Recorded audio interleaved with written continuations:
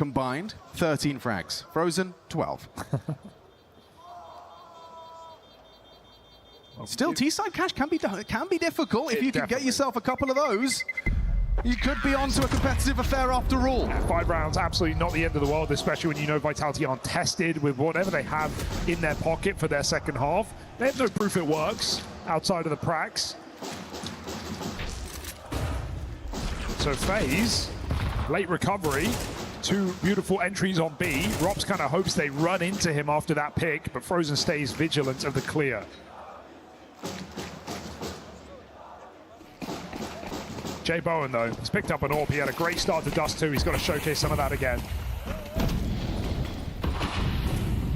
That's a bit too deep. Jacob's going to have sightline.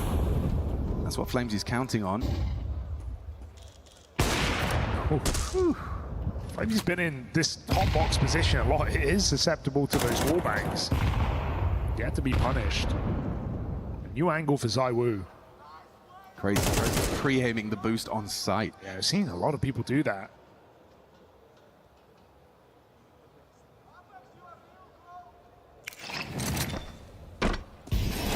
Only to clear close. But resmoke, so they don't lose the line. And ZywOo actually swaps out, leaving Robs in position. Bomb is outside of A.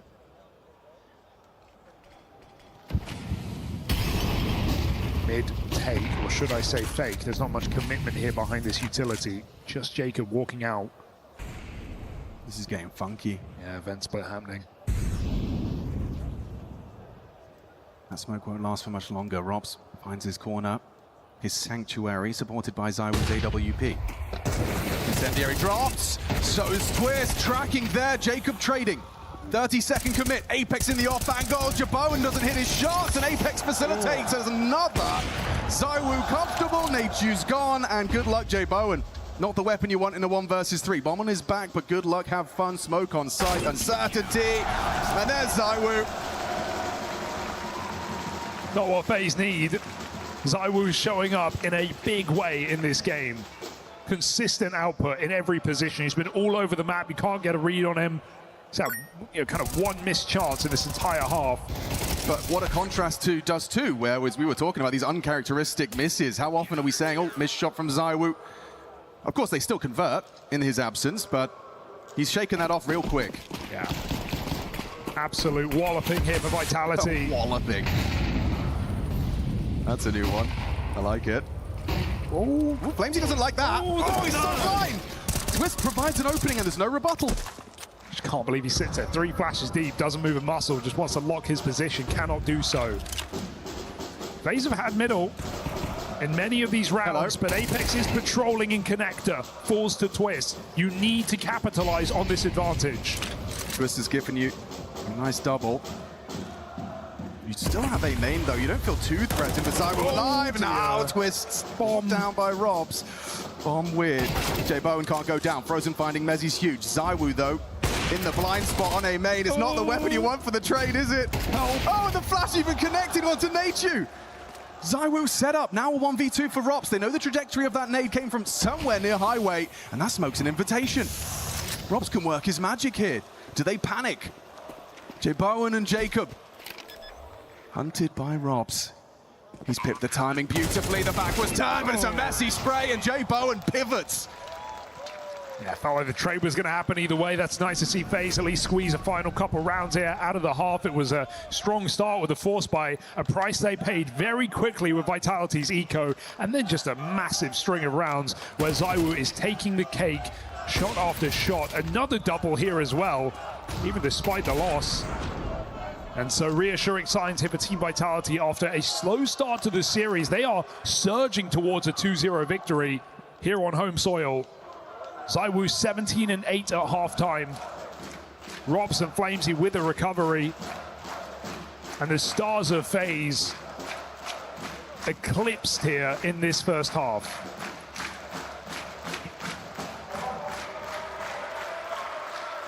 Yeah, when I saw FaZe win that second round after losing Pistol, I really thought we were going to be on a bit of a run. Not just 4 rounds as we do swap sides. Sure, let's see what the Vitality lookbook is for this season's cash. What's Apex up to, I wonder, in all this? 4 players shifting outside. Apex a long way from home. And FaZe. Of course, they've got a gimmick up their sleeve, a AAA main push. These CT pistols for them in their run have been great. But Messi could not be better positioned to deal with this. Confirms, they've pushed A main, swing open the squeaky door, boys. It's just Nate you here. No longer. Rob's good find. There's Jaboan, though. He's holding on to A main, and Apex has got a full belt. Oh, the P250 headshot. That one was necessary, and you saw ZywOo just delete Frozen as well. It's gone from bad to worse. A lost pistol. Smoke and kit package on Twist would have been nice had they put up a bit more of a fight. Nowhere to go here for Twist, so Vitality, despite an early aggressive play from FaZe, punish it easily. And of course, Apex late, holding that B push. I mean, that just shows they knew that FaZe were going to do something, right? They were going to make a play. They weren't just going to sit back 2-1-2 and kind of react. They wanted to get involved. Apex was holding the B push from T-spawn, not throwing his nades, comes back to group with his team. Vitality reactive pistol, knowing FaZe, I don't want to say are overcooking, because I like that FaZe are bringing ideas to this game, but they know that FaZe is going to make moves. Easy punish here for Team Vitality. Yeah, and I imagine it wasn't too much of a surprise that Cash showed up in this veto. They've had time to think about it, time to scrub through those demos. It'd be silly for FaZe to not pick this. Of course.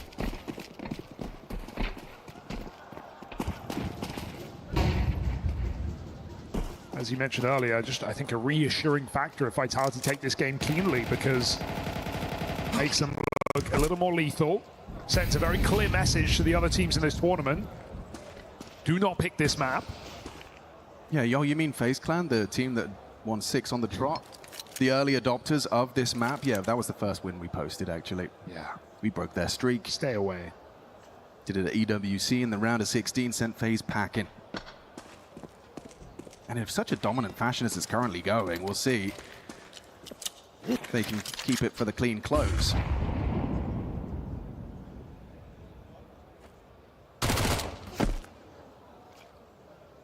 FaZe, for the most part, full eco. Looks like they just want to use Twist's flashes to get back into a bomb site. He's going to hand them off. Vitality throw and execute with no intention of full committing here. This is going to keep FaZe in the wrong place. In fact, it's come so easy, the bomb may as well join. Flying coming in, but this isn't news to FaZe. They know where they're going. Wonder if ZywOo has a premonition about the flank. He didn't have a consideration of it. CT smoked, bombs across. Oh, and he's missed his little window onto the Jaboan flank. They're really taking their time. They're not even planting. Finally coming down backside. FaZe going to just throw themselves back through CT. Yeah, that smoke kit would be nice. You've got a lot of ground to cover if you want it to be useful. This is just going to be a really last-second attempt. Make it look like a save, then run in and cause some chaos. I mean, don't count this out. Flamesy Mac 10, though, feeling like the biggest threat in the round. Oh, time waster. And the info that Jaboan was going for it. Yeah, Flames is hanging in. Here we go, last second push. Twist needs to get himself onto that bomb. Good flash. 5 second defuse, if he can just get on it. He could. He could. It's too late. He can't. He won't. He tried. A few seconds earlier, and suddenly that's scary. I did good catch on the Jaboan death, though. I think that definitely alerted Vitality late in the round. But here we go. FaZe, flawless, 6-0 on this map, and it all comes down to this gun round. Of course, Robs has got the spawn smokes. You know he does. Lining up with clouds. Okay, test for this. And wow, it's a stack, it's a head-on collision. Sign yourselves up, it could be a quick one. And done. Frozen gone to Robs. There's more where that came from. Twist picks up a stink, finished by that HE. Damage onto the toes of Jacob for free. They're 4B. Bomb on his back, and surely you slow it down now. That was one hell of a battle to start us off. Round 15. Bell rung, ZywOo down. Jacob hitting headshots. So can Apex though. Will Jabone go unoverlooked? Apex, yeah, wasn't ready for him. Hanging out of the back of Checkers.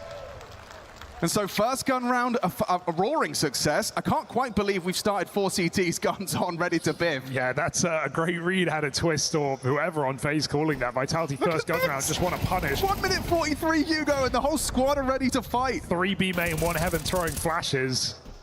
It's one way to get early moves, and we know FaZe have a few of those up their sleeves, so let's give them the respect on the CT side, see if they can break Vitality's money here and open up something in the second half. Vitality say, well, you wouldn't do that twice. And they wouldn't. Jacob gonna start peppering the smoke. However, ammo becoming in short supply on that reload. The gap is closed and they pop. Frozen, dead. Good find from Robs, and it's Mezzy in combination that has seized that B site, now flying the Vitality flag. The nade could be big. Oh, you're Mezzy right. is 1 health with the bomb. He can deny the plant. It's the perfect lineup. He's faked it. Oh, and he's flubbed it.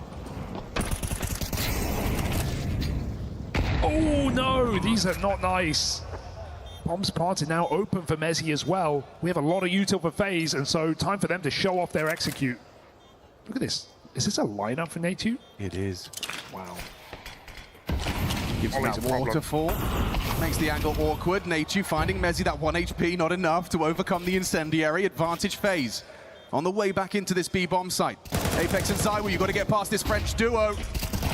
Doing it here in the SDC arena. There's 2 out of the woo. Jake Bowen, good luck, have fun.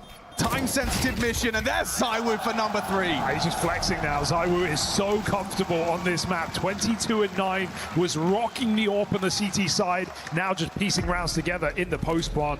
Love that re-exec for FaZe, but the smoke is big. It blocks heaven, it blocks CT, but you can see that ZywOo has that cross angle on headshot. That seems very susceptible. And so a nice idea for FaZe, and again, you could keep saying that all day. They're not winning the rounds. It doesn't matter.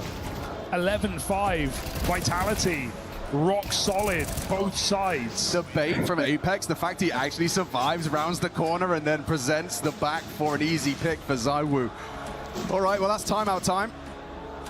CT side need to catch their breath because this one's fallen out of their grip.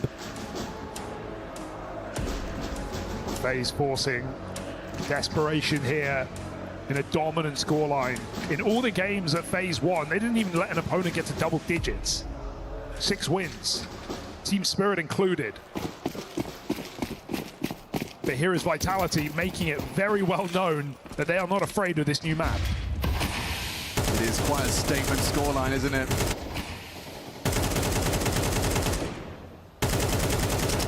Force buy out the game.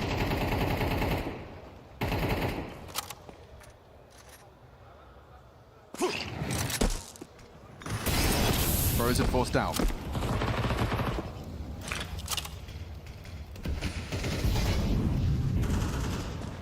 One smoke left on this CT side. FaZe been burned out. Vitality get that mid control unscathed. Bowen just holding for an overcommitment in connector. As far as FaZe are aware, Vitality can be out middle. So need to be very careful. Twist wanting information. Frozen laying in wait, but no clue where Vitality are on the map. They could be close highway box. As they group back for an A hit. FaZe at least have their stronger defense on this side of the map. Here comes that pressure point. The flash comes over as well. Twist has lost his vision. Both of them have. It's easy for Flamesy. Still with Jabone on site. This one-man army versus Vitality. Good luck, have fun. MP9 in a dream. 20 seconds, Mezzy stampedes into the crosshair first. No immediate trade, Jabone active, and yeah, brought down by ZywOo. Applying his trade on that M4. Set to collect now. This one's so comfortable for Vitality. It is a statement, Hugo. That's what this is. This is a message to everyone else at the tournament. Oh, we play cash. Not just playing, dominating. I think, you know, it was definitely up for debate after just a shaky first map. A win's a win, yes, but it was the way they got there didn't feel as reassuring as this. Yeah, I made assumptions after seeing that Dust 2, like, oh, FaZe are going to smash them on Cash, and then they're going to be kind of mad at themselves. They didn't find a 2-0 because of the close opportunities on Dust 2. I was wrong. Clearly, Vitality been in the lab. They've definitely scrubbed through those FaZe demos, taken some learnings, also taken some expectations as to what FaZe were going to be throwing their way. Yeah, it didn't seem like FaZe ever caught them off guard in any of these rounds. Both pistols, goes nicely. And a nerdy little one for the highway box. Yeah, I love the Flames jumped right before he cleared that as well. So they hit a Q, they have to look, and then boom, the flash completely wrecks That's him. naughty. Vitality, just a clinical showing here. Gonna have a FaZe mid-take. Boost up post Molly, getting close is Twists. Saiwu is ready to wreak havoc. Hits that burn, so Frozen's aware. And why not reboost at this point in the game? But Vitality just mollied it out, and they are trapped in this smoke. Vitality gonna keep the pressure on in middle. Oh, no bullets. Awkward fights, easy picks for FaZe Clan. Still just the one from Flames. He sat down by the FAMAS of Jibawan. And you've got Mezzi just going to delay the inevitable, give a little bit of a fair go. Back turn, easy for Twist. The FAMASes convert, some nice AK upgrades, hoovered up. Just do that 6 more times and you're in overtime.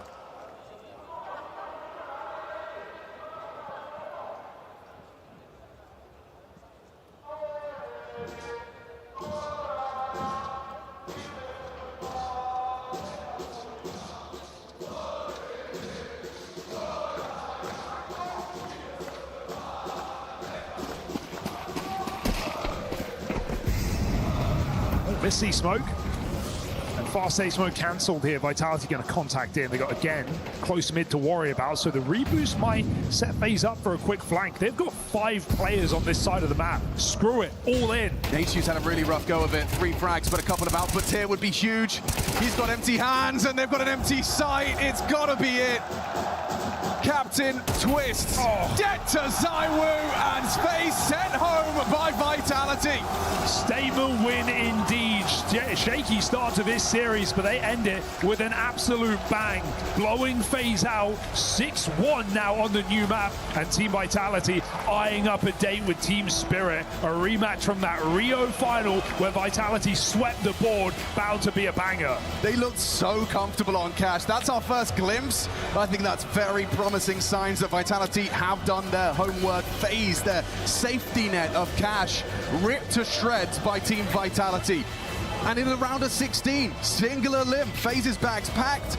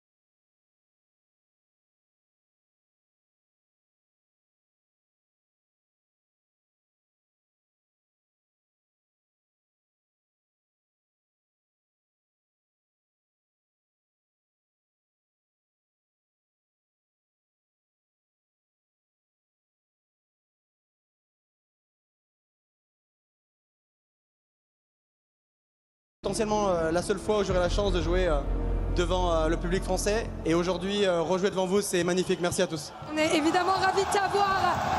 So yeah, it has been negotiations and bargaining, not with an agent, but with his partner, because they are waiting for a very, very beautiful event that is going to be coming, of course. Congratulations on that as well. But yeah, it feels amazing playing in front of you guys. I thought that Paris was going to be the last time at the major, and it's always such a pleasure to be here. So thank you all. And talking a little bit about this game against FaZe, feels good to see you back on Dust 2, picking it, winning it, after looking a bit sloppy recently. And welcome back to Cash as well. It has been out of the map pool for 7 years. So I want to have your thoughts on this map pool, being back confident on D2, and what has changed on Cash maybe. En français, bon, t'as capté D2, Cash. L'arrivée de Cash nous savait un peu mal parce que Overpass est parti et c'était notre meilleure map sûrement avec D2 de 2025 et 2026. Donc c'était pas évident, mais voilà, aujourd'hui c'était pas évident pour eux parce qu'ils avaient aucune idée de la façon dont on allait jouer, alors que eux on savait vraiment comment eux ils allaient jouer. Et D2, ouais, on a eu du mal, on a perdu 2-5 V3 en CT, mais on est resté fort mentalement et on a gagné la game, c'était le plus difficile. Mais après aujourd'hui, voilà, on a été meilleur et ce qui est important pour moi, on a perdu une game en groupe, mais c'est d'être meilleur après chaque game, meilleur et meilleur, parce que ça sert à rien d'être à son pic en groupe. Donc after each game, C'est dans ces grands rendez-vous qu'il faut être là, évidemment. So yeah, guys, stop cheering for the Brit, please.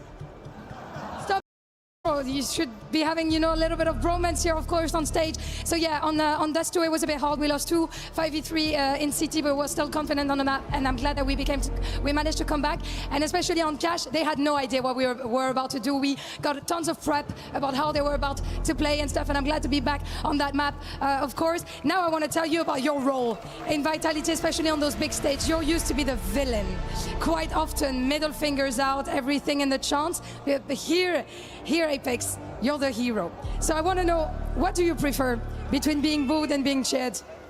On préfère quoi entre être acclamé comme une star et être sifflé?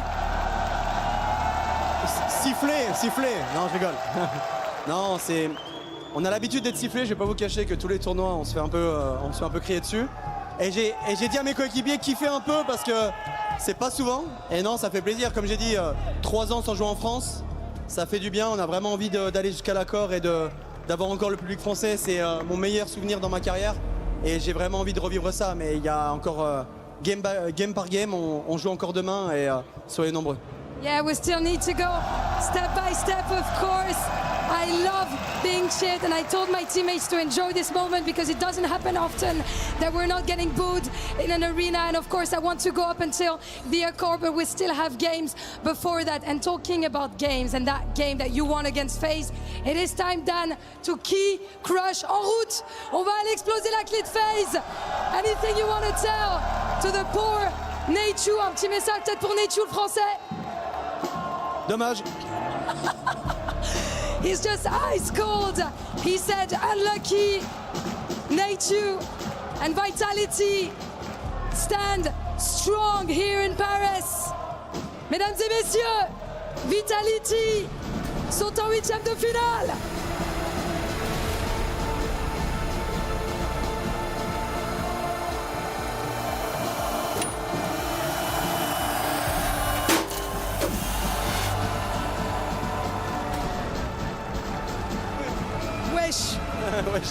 It's pas mal du tout. Not bad, Apex. I'm gonna welcome you back, of course, in front of your fans. On va aller devant les fans pour 2 dernières questions qui sont importantes à mon sens. Alors,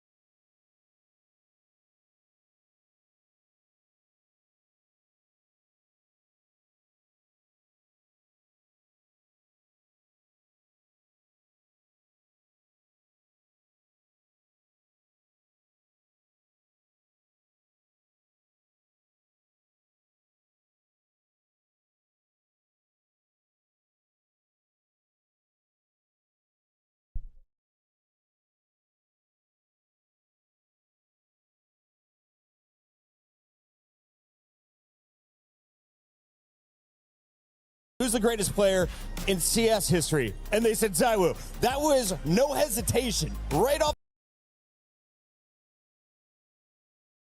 the tip of their tongue. How does it feel to be the greatest player to grace this title? Doesn't matter for me, for now. Don't say that. Just embrace it. Because I'm still playing the game. I'm trying to teach you for so long. I'm still playing the game. After I'm gonna be done, maybe I'm gonna think about it. But right now I'm Let's still look at into the this. game. How do you feel about this number, 138.3 ADR? Is that good? Nice. Right now when I see it, it's good. But when I'm playing the game, I'm not really thinking about half 25 or like 140 ADR. Like we have so much things to focus on it before thinking about the scoreboard. I don't really care about that. I just had to get that out of the way, give you some good gas because the chat was grinding me earlier. But honestly, it was such a joy to watch you on Cash. And you heard Machine say, this was a statement win. This was a statement to everyone who is playing this weekend at EWC. Don't pick Cash against us. Do you want to see more Cash in this tournament? Of course. I mean, I think Cash is the historic map, and I think everyone is trying to learn this. And I think it's also tough to pick a map where you don't really play official against. And I think it's also a strong map for FaZe, but they've been playing a lot of maps, so we have a lot of anti-strat for ourselves. And them, they don't have any clue about how we're gonna play and how we're gonna anti-strat, so it's kinda like 50-50 in terms of map pick, but they decide to pick a good map for them, and we're already on it. You only got to play it today, right? But you practiced it for a while. Enjoy playing more. It's really two different maps, to be honest. Overpass, you could take 1 minute of default and you don't even get A site, and Cash, you can do a rush in 10 seconds and with like 25 flash. So I think both maps are really different in terms of coding and in terms of thinking about the map. So for me, I like really both because Overpass are way more tactically like a team map. Yep. Then this one is more like you can do more individual things, ask more like for boost, try to do an individual move. That's more in my play. On Overpass, you need to listen to Dan more, and on Cash, like he can listen to you a little bit more and just trust you to do some crazy stuff. Of course, of course. I mean, on this map, we can always do like sort of thing, be on the map, be doors alone, and like trying to find a gap. Obviously, Overpass was pretty much the same because the map was pretty big, but it was really tough. And I just want to jump into Cash well because you had a phenomenal map and you were just as good as we always expect you to be. But it seemed like you had a lot of good reads. Then you're A, then you're B, always were FaZe for like trying to attack. Was it just you like as usually feeling the game, or was it more like a team that you had done all the anti-stratting? I mean, to be honest, on Cash, we've been practicing and a lot of teams did an air rush and I got fucked.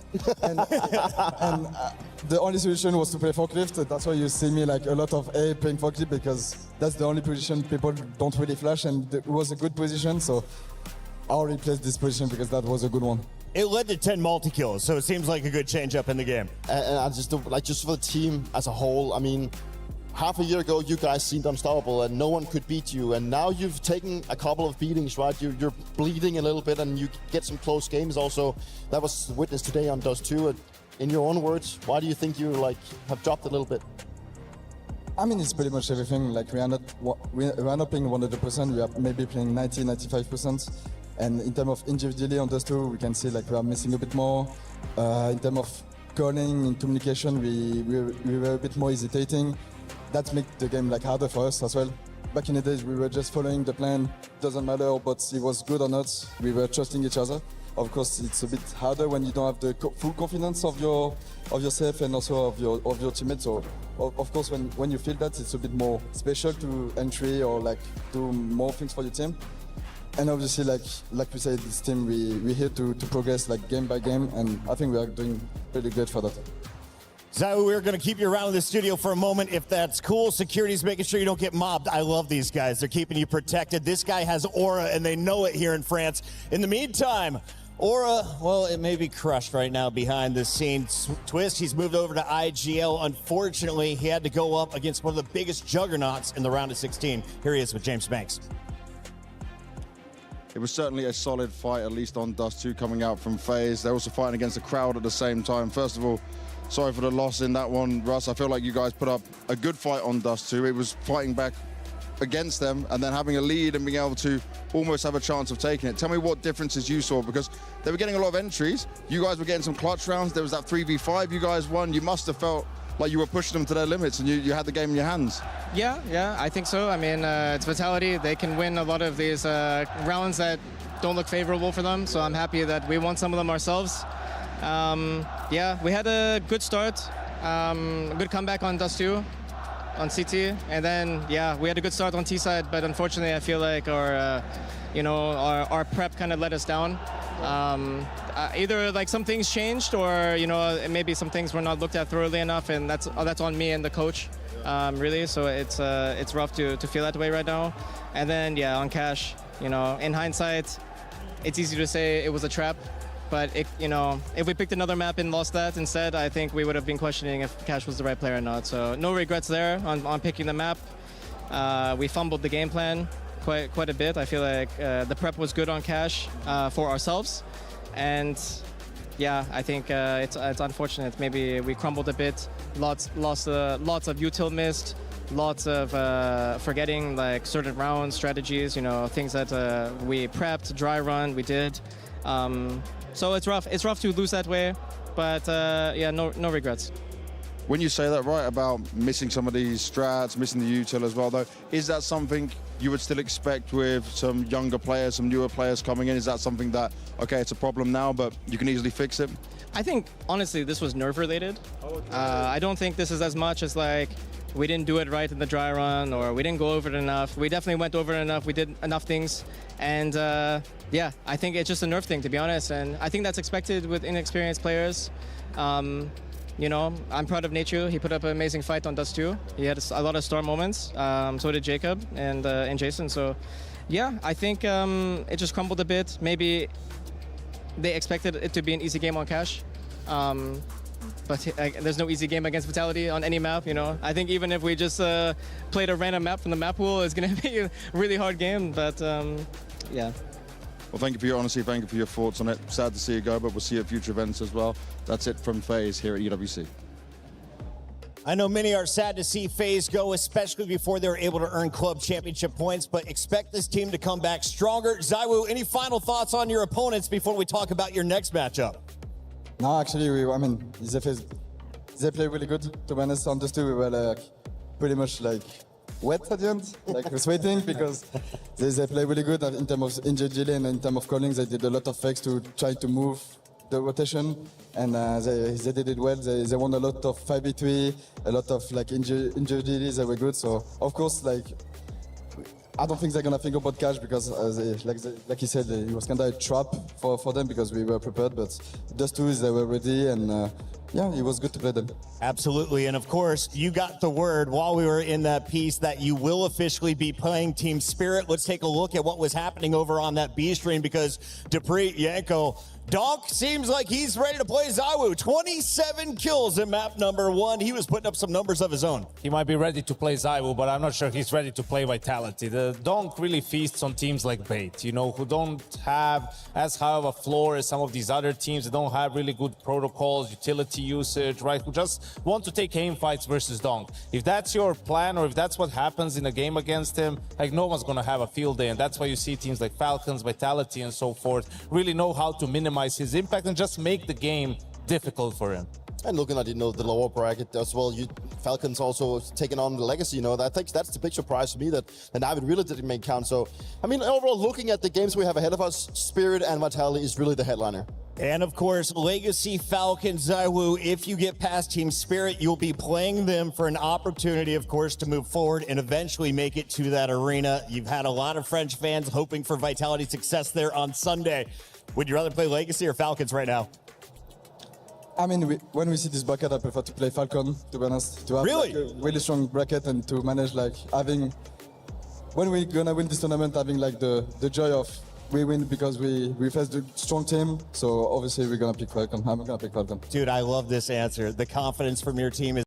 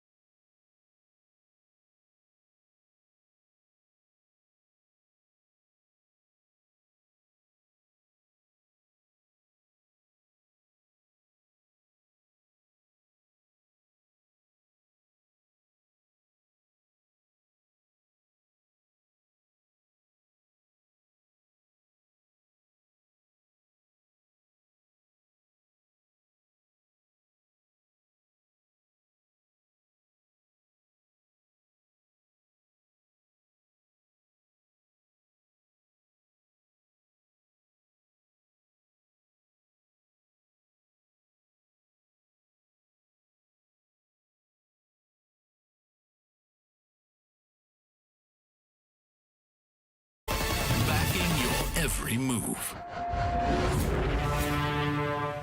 I think it was in 2011, called the Maxland. The best team of that time was Very Games in Seoul, so it was really like the unbeaten team. It was really tough to play against, and yeah, I won my first time with Shocks and Scream 15 years ago. Winning against them, I thought was impossible, and we showed up that day and won it. An insane memory for me and the team back then, and yeah, I was really happy that it happened. I was playing just a 3v3 at a Cyber Coffee in Brazil, and we're just playing Aztec, I think. And I remember it because I was playing with my brothers, and the trophy was bigger than me, so I have a photo. But then later on, CSGO kicked in, I was able to win the first major in Columbus. Felt like the world was coming together into that specific moment in time. Honestly, you cannot really feel it again doing the same thing. The Blast Open in Copenhagen, I remember it because, yeah, first ever tournament Vitality and the first trophy lift, it's something you will always remember. Honestly, I don't even remember how I spent it. Probably always buying Lego and building new Legos, so it's probably on this as well. My first kind of international trophy that I won was back in 2017 when I joined FaZe Clan. That was kind of my biggest tournament that I won, and it was my second event with the FaZe Clan. 2019 in IEM Sydney. That's kind of the event that kickstarted the whole mini Liquid era. People played with like such hunger, you know, like no one cared about mistakes. Everyone's playing super aggressive. Everyone just wants to win the game. 2018, second place all the time, the entire year. Was happy to break the curse in 2019. 2016 IESF World Cup. We won as Team Finland. We won against Tyloo, and you know that was the trophy lift that felt meaningful in terms of, you know, the games were on HLTV and Finnish media coverage as well. So that was kind of the turning point.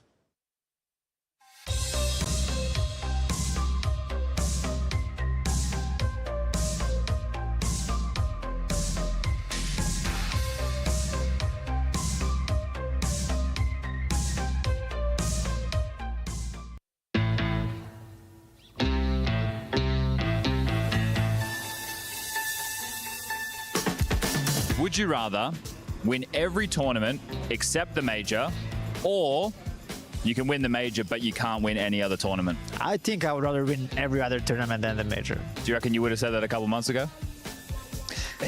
I believe so, but I know that people will say that I only say it because I didn't win a major. So now I can say it. I win everything else. I win every tournament but lose major. Okay. Would you have said that before you had won the major? Yes. Okay. Do you think he would have said that before he won the major? I think one guy wouldn't. That's Nico.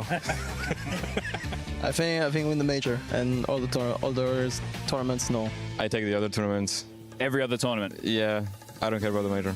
2 majors per year. I think I'm taking the majors. Yeah. Yeah. The prestige, Yeah. the glory. Yeah, exactly. The history books. Every player is playing this game because they want to win the major. But if you think about money... I was thinking there is a money factor here. There is a money factor, and I think I'll choose to win every tournament but not major. Well, the thing is, nowadays it's like major is cool and everything, but I feel like there's so many other events that are on par, almost on par as the major, like a Cologne or a EWC or a Kato. Like, is it much worse than winning a major? I don't know about that. Yeah, and you'd be winning a whole lot as well. 2 majors a year. Yeah, same for me. Winning more events is good. Win every tournament except major. Okay. No hesitation over there. What do you think? I think it's better for me to win every major, just the majors. Yes. How long is this going on for? 2 years. For 2 years, so you win 4 majors but nothing else, or you could win like what? 14, 12 events every year. It's a lot of cash. You know, not that you guys are struggling for cash right now, but... Grand Slams included, Will? Ooh. Yeah, think about this one, because you're winning back-to-back Grand Slams. We're doing some quick maths right here, yeah. And we've won majors, Will. I mean, like, the stickers going down, you saw the article on HLTV. You're putting in from a business perspective. Yeah. We go with the... He's a businessman. Yes. I'll go majors. Yeah. The majors. They're still special, even though you've got one in the trophy cabinet, you know? So I think majors for sure. All right. No, I went to majors. You won the majors? Yeah. I wanted to say major like you, but then if you think about consistency, obviously, because you play, 7, 8 tournaments. Imagine 8 tournaments every season, you win. Katowice, Cologne. I'm sorry, but fuck the major for 8 tournaments. Win every tournament. I mean, the major is the biggest, but like if you win every tournament, it's much more dominant than just a major. I think I will choose the same as Vigo, but you need one major at one point if you win all the other tournaments. So yeah, it will be sad not to win a major, but it is what it is, and need to take everything else then. I would choose probably the major wins, yeah, and then just lose the other ones. I mean, if you win, let's say four majors in 2 years, I mean, like, bro, that's a legacy. You know? That is a legacy. Okay, good answer. I see you're working. What do you think? I would go for the opposite. 2 years, winning every event, only not major. Think of all those Grand Slams, bro. Gold bar. So I didn't think about that, but actually, yeah. Yeah, okay. This ain't no regular thing. Came for the ring, you know what I mean. You see my name in the lights. Better get right, I'm champion.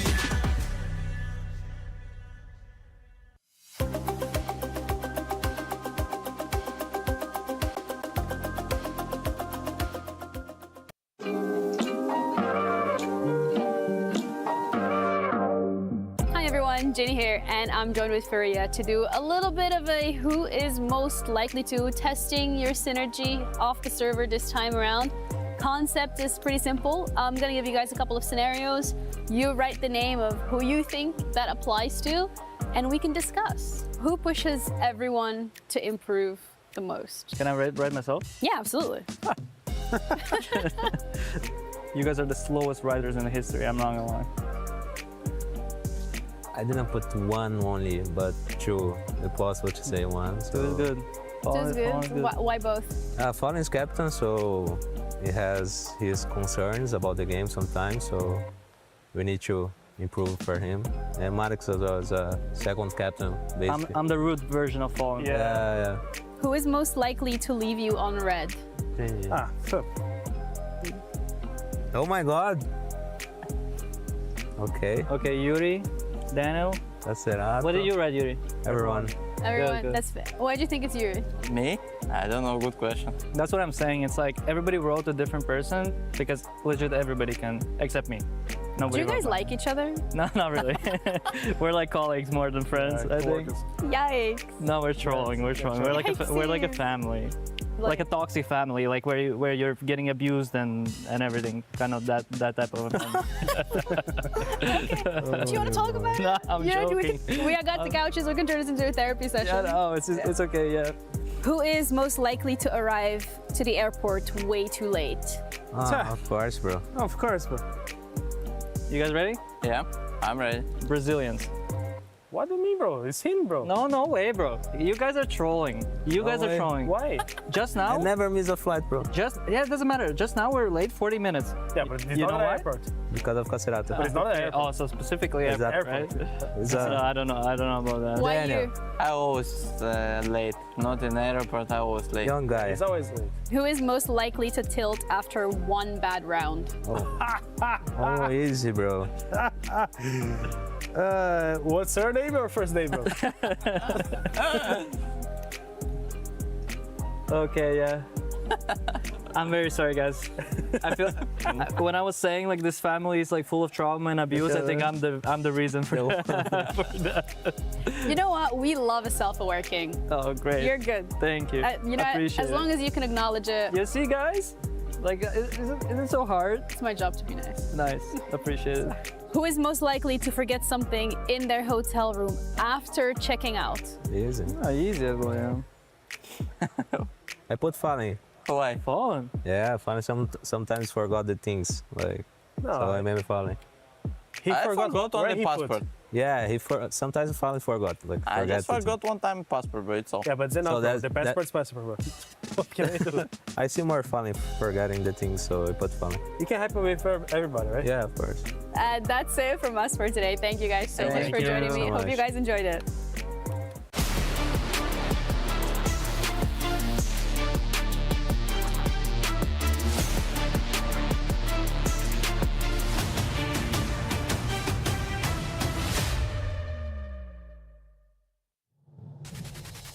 We are already into the quarterfinals, and there is a look at what could be the last year for Fallen. The leader of Furia. Top Brazilian squads have come out to EWC. Who is going to go the furthest? Well, I have a feeling we'll find out by the end of tomorrow night. We've got Dupree and Yanko alongside me. I'm your host, Chris Bucket. Gentlemen, we just finished an epic FaZe versus Vitality matchup. That was the round of 16, but now we're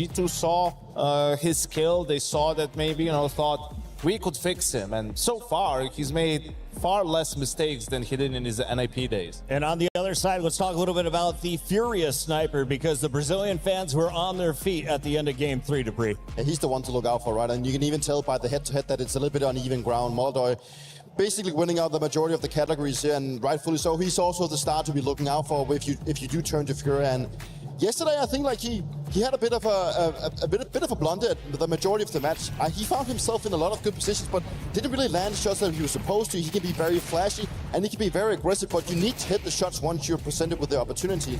And it wasn't until Mirage City side where he really came into fruition and really showed what he can bring and why he's considered the star. But he's dropped off a little bit. He's not really the guy that we saw back in 25 anymore. And he still has a lot of things to learn in my books, but there's no doubt that he has the raw mechanics to continue being a star to be reckoned with. Is he the type of guy who makes noise mid-game, end-game? Because it seemed like he closed out Game 1 pretty impressively. What do I need to expect from him tonight? I mean, he can do everything, right? And I don't think the thing about Moldoy is that he doesn't really change up his style regarding of how he performs.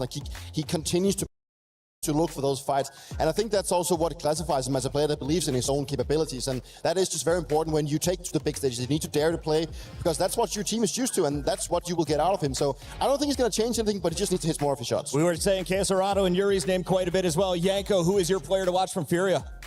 I think probably Yakinda, right? After the game he had yesterday, he's one of their playmakers, openers alongside Moldoy, the more aggressive player. He's going to be the tip of the spear, and G2 is going to bring the game to him. Especially when G2's on the CT side, they're going to have a lot of plays where they're getting your face, and Yakinda's going to have to handle the brunt of that attack. We'll be taking a look at the teams in a moment, but first, what is all that noise, James Banks?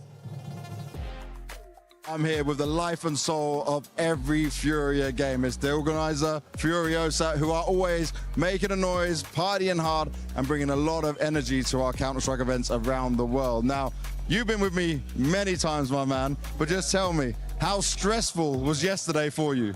Bro, the game yesterday was insane, but I feel happy because hard games was make a strong team, you know, about the difficulties, embrace the energy, the synchrony. So I think it's important. Like, okay, 2-1, we have to more attention, we have to reveal some things. So for me, it's important for Furia and for us. Like, every time we go out there, bring energy, bring the energy. So I really happy because we won, but needed to improve, right? Job's not done yet. Yeah, the job is not done yet, so that's it. And on this side of me here, I've also met you many times as well, but you got to be thinking right now that this crowd, we see what Vitality's doing as well, you know? Do you feel like you can be louder and better than that today? We can bring more energy, beat out Vitality, Furia crew better than Vitality?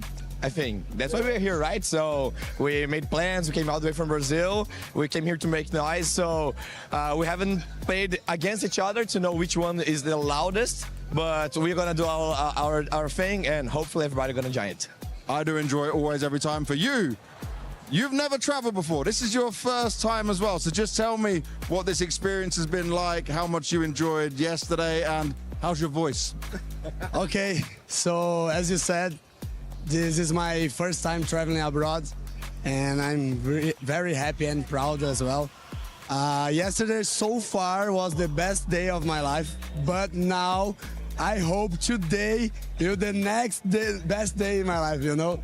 So let's go Furia, and I'm here to do that in the best way, you know? I understand him. I can often lose my voice as well. Oh, and look at this. You guys position yourself very well with this. So this lady here has been organizing it from the very beginning, all the way back when we were first coming to Rio. I want to ask you though, I saw some new instruments. I saw a violin player, we got the trumpet as well. We're expanding the musical team. Yeah, we need to improve, we need to bring new aspects, and we have a little surprise for later. Oh, yeah. Can you tell me a small sneak peek? New music. Okay.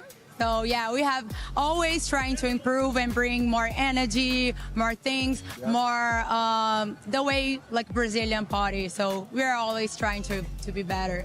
And I'm seeing it. I looked at the violin guy, I was like, okay, this is the first time I see this, and he was vibing as well. I didn't expect in the kind of party you guys have that the violin would work, but you were still doing it as well. Yeah, it's really good. So for you, just say the journey that you've been on since creating this and making this happen, could you ever imagine that it would be like it is today? No. Of course, we have hopes and that everything will work, but it's even better, and we're very happy. But it's just the beginning. I'm sure it's just the beginning, and I hope to have the championship here, and it will be like the crowd.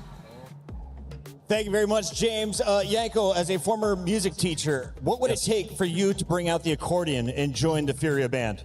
I don't know, $1 million. $1 million. Furia, if you've got money, I know a guy willing to take it. To Pre, though, we got to talk about a guy trying to earn some cash. $2 million up for grabs in this event. And G2 Hunter is trying to lead his squad. Expectations for the IGL. For anyone new, what's his job right now? And in fact, we've got a Yakinder spotlight to take a look at first. Let's start with this guy from Furia. Yeah, maybe he's looking like Yakinder trying to, we have to abuse this guy. We have to look for these type of fights because he will be fighting us. No, but I mean, like Hunter, he's by far the most experienced player in that squad, and he's also being the Ingle leader, takes up a lot of responsibility and also creates a lot of room, right? But in the big picture, it's about breaking through to the top 4. You know, that's been the issue. So I think this game is a lot about the mentality of G2, you know, breaking through that barrier that they've had such difficulties overcoming. And, you know, it can be very hard to sometimes break that barrier when it's been that one keeping you back all the time. And rightfully so, it looks like it's you know, put on some bias a little bit that the roof, like the ceiling of the team hasn't been good enough. But I mean, like, so far I think this is probably the best example that we can give G2 of making a top 4. There's some of Hunter's big stats. He was 38-16 in the 3 games yesterday. Let's talk a little bit about, though, the expectations, because they peaked in London, right? Where have they been recently for G2, and are they happy with the top 8 finish? I mean, they've been fighting. I don't think they'd be happy with a top 8, maybe content because they made the roster change recently, but I think they have a decent chance against Furia here today. And for Hunter also, it was a bit surprising to hear him talk about yesterday how he regrets not picking up the IGL role soon, because I know that's something that G2's management as well has been, courting him about. Felt like he had a good personality for it. And it also solves a real problem that we talked about briefly yesterday, where IGLs usually aren't good fraggers, right? It's because they take the brunt of micromanaging other players, focusing on the team, on the preparation, on the opponent, right? And not always have the luxury of focusing solely on your crosshair. So having a guy who can do both and frag on a high level, that just helps your firepower across the board. If having no weak link, it would be huge for a spot like G2. They've added a new piece to the puzzle for Hunter. We'll see how well he's able to use the big man. Wrinkle is behind the scenes with James Bank. G2 are entering into their quarterfinals matchup, and this man has been looking damn impressive so far in the G2 jersey. We spoke a lot about your confidence. We spoke about you playing aggressive. What do you feel like has changed, though, inside you personally to enable all of this and make you play as we expect you to play? I think it's honestly all about mentality, or like going for risk, not being pussy. Yeah, just enjoying life, being positive, work hard, and yeah. Was it like a mental reset that you needed after the time you had in NIP, and then coming into a team like this? Obviously, it's much higher stakes, higher pressure as well. I would say I'm very grateful what happened, that I got benched. I think it was what needed. I really grinded a lot, like personally, and also like figure out some stuff in my head. And yeah, I was kind of resting from the team game, and when I came into G2 I was full reset, and I don't know, just being positive and working hard. Now, talking about working hard and being positive, when we saw you at the beginning of your career, I remember this flashy, very explosive, the aggressive Wrinkle.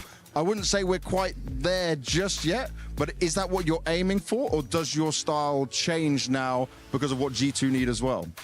I think it won't change. I think in the start, when I just joined an AP, I was really flashy, going for every pick.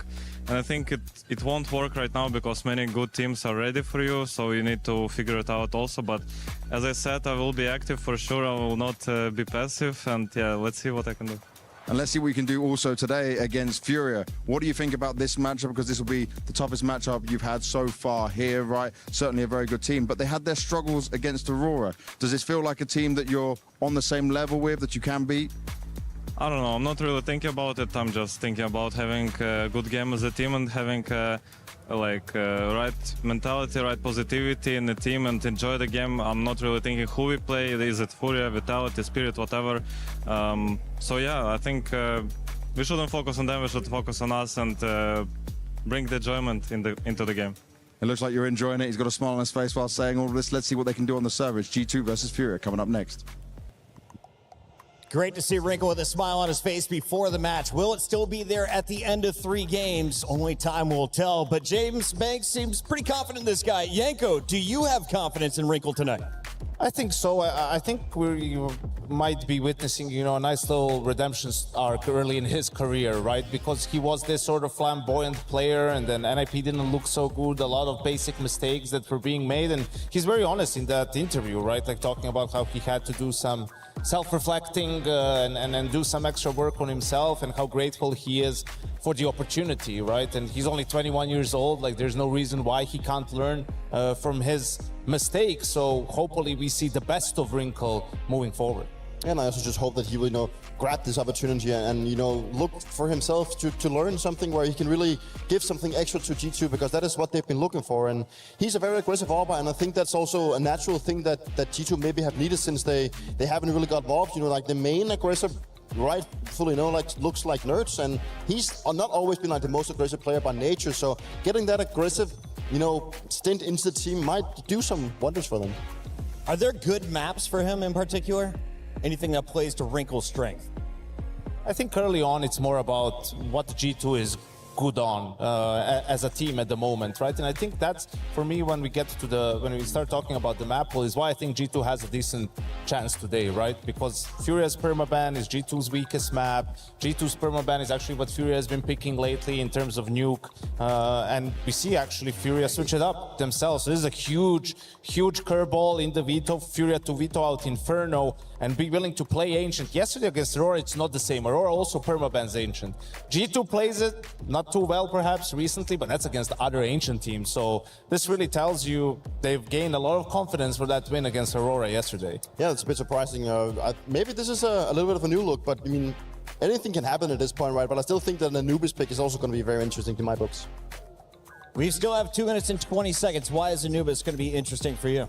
I think for me it's crazy first, like how low is Furia's confidence in their Inferno, right? Where you're willing to let your permaban go through. And you also need to remember, yes, last 5, 6, 7 Ancients have been great for G2. G2 used to pick this map all the time. Like it was really strong for them at the start of the year. So yeah, sometimes you could run into a bad string of form, right? Teams start figuring you out. Again, these are teams that play Ancient all the time. For Furia to take such a huge risk, I hate this. I absolutely hate this. Like, tells me that they're overcooking it. Don't have enough confidence to just play the default maps. You're going up against G2, who just made a roster change. So where's the confidence for Furia? Well, the fans are siding with Furia still. 80% that went over to esportsworldcup.com/play chose Furia in this one. G2, 20%. Dupree, are the fans way off on this? Yeah, a little bit, I think, yeah. I think this is a way 50-50. Like, it's way open in my books. With what I've seen from Furia and their individual output yesterday, this might as well go G2's way. I think it's a lot about the individual showing up in this specific matchup. And if Furia somehow drops their first map pick, is this completely over 2-0? Or is there a chance they steal game 2 and force a dust 2 in your mind, Yanko? You've been on point today. I think there's a chance, right? Anubis was a map I didn't think we were going to see because both teams haven't been too hot on it lately. I actually thought it was going to be a lock in terms of the map board with Mirage, Dust Inferno, just a matter of the order of the maps. But Furia had other plans. So yeah, I wouldn't say they would be out of it, but with such a big risk in the map, if you take such a huge swing, and then if you miss, I don't know how much confidence the players would have going into map 2. It's time to take a look at the bracket one more time and remind you what is up for grabs. There's over $2 million in the prize pool. More importantly, the title of EWC 2026 Counter-Strike 2 champion. And of course, we are into the quarterfinals. Our 8 teams remaining. We have G2, Furia, Foot Esports, Mouse, Legacy, Falcons, Vitality, and Spirit. The other 3 quarterfinals are going down tomorrow, but we're giving you a little special spice to end the night between G2 and Furia. With 2 minutes still to go before the players are ready here, Dupree, can you tell me about play styles? And clearly, it was the bottom half of the bracket that had the bigger names at the start. Do you feel bottom half is still the tougher side? Yeah, for sure. I mean, sure, Navi, they lost out to Legacy, but you still have the 3 favorites in the tournament in Falcons, Vitality, and Spirit. So it is just going to continue being a brawl down there. And we already heard from Saiwu that he's ready to take on Spirit. He even wants to face Furia as well. So he wants to take the hardest possible route all the way to the A-Core Arena. And that's also just a statement thing for them, saying that, guys, we're ready to play. And it's, it requires confidence to do, though. And the exact same thing Falcons have done. Like, they just want to replicate what they showed at the major. Yeah, and I just think to touch back on this Ancient a little bit, yesterday we actually saw Furia being able to win 9 rounds on T side, and they had some really strong mid rounds, and saw online somewhere that, someone was giving an interview after that game, was talking about how actually Yekindar was doing a lot of calling on that Ancient T side, right? And we know sometimes he can take over some games, maybe where Fallen isn't feeling it, maybe this is just Fallen's 4D chess move to sort of get Yekindar to be the IGL once he retires. But, I think that was again against an Aurora team who also doesn't play Ancient and switched to international roster. G2 is a team that's very proactive on the CT side, right? Like, they're not going to sit back. They're going to be making moves. They're going to make the game extremely uncomfortable for you. So I'm not sure that Furia will be able to execute the same sort of mid-rounds that we saw win them the game yesterday. But it's just like exactly what I want to bring up. Like, it's going to be a different kind of approach to the game, because now you actually face a team that knows how to play it instead of a team that usually bans it out. So it's a bit of a different storyline. So it's a little bit ballsy in this one. 25 seconds. Let's make it official. Who is going to win game number 1? How many rounds are we going, Yanko? I think G2's going to win 2-0. I think Furia got lost in the sauce. They overcooked. Well, we still have to come back after game 1. So who's going to win game 1 and how many rounds? G2. G2. In 22 rounds. 22 rounds? No 24-round games. Guys, 5 seconds to go. Stage is ready. So are we. Give it up for Yanko, Dupree, and of course, G2 and Furia.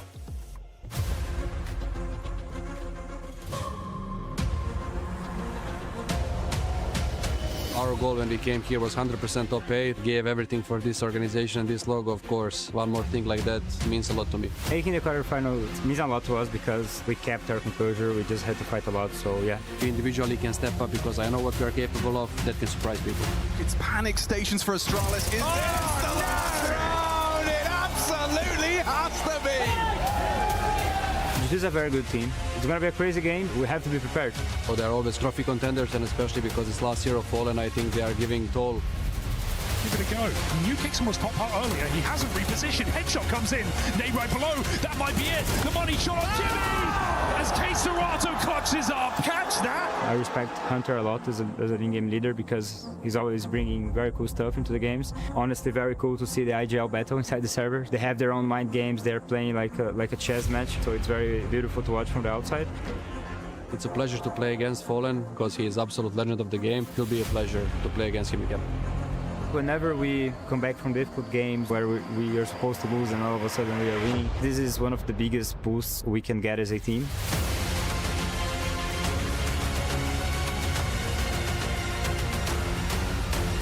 Everybody is preparing and everybody is ready for anything that opponents have. If we can pull out some comebacks like we did today, we're going to be a dangerous team.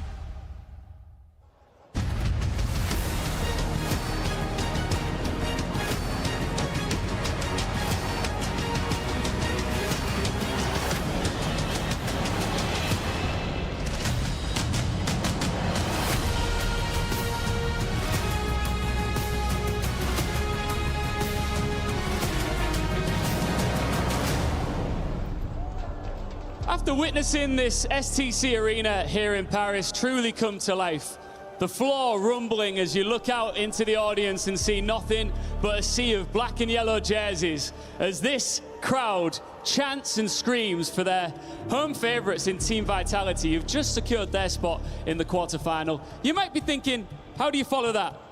Well, you bring back the Brazilians. Oh yeah, you bring back the Brazilian that lost their votes yesterday for their Brazilian team. And that's maybe one of the reasons why Furia managed to close it out on that third map. But today, it is against G2's composure. And I can tell you that it is not a CS2 event without the G2 army. Mesdames et messieurs, vous avez vu la passion des Brésiliens hier.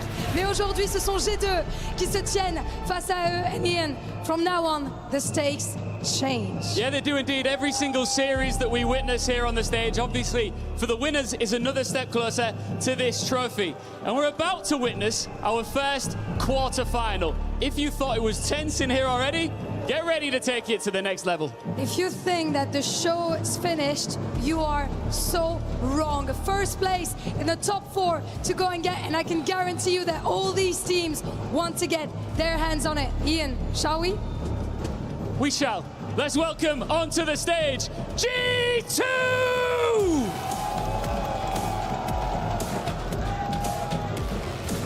This version of G2 is still being built.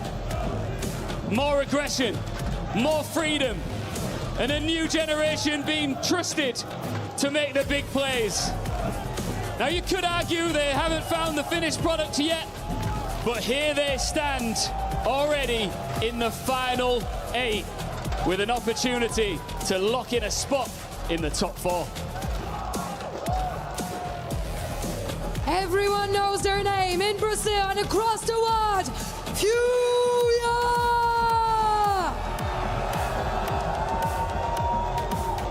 They've already gone further at the major than any Furia team before them.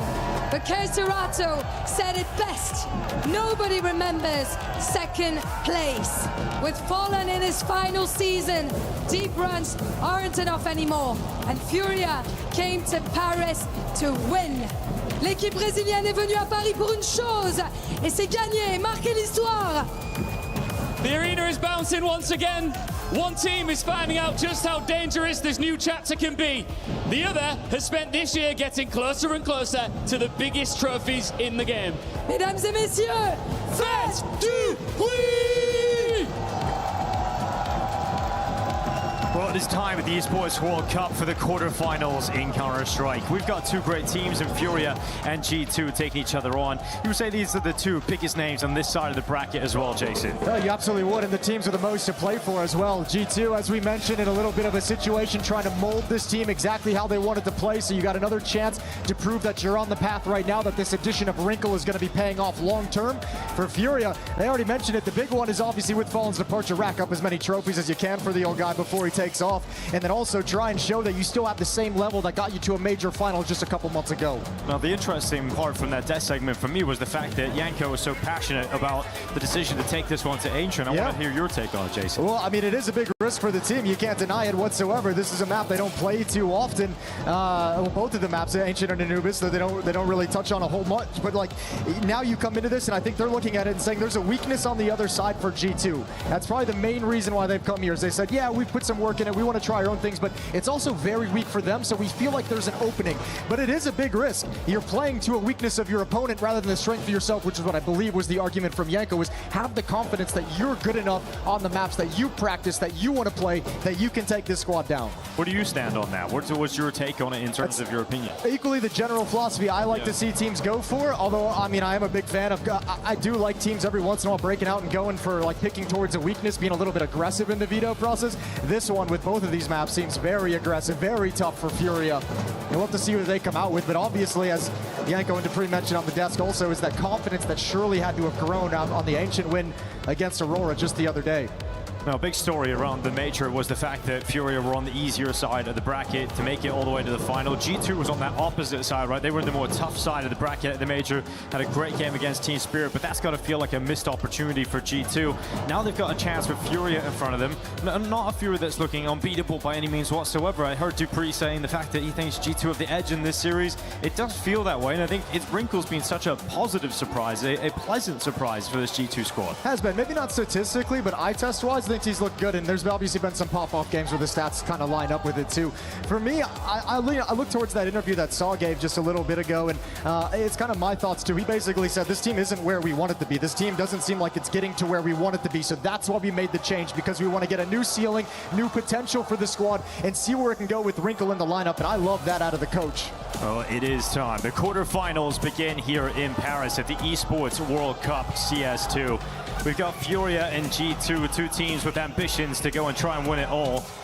And they've got a feeling that semi-final in front of them as well. They would be favorites in that matchup. So go ahead, take your chance as the quarterfinals begin. G2 starting on this attacking side.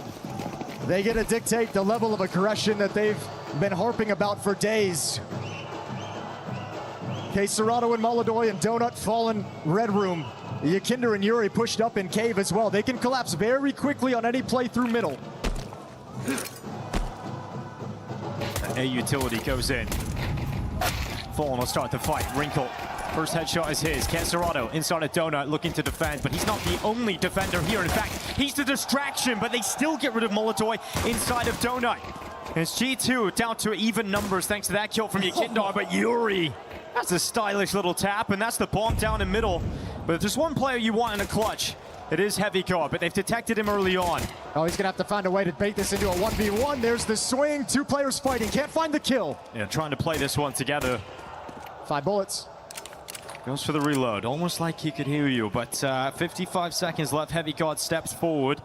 And Yuri and Yakinder hold this crossfire. I think this is over. I think they've now moved into checkmate positions. This is going to be really hard to clear one side or the other, and I'd guarantee Heavy God knows exactly what he's up against, just doesn't know how to defeat it quite yet. He's got one piece of utility, one flash, but Heavy God gets into the fight. The burst fire, and he nearly gets back, but Yuri makes sure it will be a Furia pistol. I like that from Furia. In the 2-on-1, eventually giving him some time to make his move, setting up the crossfire, holding and waiting, and when he's not coming, take the initiative yourself.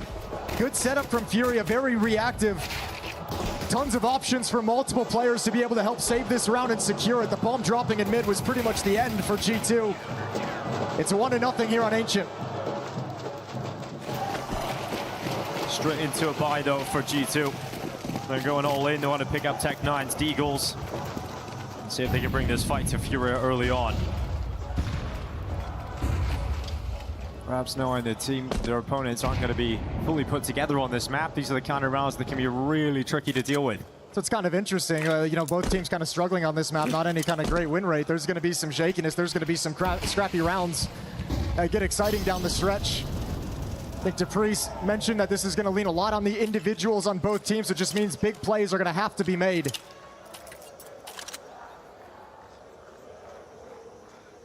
Defense falls back, a little passive behind the smokes, and now steps forward in towards Cave. T-side utility starts to make its way into that B site. Not a whole lot of chances here for G2. So got to make the most of this initial wave in. It's going to be Yakinta and Nortz. Heavy God's Deagle chimes in. Kesserado lets them run on by. The patience, the discipline, but the audible drop. But they line up 3 players right in front of them. And they bite down with Kesserado's fangs. But that's Wrinkle to be cleared out. Kesserado on the cleanup with 4. Great discipline inside of Cave to make sure that round doesn't go the way of G2. Yeah, it shows you how much of an outplay that is by the fact the sound cue doesn't give it up whatsoever. Dropping down, Hunter can't react in time. Easy first kill, but good trigger discipline from Kesserado. Line them all up. And good decision stepping in towards Cave. A point of safety at the bomb site that allows you to reassess for the retake. It's 2-0. Good plant from G2. Good number of kills for G2. And because of that kind of damage in round 2, G2 is going to invest here and fight back against Furia. They like the economic damage they've done, so a risk early on in this T-side half and a timeout called to talk it over.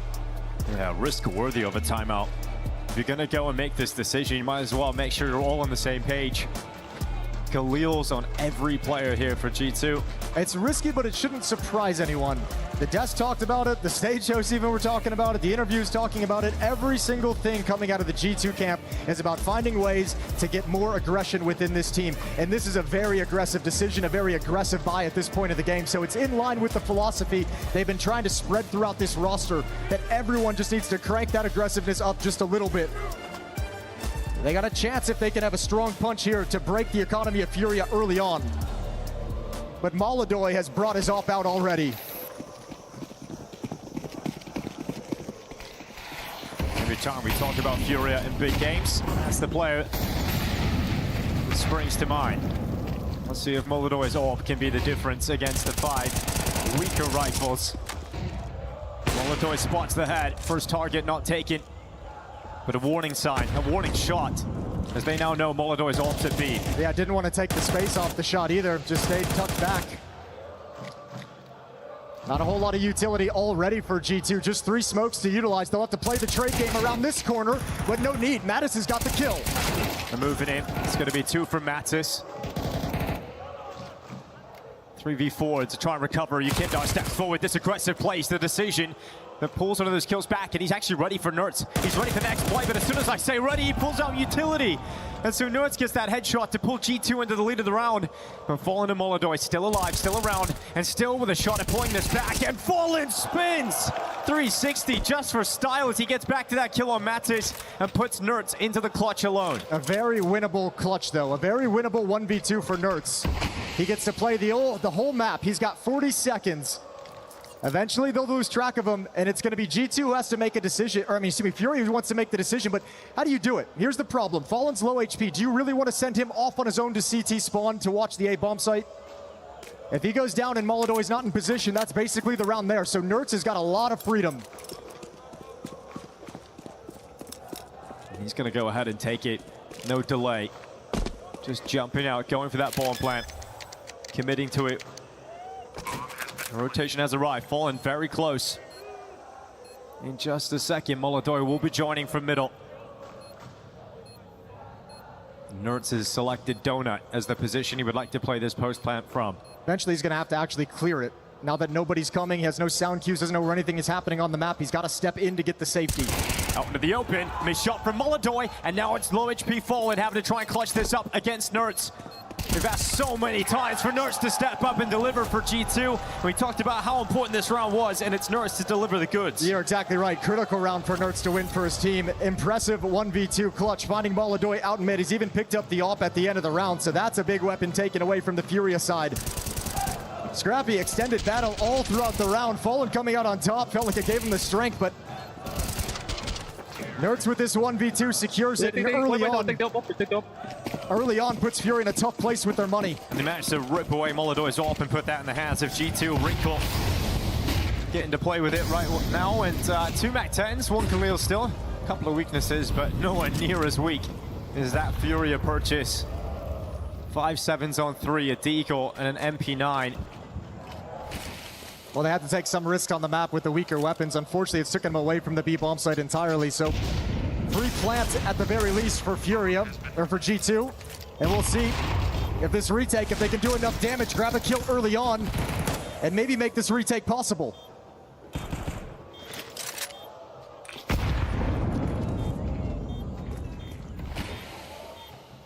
For now, just getting ever closer to the site, but the big fight's still yet to come. Nert's completely blinded. Where is everyone? Tap on the defuse, no one here. G2 not trying to challenge this. Finally, the smokes will fade away. No one's on the defuse. The time is going to be on G2's side, but they lose every single player. They get to the defuse, but not in time to win the round. Expensive for G2, but the result at least is still there. Tell you what, when that happens, you probably feel like you lost in the moment. So a sigh of relief, they at least get the round victory out of it. But you're right, expensive. They lose everything.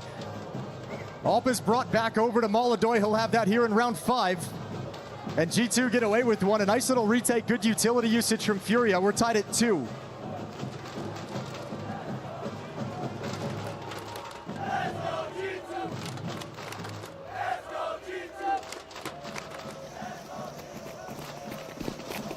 The AWP again, being passed around. Molodoj playing with it now. And Wrinkle back to a rifle. Seems like it's going to be more of a direct call for G2 out of this one. Yeah, and an extremity hit here for G2 after just attacking into the B bomb site as well. So really looking at the edges of the map for early success. Maybe that can set things up for later. They're coming right at the AWP of Molodoj. Fallen slides into position as well, although with an MP9, a weaker weapon, these AKs might have a field day against it. Yeah, flashes come out, Fallen. Long range against the rifle. Does the damage, but Kesserado is the man to finish off too.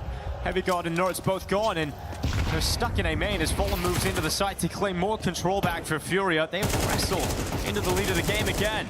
Oh man, G2 look real disorganized in this round. Completely shut down and annihilated, picked apart. And Furia creep out to a 3-2 lead. Yeah, this is a stronghold initially from Fallen. Dealing out the damage is the early warning system. Kesserado does the heavy lifting in terms of getting the first 2 kills, but quick decision making from Fallen to move back into the site once they realize they've blocked the A main players with the smoke. Well, round 6 now, and G2 is going to be back onto pistols, unarmored on, or excuse me, armored on most players. Well, they have been really aggressive with the decisions, and they're buying into this one, throwing all the Deagles and Tech-9s into it. But this could be the end of this constant buying as Furia look to force them into the eco. Yeah, it feels kind of desperate at this point, doesn't it, with a buy like this one. Money in a terrible place for G2. Losing bonus being reset. Heavy God going to step in with the Deagle and caught out in the open. The follow-up is starting to shift up ramp, but the AWP will hold them at bay.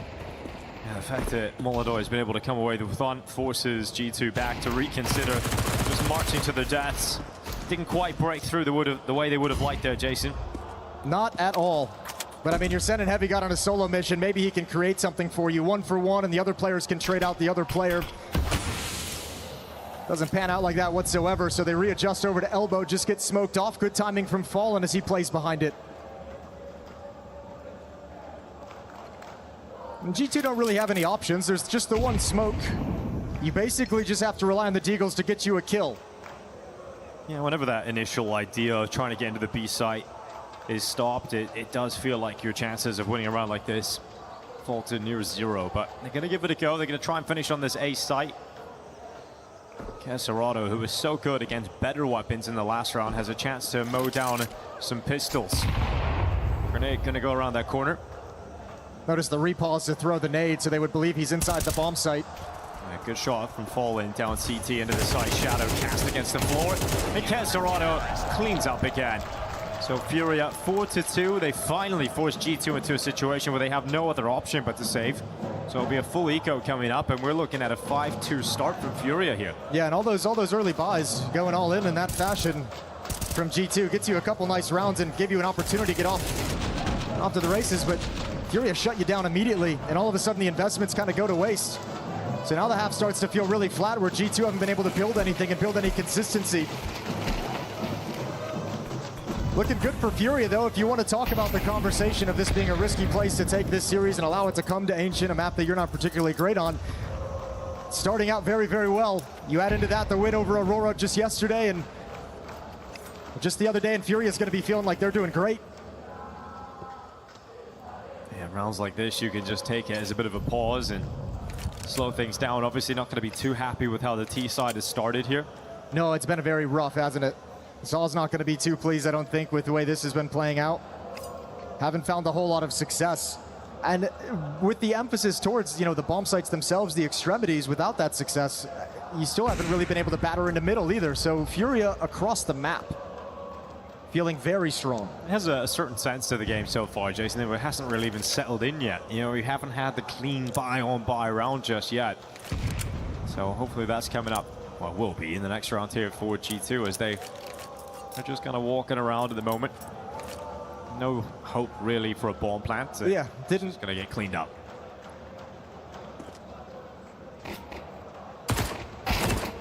Kindar can make some money on this SMG. Fallen now moving in with the information. They're coming towards him. Taking a while there. Kindar, a lot of bullets. No one, in fact, taking Heavy God down. A little bit awkward, isn't it? No. Oh, no. This is way too much damage. It's fine. It's fine. Like this. There's still no chance. We're all good. It's getting cleaned up. No chance, but it's not a great look. But they've got plenty of money. A knife kill also. Some extra cash there. Hunter now has a 1v2. Do we say he's got a shot at this? Probably still no, but he's giving it a go anyway. So a bit round secure for Furia. It gets a little scary towards the end in terms of the amount of damage they were taking. Way too costly, but I think that we'll look back on that one as a hiccup. Let's see how Furia does now. AWP is still recovered from Molodoi after it hits the deck in the previous round. No AWP out on the T side quite yet for Wrinkle. All AKs across the board. Saul mentioned one of the reasons why he liked Wrinkle was he saw some ability and some talent with the rifles as well. Sees Wrinkle as someone who could be a very, very well-rounded player down the stretch in the future. Well, it's a good thing he is with the economic decisions G2 have been making at the start of this half. You're not getting that AWP in your hands. Well, here we go. Quicker play from G2 directly towards this B site. We've got Hunter, the leader, being the playmaker as well. He's up in the site already. Not finding anybody. No defenders home. Yeah, it's fine. The question is, does he want to stay here as this smoke fades? Is he going to try and hold on to this position and just be a nuisance and be a pressure point? Look at how many resources he's pulling over from the defense. Utility in place. Hunter now out in the open, gets some cover as the smoke breaks open. Yeah, meanwhile, there's a fight about to go down towards Elbow as well. We got the flank coming in from Yukindar. Nurse's back is turned. Yukindar's got that kill, so first blood drawn for Furia. Wrinkle will move in, go for the plant. As Fallen goes to the reload, it's Mattis on the move. He's got Hunter right beside him. A 4v4. Mattis goes again, this time runs out of bullets, inaccurate. Flash is Hunter moving in. Heavy God has to try and recover, and all this time you realize Yukindar is also flanking, but there's so much for Heavy God to do, it doesn't even matter. Molodoi drops him, and that is Furia continuing to build on this CT performance. Yeah, that flank from Yukindar gets the one kill out towards Elbow, but it applies pressure to the G2 players inside the site where they recognize that flank is going to be coming in, feel like they have to get aggressive. I think Mattis and Hunter kind of got caught in this choke point pushing forward where they couldn't really move forward into a good fight and they couldn't fall back. They felt like they had to maintain this position. And Furia handled that with ease, 6-2. A nice, clever little alert play from G2 and Hunter, but no win off the back of it in a second timeout. Oh, it has been a dire first half from G2. Just always in the bin economically. Never really getting a clean look at it, but that is by their own creation, by their own design. And Furia loving it as they rack up CT rounds every single time here. It is one of those things where you like, it's unfortunately you almost have to judge some of those decisions with the hindsight, but now that it's taken them so long to feel like to get their economy settled after that sort of a buy in those losses, Furia has really done a number to their economy. Even that really risky force buy, the round they only win with one player alive, so money's just never been there for G2, but they've had opportunities to stabilize. They've had some very sloppy post plants inside some of the bomb sites. Rounds have slipped away, and Furia have a commanding lead. Hero AK for Nerds. Pistols around him. Can they muster any magic? Molodoi, side of the smoke, flash to his face, drops back to safety. His teammates will support him. That'll be the full black plan here for Molotov. And that's the AK gone. Oh, look at it again. Yakindar's got the timing on the flank. Yeah, a little bit of mental warfare going on from Yakinder. That's 2 rounds now. G2 is going to be screaming and calling out the flank from A main. That'll put him on notice moving forward into the future, and Furia can play this so chill. They don't even really have to worry about stopping the bomb plant. They've got a 5-on-3. Vi's coming in next round no matter what. Oh, that's going to help. That is certainly going to help G2's chances in terms of winning this round. Serrano trying to react, he'll do so, goes again, gets a second just before perishing. And we've got Molotov to make sure the round is concluded in favor of Furia. They do come in for the retake, only losing 2 players in the round. And one of them you couldn't really do too much about. It's finally here, the buy for G2. Again, they're going to stay on the AK for Wrinkle. Well, round 10 is here. G2 desperately need a little bit of fire. A little bit of belief, someone to make a play that can re-inject some energy into this T side. Nerds at elbow. Gonna remain passive for the moment. A lean from G2's attack towards the A-bomb site. 4 players over here. Bomb is dropped in T-spawn. Mattis alone.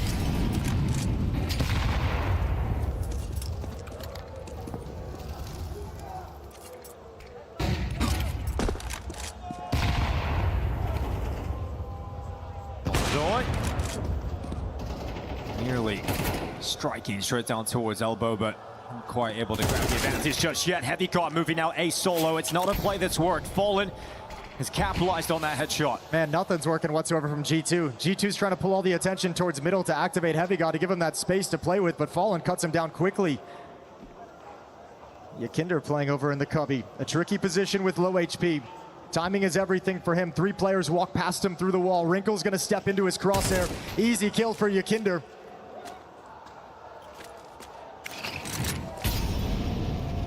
And the B bomb site's available to you. But in this position, Yakinder's holding on for the flank retake, the wraparound. I don't know how you hold on to the bomb site. Furia's so confident they haven't even budged yet. Hunter waiting for the rotation. Yuri's barrel shows. Hunter will punish for it, so now moves in to plant the bomb. Yakindar is going to get caught looking the wrong way, and so those 2-man advantage that you held, well, it's gone the other way. So we've got 3v3 post-plant. Furia have to retake. Now, they found success in this B-site retake before, but this time it's looking much better for G2. Into the open, last second headshot there for Hunter before he goes in the ground. And Molodov's turn to try and step up with the rifle, and he's got it down into a 1v1. He knows Nerds has moved off. And Nerds going for the reload. Molodov's changed position. He's got a smoke. It's not planted for Nerds. Molodov could get on it. He taps the defuse, pulls Nerds in the open, and Molodov makes it look so easy. Just toys with him. Had all the tools he needed to get himself out of that situation to work that problem. Perfectly played. Even double peeking him. Good composure from Molodov, not swinging too wide. Making sure they can't trade that frag off, and it just keeps getting worse for G2. Lovely cover with the AWP, and this is just a great idea. Nerds has to play there. He has to get aggressive and try and stop it.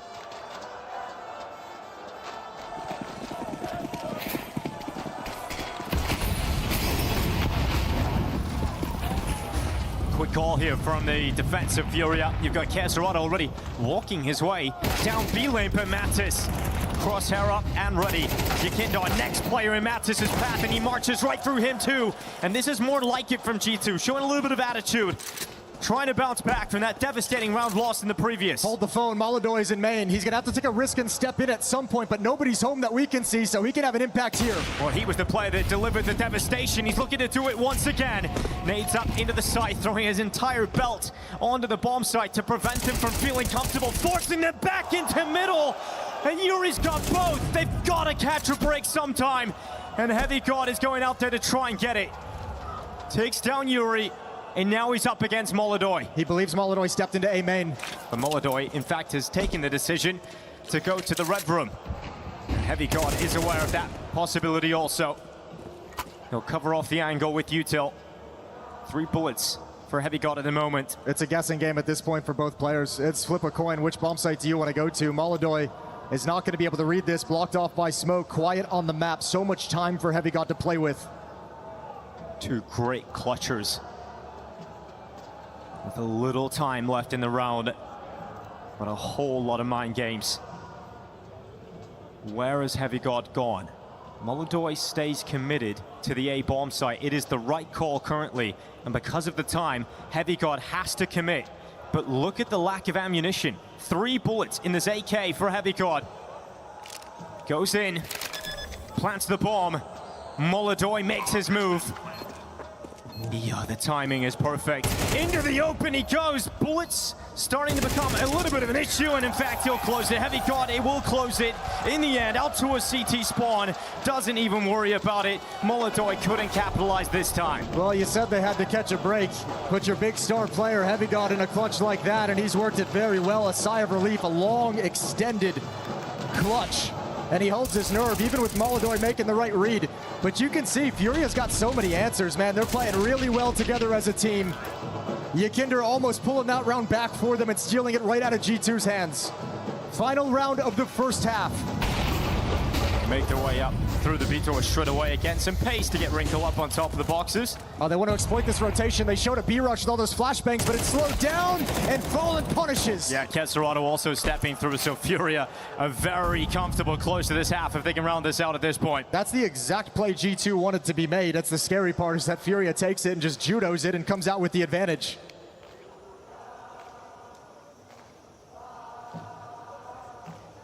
Now you're again being wrapped by Yikinder, who has just had free reign across the map to make these flanks around the backside. And if you pause, if you're G2, he is getting closer and closer. Well, look at Furia right now as well. 3 players behind Cube. You've got Yikinder already pushed up in the flank. You have Kesserado just watching for them to drop off the jump up and go towards mid to readjust to the A bomb site. Now, they're not entirely sure that all 3 players are there. But we can see they've got them trapped and boxed in and all the information in the world.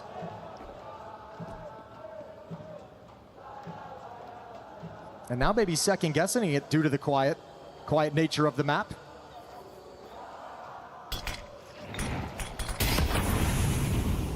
The real clock falling. Looks to spray them down. Good shot from Hunter. That at least keeps this one doable for G2. 25 seconds though, and Yikindar's flank is now paying dividends. It's perfect from Furia right at the end here. 9-3 up. A strong lead versus G2, and Ancient seems to be working out so far. Well, if there was a little bit of fear, a little tentativeness, and maybe some hesitation after the map veto, looks like Furia's wild. Okay, so we know that the Furia fans are loud over there, but I've managed to find some G2 fans. How we do it? All right, we got 30 seconds. Tell me why G2's going to win this thing. Because we got Heavy God. Good answer. Furia not loud enough. Woo! Hunter masterclass. We're the best. I got to ask you a question. You're a Brazilian fan over here in a G2 jersey. How does it feel knowing they're over there right now? It's mixed for me because a bunch of friends my dad, so I have a message. Yeah? Let's go G2! All right, G2. Let's get back into it. Well, G2 better get going. 9-3 down at the moment, but here goes the second half. We'll get to see how Furia look on the T side. CT side was strong, and we've got Wrinkle getting ready to go A main. Aggressive stance here on the CT side. He's going to detect some presence and drop back towards Temple. Well, all the Furia forces following up. In A main, G2's defense has been pulled over. 3 defenders here initially. Nerds is going to have a quick turn. And here's the attack.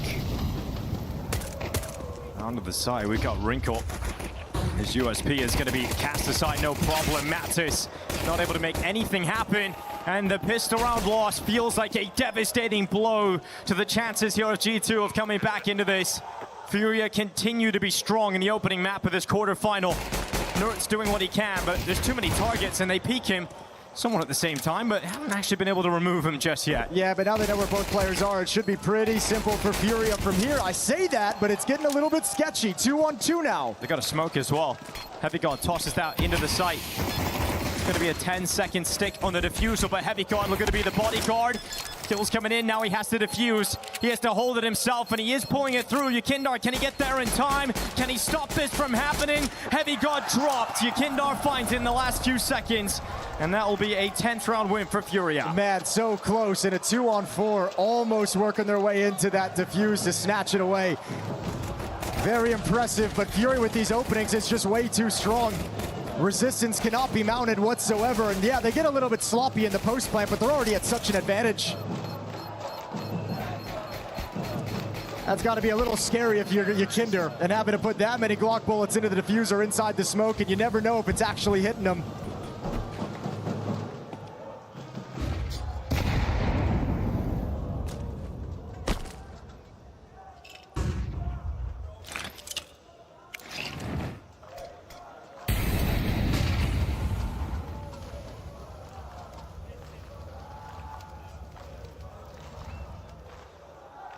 G2 is starting to run out of gas. Fully invested here in round 14. MP7, 357s, and a Deagle.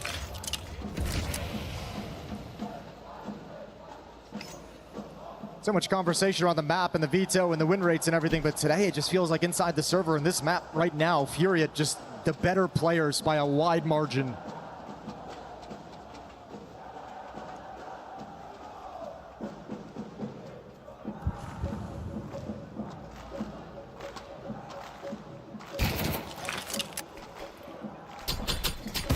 See what they can muster around like this, but G2 has just been a familiar story for them this entire first map, having to play with pistols, having to play with some weak buy of some different variety.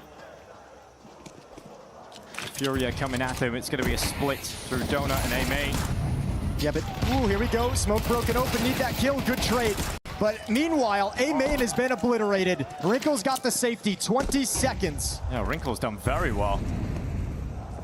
Gonna back off with a better weapon in his hands as well. Let's not count Kesserado and Yukindar out of this one, though. First kill is there for Kesserado. He knows Wrinkle is still towards A-Main. He turns to that one next. Yukindar's got one towards CT spawn in time. Time is the issue. They have to look towards A-Main. That bomb plant will come through. And Mattis makes his move, but Yukindar's so sharp on the trigger. What a comeback in that round from Furia. Well, they just showed G2 how to win a 2v4. Closing it out in style. That's a wild shot. That's it. Throwing the towel now. Like, you can't recover from that round loss. When G2 come back and review this map, they're going to see 4 or 5 rounds that they should have won. They were in great position and just could not handle. Oh my god, bro. Kesserado, bro. Insane. Yeah, that's about right from Yukinder. Insane from Kesserado. What cover. What a map from Kesserado, sitting at 19 kills, 9 deaths at the moment. Looking to try and break 20 as you head into the last couple of rounds here. And G2 used their final timeout. They look so deflated in the G2 camp. Nothing has worked. I think an element of it is that economic situation where you mentioned maybe they just haven't felt like they've gotten started on this map, haven't been able to dig into the game plan a whole lot. I think also you look at that solid conversation, an interview he gave where he said, you know what, the Major, we kind of found our ceiling. This move is made to see if we can propel past that. Well, this is a bad feeling for that kind of a goal too. Getting flattened here on the opening map in this quarterfinal series. First quarterfinal of the Esports World Cup here in Paris. Anubis will be up next in this series, and Dust 2 as a decider if we need it.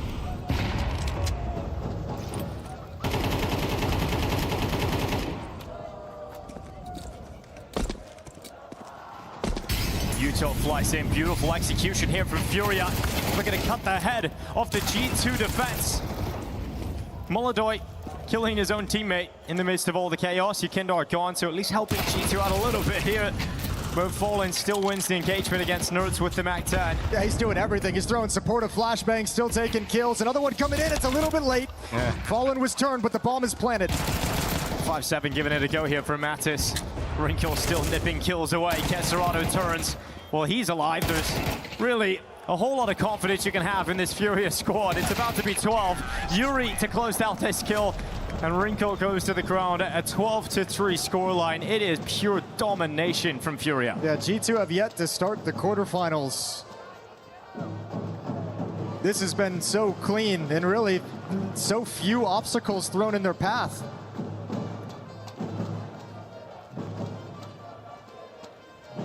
Round 16 and potentially the final here on Ancient. It's a grim buy for G2's defense. 2 MP9s, a FAMAS pistol, and MP7. Fighting with scraps here at the tail end. Two players sprinting towards A main. We've got Hunter trying to meet them, but it's not even the main thrust of the attack. They're waiting to go up B, and they're attacking the same time as well into two different sites, and that is causing confusion for G2 as they're trying to race back to their B bomb site positions. But you could even bail out and leave B and get back to the A site, which is exactly the call for Furia. Madison Nertz stepping through CT spawn just as the smoke fades. 12-3 and a 5-on-3 in this round that could end the map right here. Plays in tempo, one gone already. Kindar, why not try and grab both? But it's Heavy God, the final player here for G2, and their final moments. It's going to be a crushing defeat coming in to G2's way, and I gotta say, for Furia, that is one hell of a look here on Ancient. Yeah, we were all kind of surprised to see it picked out, and they just showed up and looked phenomenal on it. Now, there's a quality of there that might be some weaknesses from G2, but let's not take anything away in the moment. So many kills, K Serrano 20 frags, a dominant force inside the map, good calling, and I mean, you gotta say for G2, that T side, it hesitated right at the start, it kind of stumbled in the first 4 rounds and never truly recovered. We got the boys on the desk, helmed by Puckett. How good is it to have Moses in your ears back in an arena? Dupree and Yanko alongside me, as this was a swift one. We may have a bigger delay between games 1 and 2 than we had for game 1 on the stage. Dupree, what went down here? How did Furia walk away with that convincing 13-3?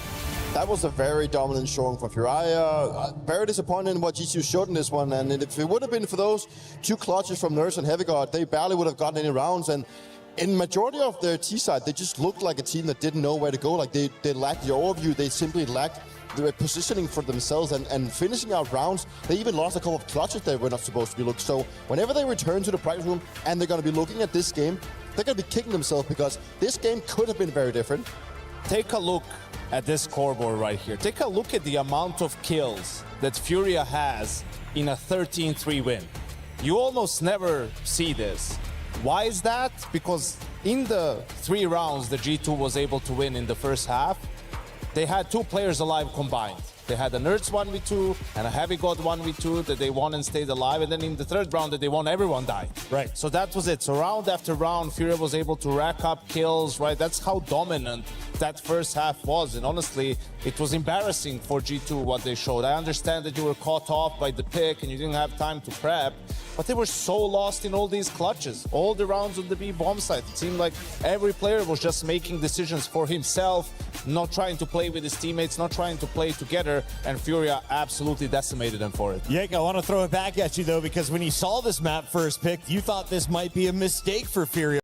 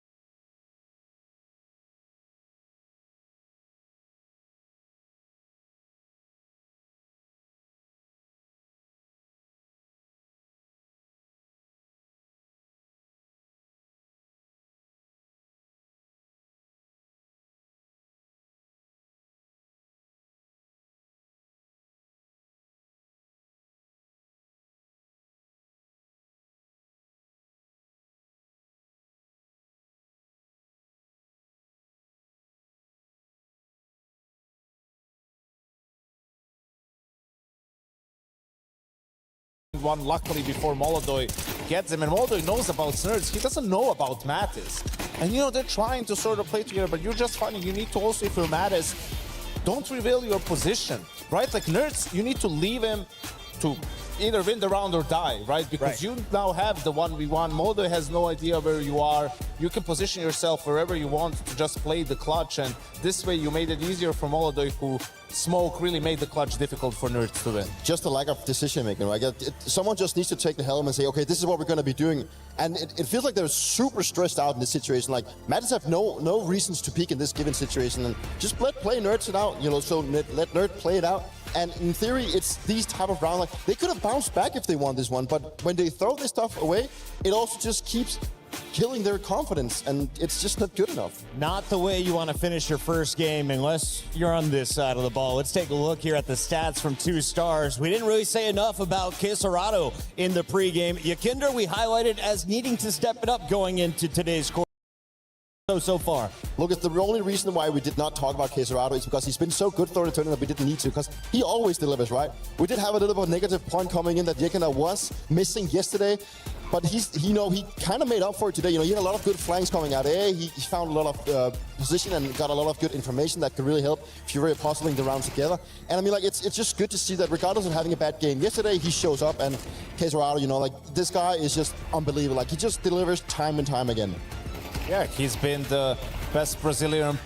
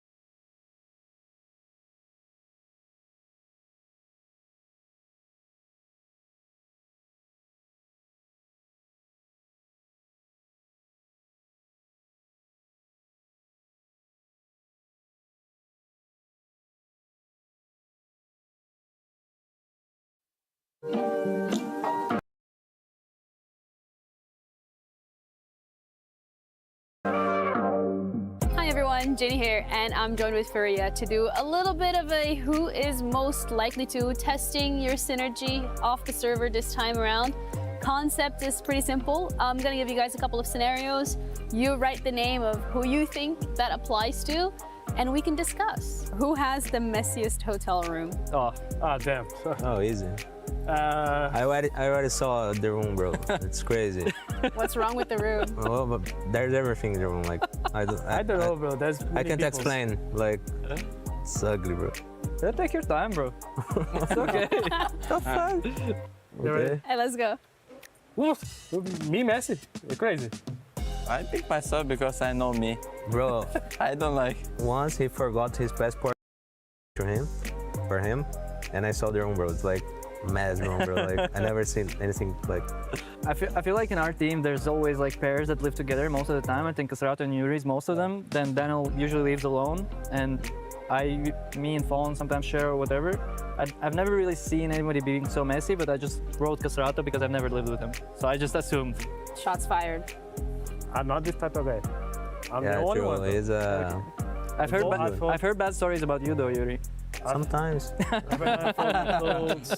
All right, who's most likely to survive a zombie apocalypse? Bro. That's funny, actually. Bro, it's definitely not you, bro. That's actually funny. It's definitely not you, bro. It's definitely me? Yeah, bro. Bro, I love these moves, bro. Everything. Watch is the difference, bro. Watch is different. Yeah, bro. Nice, Maddox. You're right, bro. You're right. You know why I wrote you? Because you're playing 1.6 zombie servers. True, bro. Since I was kid, I love like apocalypse. Huh? How it help in life? Bro, because there's things that you saw that in the real world that's gonna work. You know that I had to shoot the head. Yeah, that's... No, there's more things, but I love this kind of... Maybe me, yeah. Who did you put? Well, no one, bro. None of us. None of us, of course. Maybe. Yeah, depends how is the zombies. The Walking Dead zombies, easy to survive. But if it's a fucking World War Z, impossible, bro. Impossible, bro. Yeah, I guess it depends. Yeah, it does depend on many things. None of us. If it's 1.6 zombies, Yuri is the king. Yuri is the winner. By the way. Yeah. Yeah, but I don't have power, so maybe.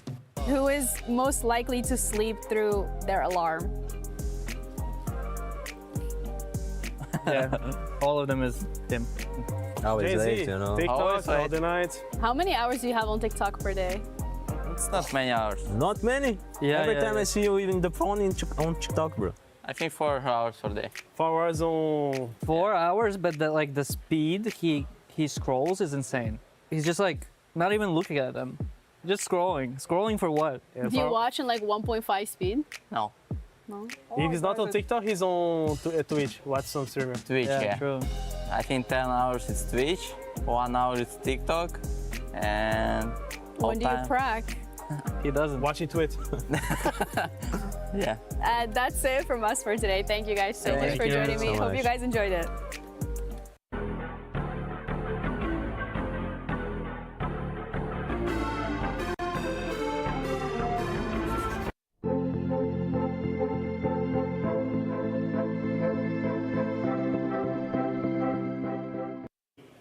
Now, over in the Alliance Bowl, we've had some pretty big news going down. Over in Counter-Strike, it's been Falcons and Vitality to secure themselves top 8 at very least. But bigger news over here, Trav. What's happened? Yeah, I mean, it's heartbreak for AJL. They've come into this one expecting to win it all. This was supposed to be their tied on 1,000 points this week that gives them a chance to win the club championship. And they've gone crumbling out of the competition in the quarterfinals. Baisha Gaming have taken out Team Falcons in the lower bracket of the qualifying stage, have been drawn against AGL, and have beaten them both. So the top 2 teams in the club championship are now out of our competition. It's Team Liquid against Na'Vi at the moment, so there's some more storylines here and there. Na'Vi still in with a chance of winning the club championship.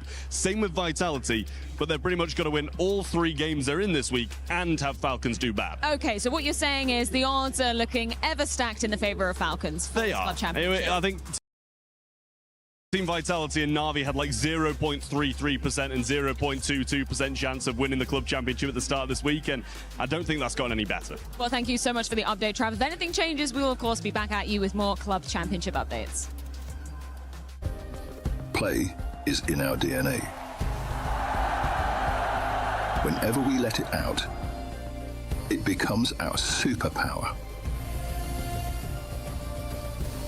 Now imagine an entire city being built to supercharge it. Kadir City, powered by Play.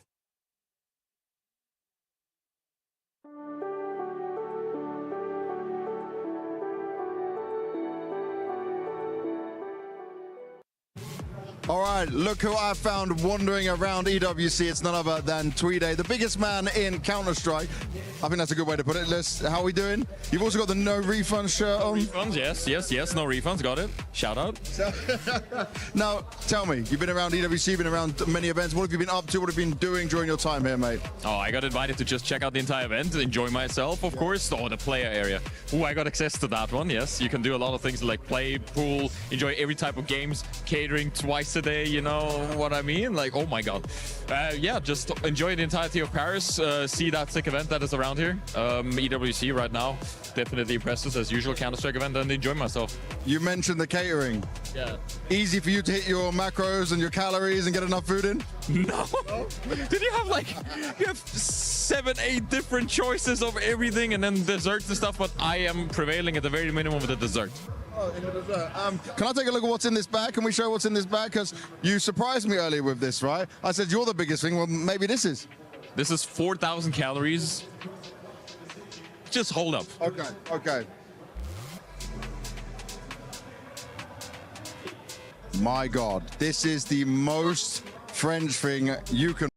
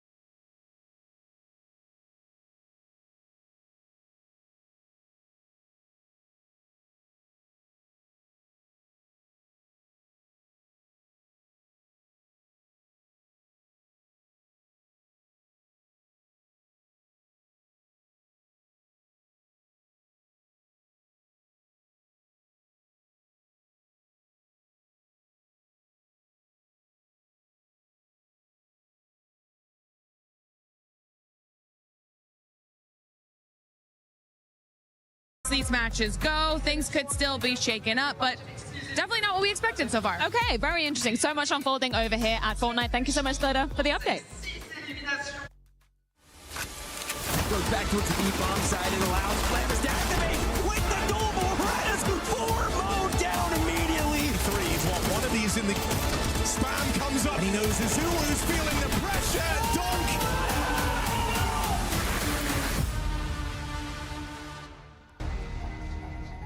Welcome back to the Esports World Cup. It's the quarterfinals between G2 and Furia, and right now only one team has shown up. That's got to change coming into map 2, otherwise the key of G2 and their dreams competition will be crushed. It's actually kind of the first and really the only question worth discussing at this point is just, you know, are you actually going to be here? Are your individuals going to provide anything for this G2 team to rebound in this series? We're going to have to see who's going to step up here on Anubis. Second map in the series, Furia one map closer to the semifinals at the Esports World Cup.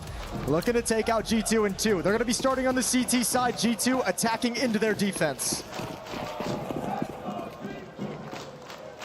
Got utility, 2 smokes, 2 flashes, and a Molotov for G2. This is always going to be towards the B-bomb site. Yeah, Furia have so many players ready to defend this B-bomb site. First up is Molodoi with Yuri.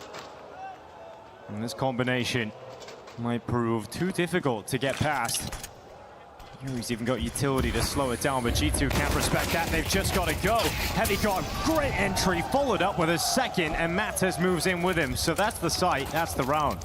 Yeah, very perfect, really, as you'd say. Nothing they could do whatsoever. Good utility usage. Molodoi had to get something with the dualies to slow that down. Nice little punch in the face from G2 to open up this second map, and hopefully a taste of what's to come.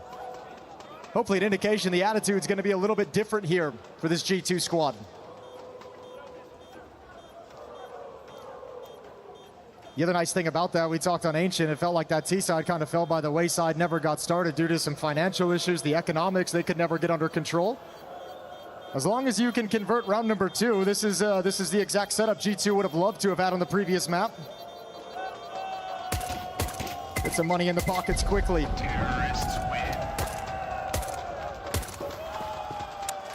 I mean, that was a big problem over on Ancient, right? The fact that G2 just never really got going economically at all. We didn't get to see Wrinkle. We were talking about Wrinkle a lot coming into this game, saying we've been impressed with his off play. We've really enjoyed watching him so far. He's been a great surprise. Then we just didn't see him all. So hey, he never had the cash on the T side, did he? No, so it's got to change. Yeah, well, I'm sure we'll see it on this map. It got to be a priority. One of my peppers dropped from this. AK-47's rifles coming in for G2. Looking to build upon that pistol round victory. We do have a small tech issue up on the stage, so we're going to chill for a little bit before we get back into the action.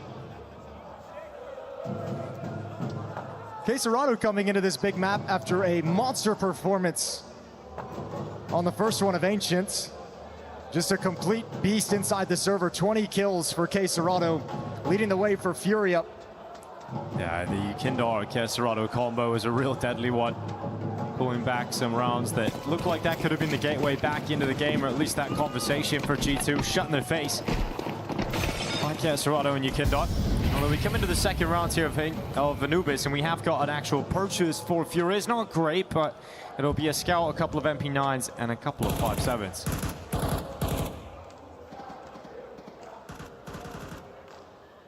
They're going to play the smoke fade, or they're just going to come on through it. Flashes there. A little sketchy from Heavy God, but he does get away. Free kill, a man advantage, and plenty of G2 players around to make sure that there's no further danger from this push. Well, that one of surprises that, and that's going to be Yukindar popping up and taking Heavy God down on the rug, so he's going to peel away with a better weapon. That's actually a really good find. If he can disappear into the bomb site, if everyone can kind of slink back into their sights and reset this round, that could get really uncomfortable for G2. Now there's an AK-47 in play.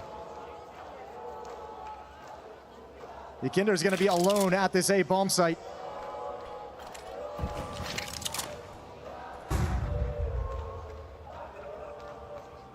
Hard if you're Fury to put these resources in the right place with so many weak weapons.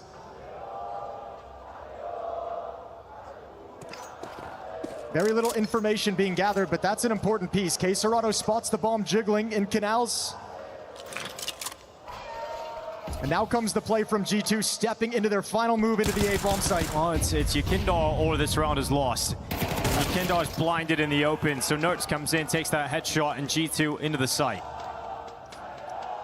You've got some weapons worth saving if you're Furia. Yeah, good patience as well from G2, not panicking in that kind of a round.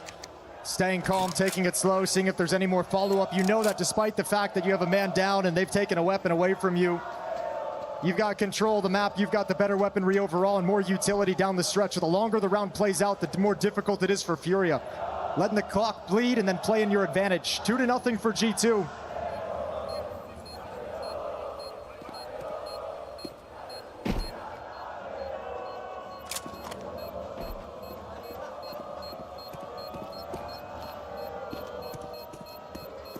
Fury on this map hasn't played too much of it in the past 3 months. That's kind of the conversation the desk was having with the map veto pre-match. Going to Ancient and then going here. 0-2 on this map in the last 3 months. They've lost to Dendele and Falcons. Dendele. Yeah, Dendele. Sharks players. It's a fun name. Yeah, fun to say.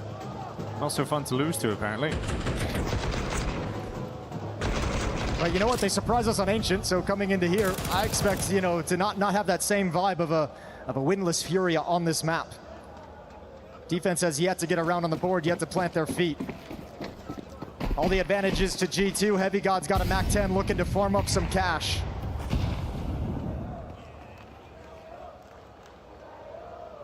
Spread into an early default to look for aggression.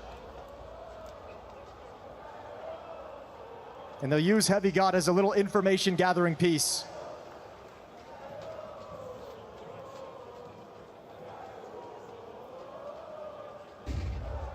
Speaking of information gathering, it might just be one of those plays from Furia out towards A main. Contact made and could pressure forward, but it's Heavy God coming to meet them instead. Gonna move up with the MAC-10. Desperado next up, and they line up.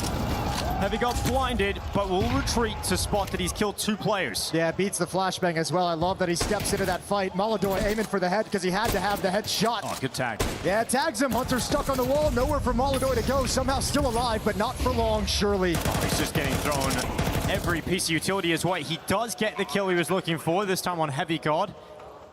With the bomb planted in B. Obviously, Fallen Kindar just seeing if they can grab anything extra on the way out here, but not to be the case. So a 3-0 comfortable lead for G2. A very different story than what we got to see on Ancient, where it was such a crazy, scrappy start to the game, never really getting to get their feet beneath them. So let's see if that's enough to change the look of G2. Yeah, we'll check when the guns come out, how that's going to play. It's been very slow rounds at the opening for G2. Haven't tried to apply too much pressure early on. They've been going up against pistols. Those pace changes will come at some point during this half, but now we get to see Furia's defense with all the weapons they could require. Off in the hands of Molodoi. M4 is picked up around it. They got plenty of utility. Only thing they're missing at the moment is kits on the Furia side, so any retake is going to have to be quick. It's going to have to be fast. 3-0.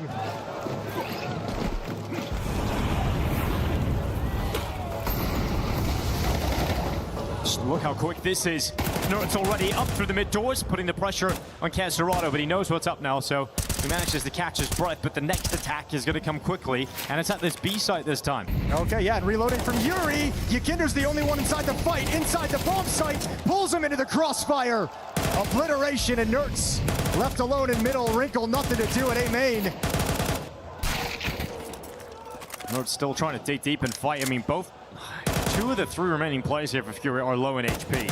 6 health for Yakindar, 21 for Desperado. Nurtz and Wrinkle are going to try and figure out if there's any way to come together in this round win. This is the guy you're most scared about at the moment, is Nurtz, just because he's the one on the map with a minute to play with. You had the spot on Wrinkle, you know, he's stuck behind smoke for the moment. When that fades, you might have to be concerned, but it's the movement of Nurtz that they don't know about. Oh, they just exchanged positions. The low HP play of Desperado is actually going to win the fight against Nurtz, so now Wrinkle's chances of winning the round drop to 0 with that headshot from Yuri. So Furia a strong hold of that B bomb site. And that's the Yuri-Yakindar combo to get the first round win here for Furia. Yeah, good to see them as well. That's a lot of pressure applied by Nurtz, and that goes back to the conversation we've been having throughout this whole first map, was the nature of aggression. Sauce trying to tell every single player to crank up the aggressive nature of their play in different situations, and Furia didn't bite on that. Very easy for Desperado to make that call, feel that pressure, and pull somebody else over, but nobody from Furia budged.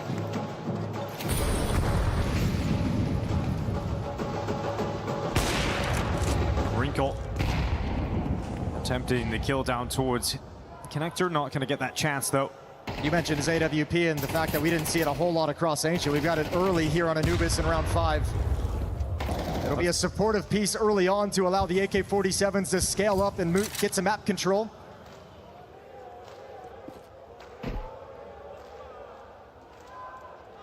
Desperado and Yuri, combination of players that have played together for so long. They're going to be standing inside of mid. Nurtz and Mattis going to give this a look. peek. Serato behind the smoke. Does get a little bit of damage off on Nerds as well. Trying to keep track of the presence over in middle. I think now wants to get a little bit frisky, has the chance to peek out the window. G2 is going to start readjusting on the map back to the A bomb site. Mattis is outside B. Nerds in the middle of the map watching for a push. But everyone else lining up in A main. And Fallen alongside Molodoy. The duo to try and defend the site. It's only a two-man attack, so they don't need to commit off this. They want to cause some damage and maybe open up an avenue for Nerds. You know, that bomb is hanging back, but Nerds is going to start moving in, and that's a huge kill to collect. Kesserado unable to find it. Heavy God will move in on the second layer. And we're looking at a 3v5 now to try and return here for Fury. 20 seconds though. Mattis caught lurking into the site. The bomb is coming back to B. This could be Yakindar stepping up and delivering Fury around because the time is so limited. They don't have enough time to be methodical. It's Yakindar with another. Bomb moves in. Hunter has to plant it. Yakindar in the open. And they've just about grabbed it here, G2. Yuri and Molodoy can still win this though. I think Yuri's going to want to make the first move. Take some attention, open up the flank for your teammate. But if you're G2, you're feeling a little claustrophobic. You're committed to the side if you're Hunter. And there's the fight that's won, and that will cancel out any attempt of Molodoy. He'll fall away, and it will be G2 to pull through to a 4-1 lead. Dicey, G2 I think almost outcalled themselves in that round with the return back to the B bomb site. Yakinder almost puts together a clinic. Can't read the play, the late play from Nerds in towards 8 main, and that's the pressure release that allows G2 into the bomb site to win the round. Lead extends to 3, it's 4-1. Talked at length about the money issues on map 1 for G2. Now it's Furia going to be struggling with it and what kind of a buy they can put together here. The AWP is not available to them to pass over to Molodoy. Well, you know, that extra kill even at the end just adds to the damage that you've done to G2's economy. So you know you've got them in a brutal point when it comes to residual cash, but G2 are absolutely going to have the superior purchase available in this round, and it's up to Fury to figure out what can we even put together. Is there any sort of disruptive style we can maybe throw into the CT side? And if we want to take stock of G2 during this timeout after the Ancient map that we just discussed, you're seeing more of that individual effort and talent kind of show up here. You can see they look much more comfortable working the map with the protocols and the plays that they're calling and the way they're moving together. Everyone on G2 looking a little bit sharper in these first 5 rounds here on Anubis. That bodes well if we want to get a deep 3-map series here in the quarterfinals. Freeze time is coming to a close. Round 6 going to go live, but Fury doesn't have a whole lot to fight with. Haven't shoved all in here, so you got Molodoy with the M4, Yakinder with the FAMAS. It's a pistol and an SMG on Serato behind that.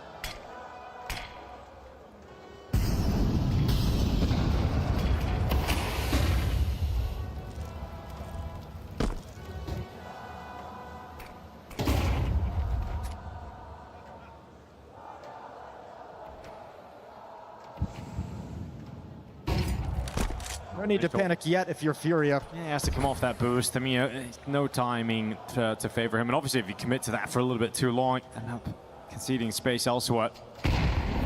Good for Furia not to concede an early player to the waiting AWP, but when you're sitting back and you've got weaker weapons, it can feel like you already lost the round. So they're trying to take the fight to G2, and they start to send Yuri out towards B. He's got nothing to lose, just a USP here. Spots Mattis as well. At least knows the one player, the kind of lurker to watch for those kind of pushes, is still hanging around. Mattis saw them attempt that push a little bit earlier, so very aware of the possibility they come back into it. Here's the fight, good win. Can you get more? Oh yeah, you can. Yakinder, triple kill. That is a massive moment again out of Yakinder, doing some great work towards this site. And FAMAS to a triple kill, Mattis and Nerds. It feels like G2 didn't get to do anything in that round. They were just about to set up the move and the positioning to actually go for the call that they had in mind, but then Yakinder just rips that away from them, picks up at AWP. And that's a huge round to win for Furia that puts a real dent in the economy here of G2 and the run that they've been building on this T side. It really breaks up the momentum that they've been working with. An extended save here at the end of round 6. Plenty of weapons for Fury to upgrade into for free. They're gonna have 2 AK-47s and that AWP that they bring forward. All picked up off the bodies of G2 players. Really nice round from Yakinder. And you know, he's been the one, 8-4 for his team. He's the one who almost was able to hold on to the B bomb site in the previous round. He's showing some real resilience at this B bomb site. He's the player most often at the moment stepping up for Furia. A lovely sequence, good spray control with a weaker rifle. One missed shot from Wrinkle and it all comes crumbling down. 4-2 in the favor of G2. And their last buy before they're forced back onto pistols.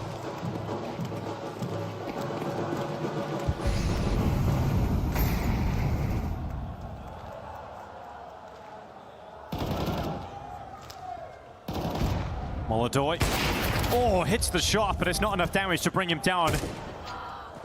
Both competitors dishing out some blows to one another, but for Nerds, he's down on 17. He will still stay committed to his task of just dribbling a smoke out, because the main attack is once again going to the other side of the map at Fallen, who's going to try and delay this. He's only got a FAMAS. Oh, he busted out a really defensive smoke, thinking they were going to commit to that as well. A lot of defensive utility. Fallen felt like that was the execute, so Molotov is burned, multiple flashes burned, a smoke is burned at the A bomb site. An extra player pulled over to help the defense, but in fact, G2 have so much time, they can actually call it off, go elsewhere, and set up for what they hope will be a successful B finish to this round. But once again, it is Molodoi and Yekindar here to defend. Yeah, I think you might need a third player here as well. They haven't shifted anyone over. Nobody's even close. If these two can't hold on to the bomb site, it's a save call surely for Furia. Well, we've been talking about how good Yekindar's been. Well, he's got Molodoi to back him up, but Yekindar gets nothing this time, and a single kill from Molodoi is certainly not going to be enough.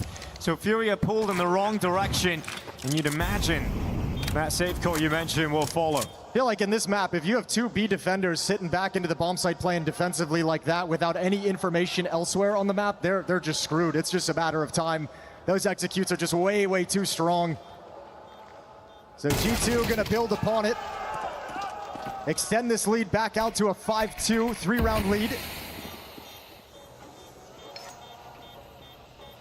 But because Fury was able to return the previous round with weaker weapons, they've got another buy coming in, so not out of it just yet.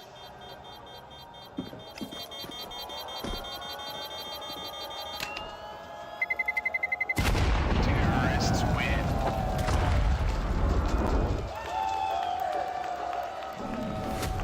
At least Fury have money to fall back on. It's great to see G2 actually showing up in the series, though. Very worrying performance on map 1. Getting some really good calls out of Hunter, some really good movement around the map, doing a really good job of making it tough for Furia to read. Getting some good individual efforts. Heavy God 7-4, Nerds is 6-2. But more than anything, I think, by the nature of how assertively and how convincingly they're taking these bomb sites, they haven't really had to play too many post plants, which was a huge problem in the first map of Ancient. They lost a couple that they should have never lost. But here they haven't really had to go up against those retakes because they're so convincing on that initial destruction of the defense. Timeout comes to a close. Round 8, 5-2 in the favor of G2. And Furia spend all the cash they've got, all up in the hands of Molodoi. Full nades across the board, a pair of kits.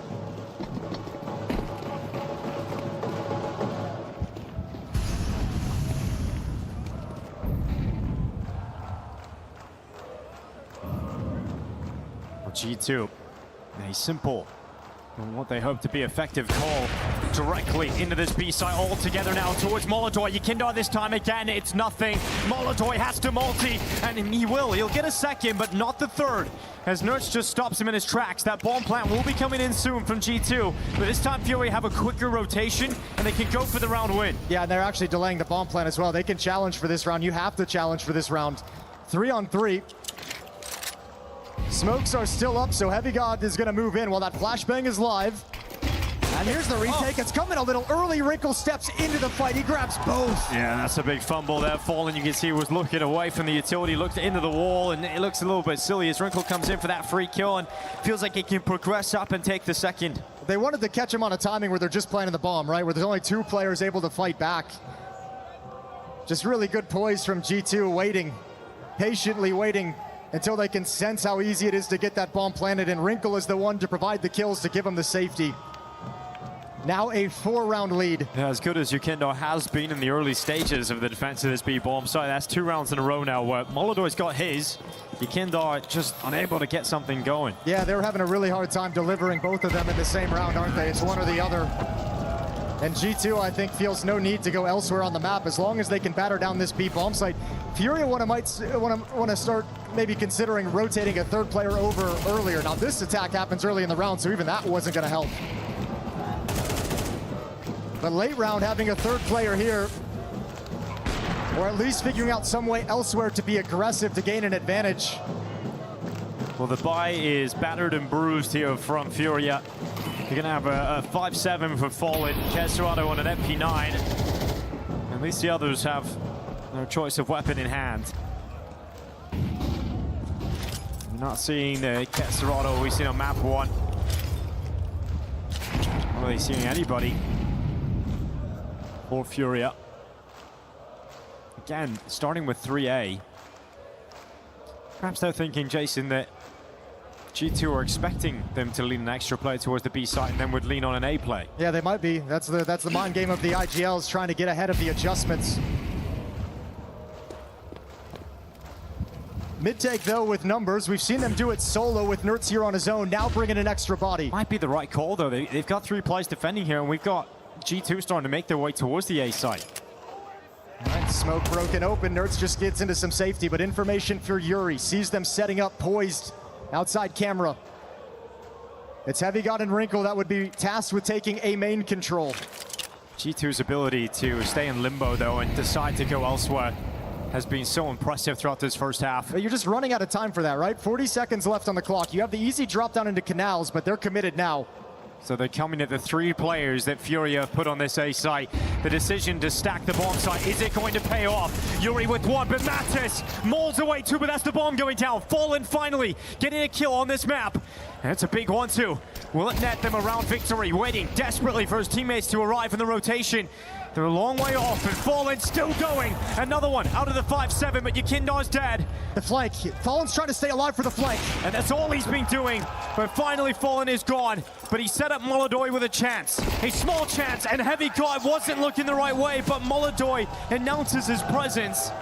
And Heavy God has enough time to turn and react for the kill. Yeah, Molodoi's going for the win right there, right? He wants to jump in and hope he can grab the planter out in the open, maybe delay it, maybe play a one-on-one.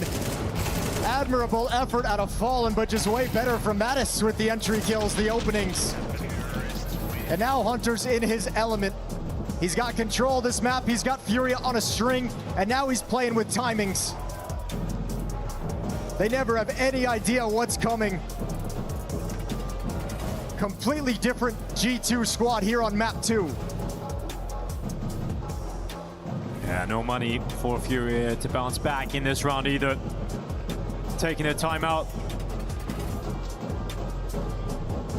Trying to figure out, is there anything we could purchase up? And I mean, Fallen, this is a great in-game leader move. Realize he's not having the best game individually. He spent his money on getting a rifle for Kesserado to give them somewhat of a chance in a round like this. It's a classic Fallen thing, IGL thing, but having coached Fallen in the past, has always been his main priorities. He's always has his 1 star player on the team that he just wants to constantly feed rifles to. Constantly give them chances to build themselves into the game. Well, Nerds handling Molodoi very easily indeed with the AK. He's going to try to do so again here on Yakindar. Does a lot of damage, not able to get rid of him. Yeah, Nertz, I think now at this point, ooh, good kill with the grenade, bounces off the wall, but now he's going to want to back off and preserve the AK-47. Let his teammates do the hard work of mopping up these final 3 Furia defenders.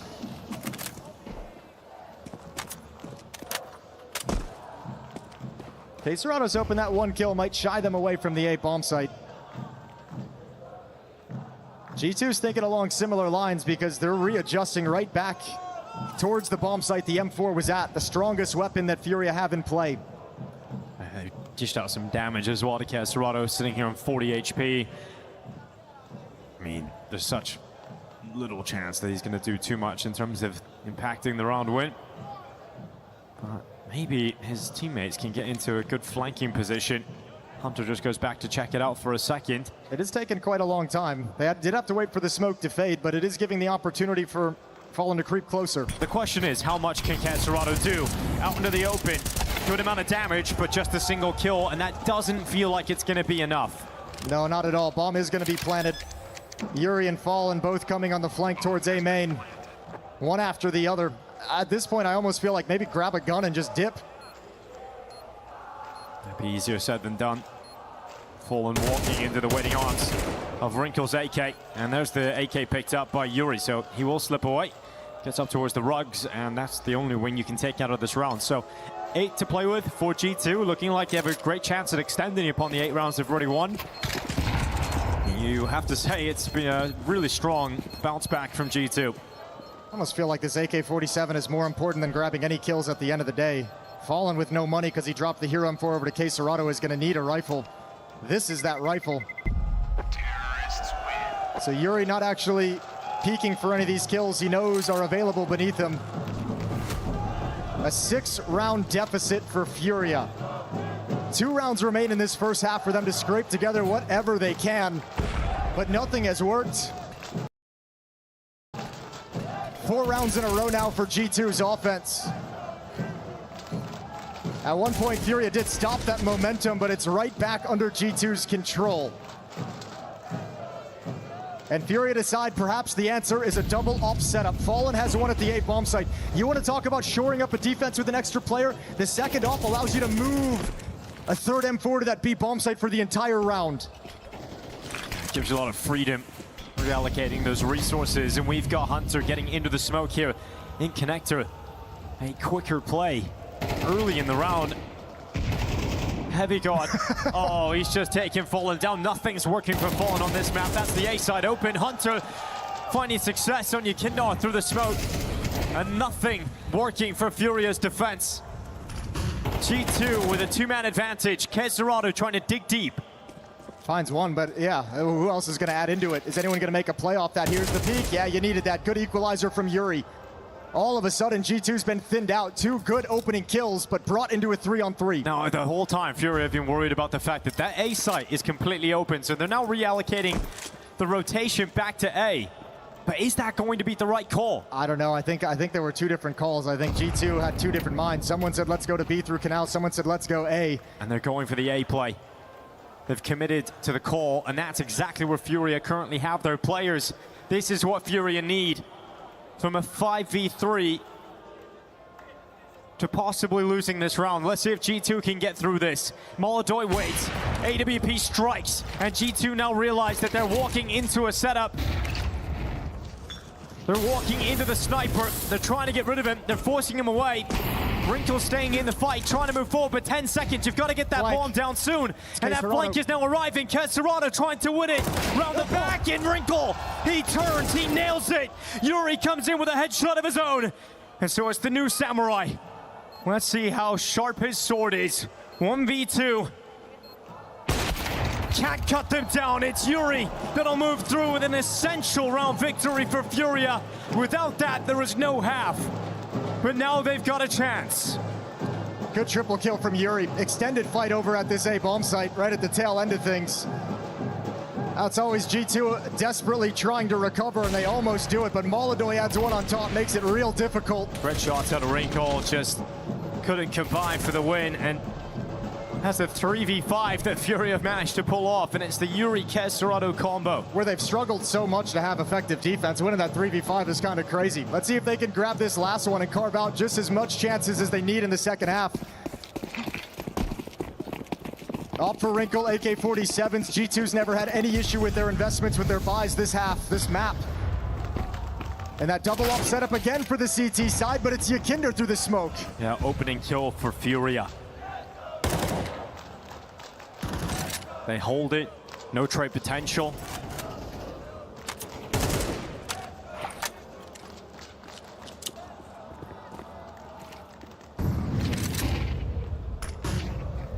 Heavy God steps up next towards A main. Fallen, been waiting all half long for his moment. Well, Heavy God deleted him in the previous rounds. 2 ops, same position. You don't see this every day. The ops are playing beside each other. Well, that can be deadly. As long as Molodoi can find a safe place, Fallen needs to hit this shot. Then you can pull him into Molodoi's op. He's got it. Fallen peels into the corner. Molodoj's up next, and they're walking into a double op setup. Kesarado now to the backside on the flank. Hunter's ready, spotting Yukindar, got both. That's the release valve. Do they run it all the way back to the B site? And with that kill from Matic, you are sure that they have options. They're gonna drop into the water, they're gonna come, and Yuri's gonna hear it. He'll try and block them. Smoke goes down, they're just gonna run through, but they know the rifle's waiting. Yuri pauses, tries to stay composed. He's out of bullets. To the Deagle, he shall go. But this round has all been Hunter, and it has to be Hunter. Up to the back, Yuri flashed himself. He's now under pressure. Hunter's got that too. Hunter to do it all. Oh my God, he's bailing out. Oh my God, 15 seconds left. This is the call to run it back to A. I think this works. I think he might just make it in time. Oh, it's so close. Molodoj's not entirely sure, and he is. He's gonna get it. Oh, just perfect. What a read from Hunter, slipped the net, and now Molodoj, a very tough clutch to step into. You've lost information and positioning of your opposition. G2 look out of this round. Wants the prey. Now Hunter sits with a chance to close it, but the time is ticking and the tension builds as Hunter backs his way into storage. Molodoj has to back himself, gets onto the site, taps that defuse. Hunter, round from heaven, exceptional round out of Hunter. The time is on his side, and Molodoj will get the kill, but there's not enough time to stop that bomb going off, and that is all Hunter to secure the 9th round for G2. Yeah, beautiful time for the captain to step up. Hunter providing impact, understanding the situation, boxed in, creates the escape route for his team. That is a lovely adjustment when you've been stuffed cold at the bomb site itself. And one more round at the tail end for G2, because why not? 9-3 on the half.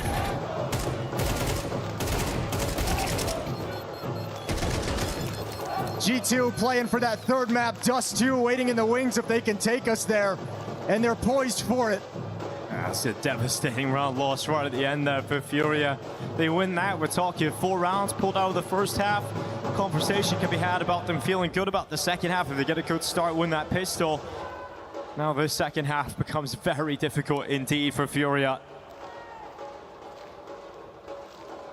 See what they can do with it. We saw them flustered and a little bit disorganized in the first half at various moments. G2 put a lot of hurt on them. Fallen and Yuri towards the B bomb site.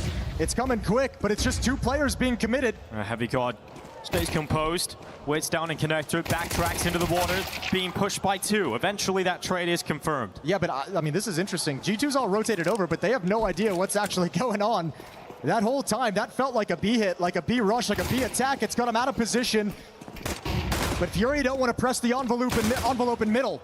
Gonna try and start working their way in through A main, but Nerds is grabbing yet another kill. Hunting down Kesarado as well.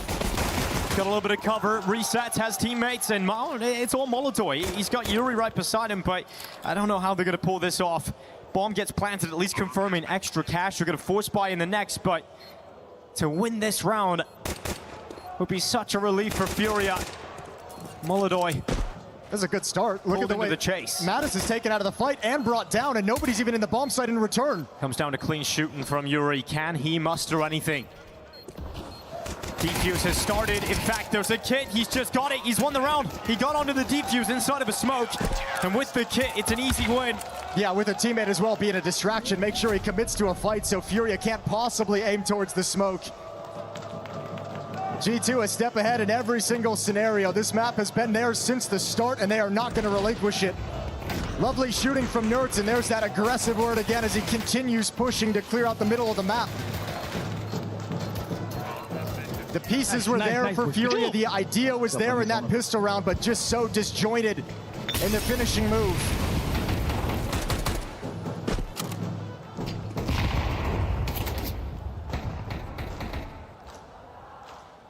I think we're all happy about the idea of getting Dust 2 in this series.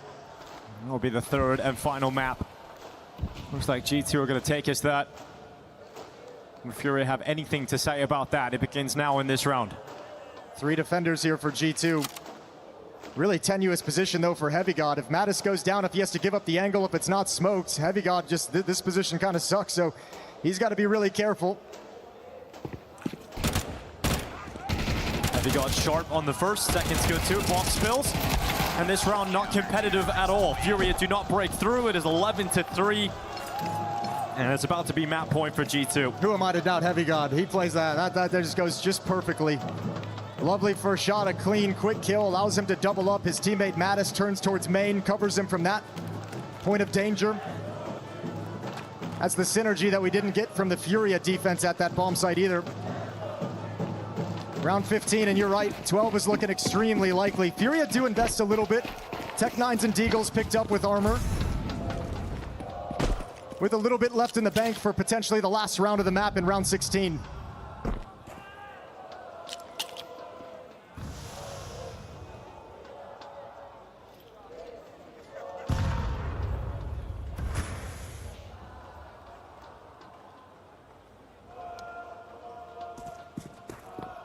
Heavy God waiting for any indication of what hit is coming. One player spotted over at the B bomb site.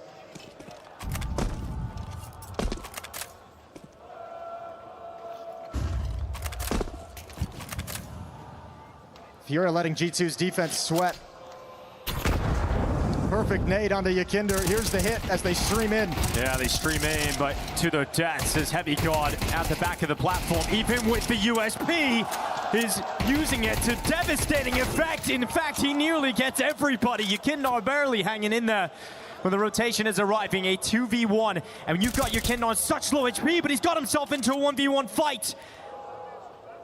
If there's any hope for Furia on this map, Yakinder needs to win this. Surely the information was called that the bomb was dropped at A main. Nertz surely realizes he doesn't need to move from this position. Yakinder still has to go get the bomb. It's a teammate from Nertz's perspective. 20 seconds.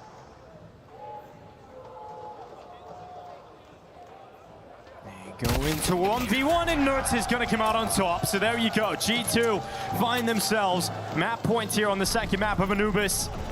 And Dust 2 is just a few minutes away. It's waiting in the wings, waiting for its chance to step into this series. Impressive recovery after map 1 from G2, looking completely different, full of life here on this map. 17 kills on Heavy God leading the way, 11 on Nertz, 10 on the captain of Hunter.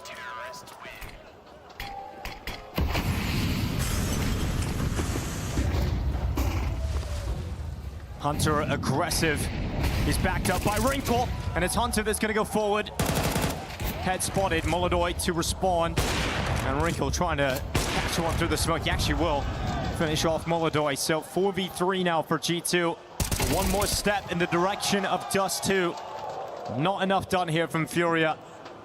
They did not match up to the first map performance. We haven't got the individuals showing up, and we heard Dupree talking about it. This game is so heavily decided by the individual performances, and on this one, it's all G2. It's no serious indictment of Furia on a grand scale. Both of these first two maps weak in their pool. That's why the conversation was about the risk that they took to take it to this point. Now they won Ancient, but you can see why it makes it so scary to go for this kind of a veto strategy, because they just get deleted off Anubis. Thank God they got that first map, or else this would have been a quick series. Dust 2 is up next between these two teams. Yeah, the quarterfinals rage on, and so far a good game. Two one-sided maps, so hopefully Dust 2 delivers on all fronts, Jason. It's hard to say who even has an edge at this point. It really is. I mean, just with the nature of both of these maps and someone coming in and just blowing the other team out of the water, Dust 2 a little bit more in both teams' wheelhouse might give the edge over to Fury. I'm sure the desk is going to be outlining all this for you guys. And speaking of which, they're ready. So Puckett, my man, take it away. Thank you very much. As we take a look at this one, Yanko, was it economy the difference again, or was it the individual shots like Dupree kind of hinted at coming into this map? I think the difference was G2 getting their stuff together. Let's put it that way, you know, and showing their usual face in a way, right? They were a lot more patient on that T side. They were in control. We know Anubis is a T-sided map, and they showed us why, right? Like making the map really feel small for Furia. All the decisions they were making in the mid-round didn't work out for them, and it was a 13-3 the other way on Anubis. I really feel like Nerds had a lot of saying in this specific matchup when it came to the middle area. You know, he was being that distraction that constantly had Furia guessing, keeping them, you know, pulling the rotations back and forth between the bomb sites. And as Janko just alluded to, like, it's just such a hard map to be going on if you're CT. Like, there's so many things you need to be taken into consideration, and especially when you get hit with this slow kind of play style, where you also sometimes get bombarded with these B hits that G2 really threw at Furia. There were some incredible plays throughout that one, including Hunter's clutch, but you clipped out round 5. What are we looking at first? Well, you did mention the economy, and this was a reset round, but this was for me also where I really saw, all right, G2's back in it. So 3-0 up, Furia wins a round. This one is important so their economy doesn't get reset and they get some momentum in the game. So mid-round, slow default from G2, Furia clears mid, K-Serato tucks in close to window, and now you see G2 position for the safe fake, right? This is just to draw rotations from the side of Furia, create space for Nerds. K-Serato doesn't move, but Nerds wins the duel outright. Wrinkle with the support utility, right? And here Fallen gets caught out. So now in a 5v3, G2 actually makes the kind of wrong decision when you look at the minimap. They go where 2 defenders are going to be, but despite that, still managed to do a good job of covering each other. Nerds arrives at just the right time, so Ekinder cannot deny the plant, and that they don't lose their cool in the 3v2. Hunter is able to take down Yuri, which forces Molodoi to save. We talked about the IGLs clutching up and able to lead with some frags. Hunter had some big ones in there. Dupree, what did you clip out that from round 8? Well, round 8 is just like a bit of the contrast to what Janko just talked about, that as you saw before, like it was all about the defaulting playing slow, and then this time it's a B-pop, you know, it's a change of pace from G2 where they just throw it at him, and Molodoi even gets the opening frag here, and then you can just tell that Ekinder is flashed out and he has to fight multiple angles. Molodoi even gets a second here, but at this point he can't really pull the trigger fast enough, so he gets taken out with a very fast trade frag by Nerds. And then this is some of the things that I really want to be pointing out with why Wrinkle was put in this squad. I'm just going to show you, like, the fact that he goes in front of the smoke, gets a first break onto Fallen, but goes through this smoke to fight CT. It's exactly this type of aggressive play that he was brought into the roster for. You wanted to see that aggressive play tonight. It paid off there. Does it pay off moving forward into a Game 3 on Dust 2? Oh, it kind of has to, right? You know, that's also a map where you can be very aggressive, and you also have to try and find the openings, and this was a good showcase of what Wrinkle brings to the table. If anyone is excited for Dust 2 and a G2 fan, they're probably excited to see the guy who started popping off in this game. When I first came in, you guys said, put a star next to Heavy God's name. What has he shown you in this game number 2, and what are our expectations for Heavy God in particular on Dust 2? He's just been rock solid for G2, right? Lately, or I mean pretty much ever since he joined. And, you know, those are the positions that are not maybe the star rifler, but the guy who's playing lurk on T side, anchor on CT side, right? Like, they need to be very competent to make moves on their own, to take initiative, to punish aggressive plays, right? And Heavy God did all of that on Anubis. And it's all about the responsibility that is also thrown at him. It is roles where you need to be making the right decision and be very good with your communication. And Heavy God has been one of those reasons to why G2 has been looked out for a while, right? He's definitely the player that has been standing out ever since he was picked up. Some clean trades, and when he needs to, he can get it out himself. Pistol here cleans up 3, and Heavy God celebrates a 13 score as they take map number 2. We take a look at the overall numbers: 18 kills, just 10 deaths, 139 ADR, but the opening KD is what we wanted to highlight. 7-0. The best we saw yesterday, Janko, was 7-3 out of their 10 fights. Yeah, that's not too shabby for Heavy God. And, you know, not often that you're going to see him involved in that many openings, but just how the game turned out. And, you know, I'm just hoping for a better game for these fans on Dust 2, right? And this does feel like this series could have been a best of 1, right? With these 2 maps and just how the veto played out, it was very, very strange. And G2 not showing up on the first map, Furia running away with it. So now on Dust 2, you're hoping get to a 3rd map, both teams are settled in, and this is where they're both going to feel a similar level of comfort. Now we go the distance, right, Dupree?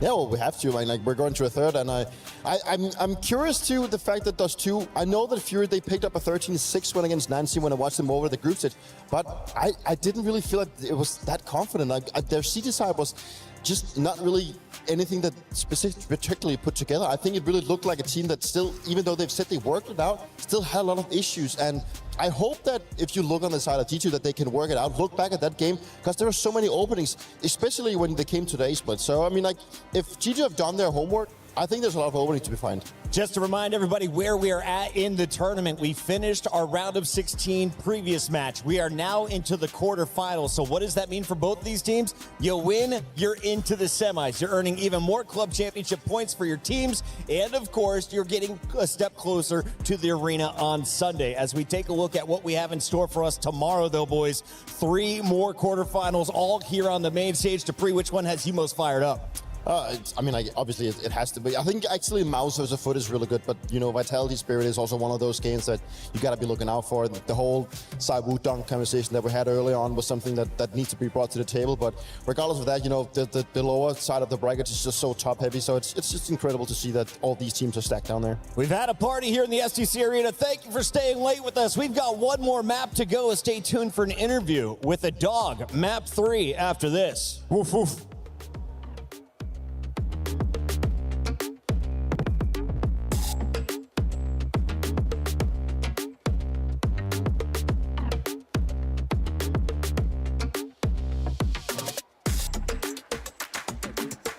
Artem, carry gel, okay, when you come back.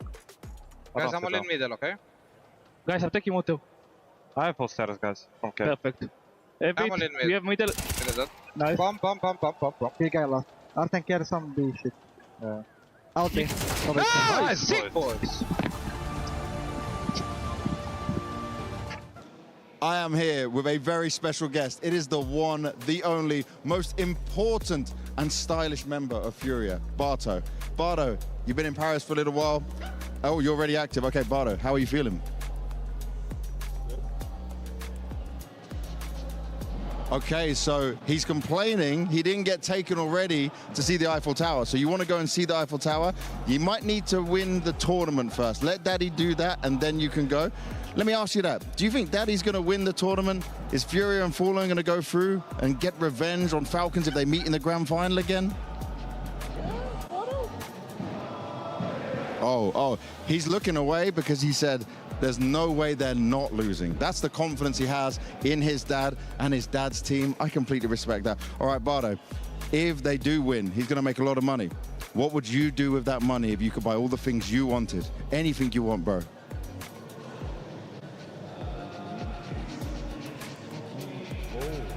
He wants a bigger bed and a bigger bedroom than mum and dad have to himself with lots of treats. Okay, that's a good way of doing it. I really like that a lot. Well, Bardo, I know you're a very important person. You got plenty to do. I'll let you go. Any last words for the fans? No words to the fans, just a beautiful face. Oh, Bardo. I love you. I love you. I love you. Oh, yeah. Thank you, Bardo. Thank you very much. We were there for every click, every clutch, every respawn. We were there for the years of grind, and we're here now. The proud founding partner of EWC, powering the biggest event in gaming, shoulder to shoulder with the world's best, making history. Greatness deserves a stage. Lenovo Legion, reach your impossible.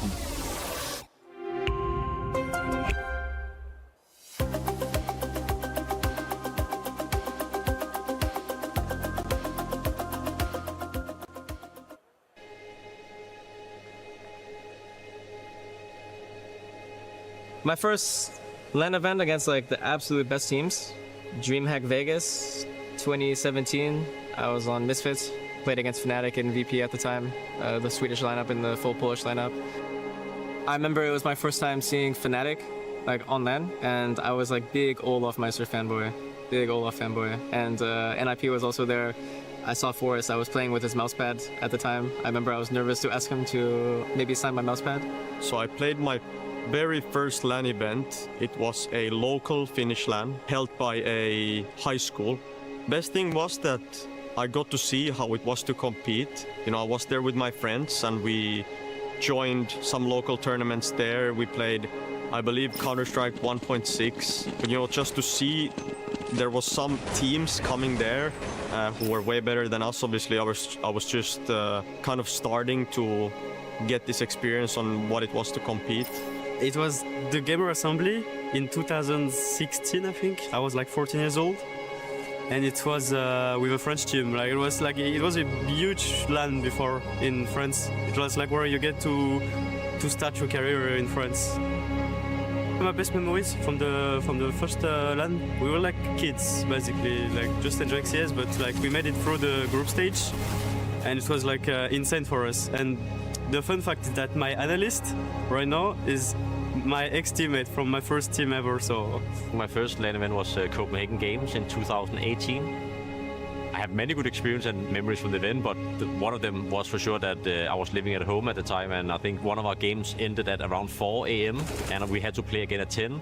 And I was driving home, so I was probably home at 4:30 or something like this. And I remember going in and waking my mom up and said, "Mom, we made it to the next day," because I was so happy. And then she was like, "When are you playing?" And I said, "Like in 5 hours or something." She said, "You should probably go get some sleep," but it was literally impossible because so much adrenaline was pumping through my body because I was not used to playing and being happy on LAN and these things. So this memory is for sure a fun one of mine.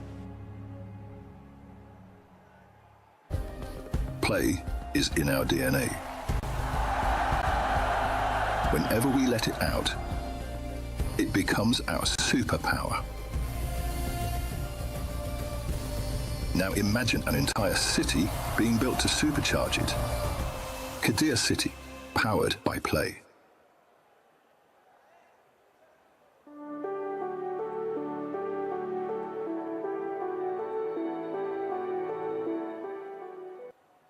Would you rather play with teammates that say nothing but have great aim, or play with teammates that have poor aim but have great info? No comms and good aim. Speaking of no comms, good aim, we've got the opposite here. I'm playing with That you. was good. Great aim.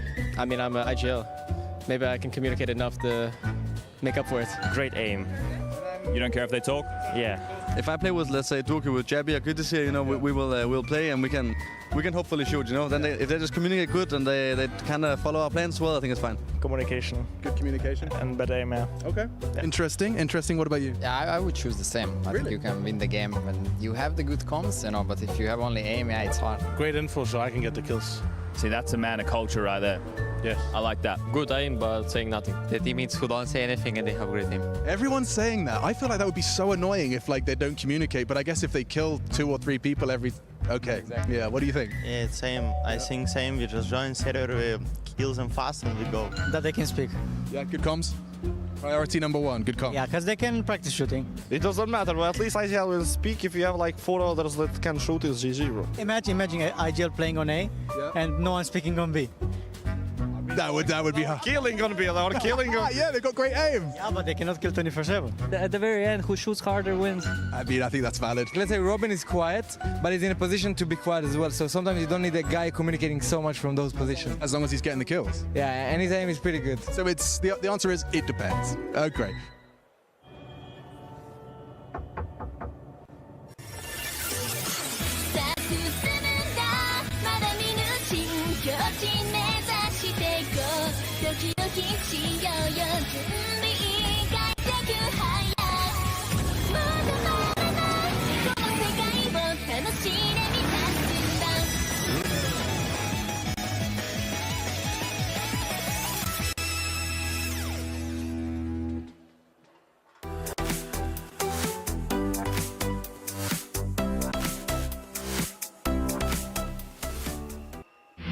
Our players started out as underdogs. The young Mongolian squad is rewriting esports history. They're up in the series. Mongols close to throwing another knockout blow. 2 kills away. He thinks he can come in here and play my game. Let's go. He knows nothing but go! Tyler, why? You're done. This is my ladder. You can't climb it. It's better than me at Hard-Sucking Masters. You're going too far now. Your eyes buggy. Your elbows ashy. Is that airline? That's an L airline. Somebody better hold me. Okay, yeah. Do something then. Raw energy. Blow the house down.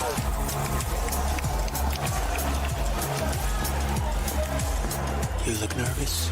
You look short. Everything's good? Mm-hmm. Fight.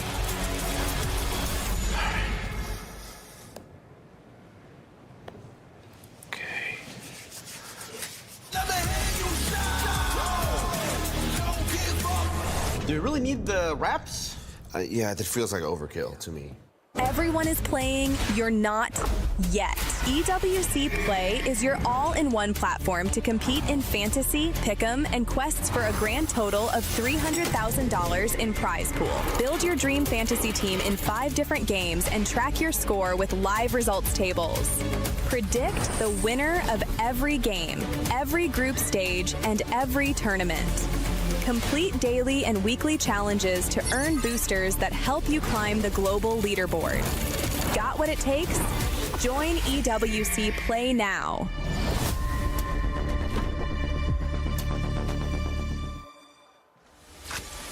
Goes back towards the B-bomb side and allows Flamis to activate with the global Redis. 4 mode down immediately. Threes want one of these in the spam comes up. He knows Azulu's feeling the pressure. Donk.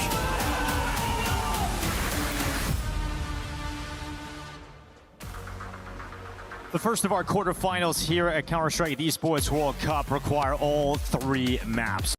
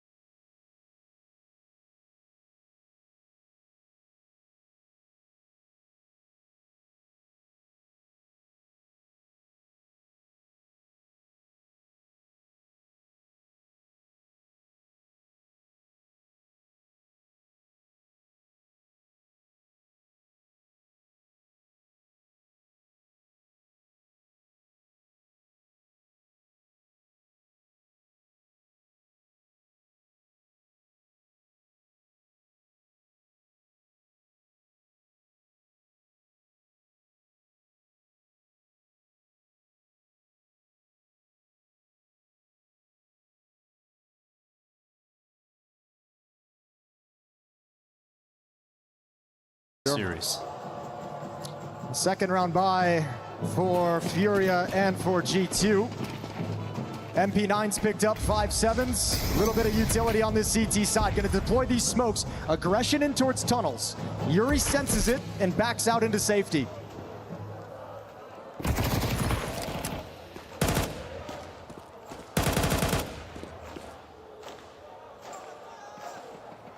And Furia happy to play this patient. Play this opening of the round slow. The second round bye, seeing all this utility dumped early by the G2 defense. They know, again, late round advantages will be in their favor. Going to see this crunch of Furia players coming into the tunnels to try and clear it at the same time. Bad time to have a cough, Mattis. Oh, that is a devastating timing. Fallen and Caserato come into the tunnels. Wait, did he really cough? Yeah, he coughed, took his hand off the mouse, and then the push comes in. Well, that's unfortunate. Really unlucky in that position. Here we go. Choked. There's that deep smoke to create a little bit of space, a little avenue around the smoke on the left side, but with an MP9, Hunter can't be too aggressive by it. So Furia find themselves into the bomb site, 4-on-3. And I think G2 once again gonna have to back away from this and just try and use these weapons in the next round. Matt is still shaking his head. Boy, his own body betrays him in this one. And that's gonna end up being a second round in a row here for Furia.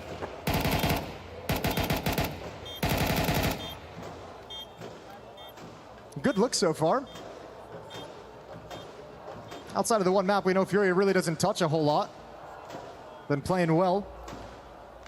It's got to be, you know, this is a nice performance to have if you're Furia, if you make it into the semifinal at this stage of the season. They have like an oddly tricky season coming up in my mind, I think, because of the impending retirement of Fallen and how the team is going to change after that. Are you just replacing Fallen? Are more people going to be taken off? It seems like down the stretch, Furia has a lot of things on their mind with the impending roster changes coming. So I think a nice deep run early on in this second season can do a lot to kind of shore you up with some of the difficulties and distractions that will be here when the second major of the year rolls around.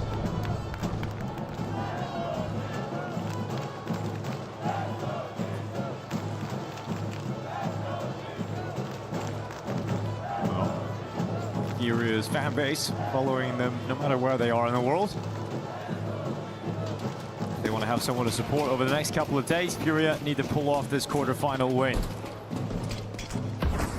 Hunter straight into the lower tunnels. Now the Fallen's right beside him. It's going to come through with a kill. Looking for a second, but Yuri responds. He's ready for the next fight as well. That could have caught him off guard, but Yuri is very quick to adjust his crosshair. Yeah, that's a really nice shot. Good aim. Nice adjustment. As he comes swinging wide, Nerds is going to push forward towards T-Spawn to try and maybe lose himself on the map. For a backstab, it's a long route to go, but Furia has been taking their time in these rounds, especially against the low buy, so might be an opportunity later on. 4-on-3. And unfortunately, I actually, now that he's kind of parked himself, I don't know if Nerds, if they want to actually try and win this round, I don't know if you can. You need that MP9 to get involved in the action. Regardless, Mattis surely is going to go down. 3-0 for Furia moving into the gun rounds.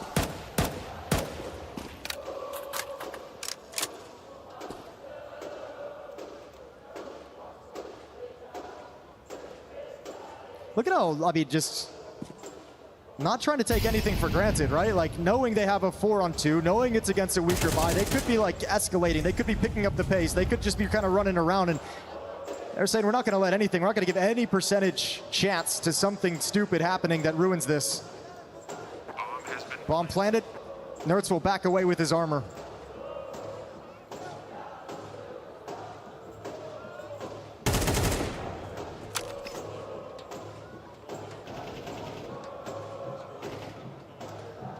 Yeah, slow start from G2.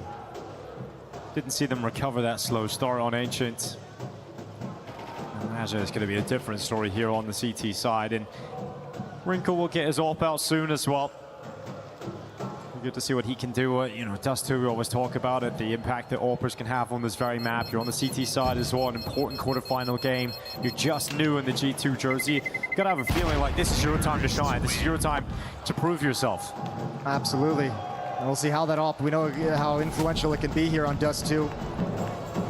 Well, the winner of this moves on to the semifinals. They slide into that slot and then await the winner of Foot versus Mouse. Gotta say, I said at the start of the game today, I do feel like if you're a G2 or Furia, you've got a feeling, there's Bardo, and that you're gonna have a chance to beat whoever makes it into that semifinal, right? Oh yeah, all three of those teams, I think G2, Furia, Mouse probably all feel very similarly.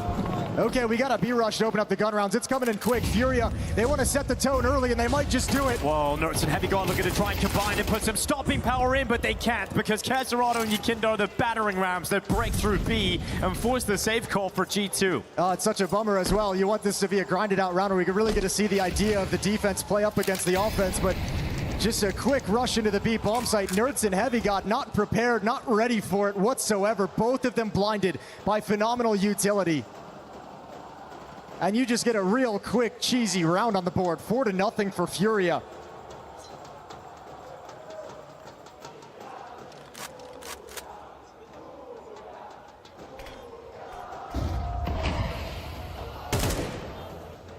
It was such a terrible feeling when you've waited so long to get your first buy round and you lose that quickly. You know, you get that bursting play that comes out of the tunnels and you know you have no other option. You have to sit and commit to the 45-second save. You know, it's a terrible situation to find yourselves in. You know, I'm really kind of surprised. I know the win was super clean and it's still early on in the half. I am a little bit surprised Fury wasn't more aggressive on the hunt to take some of those weapons away, right? Like, you have all 5 players alive. They're the full bomb timer. You know they're saving right out of the gate.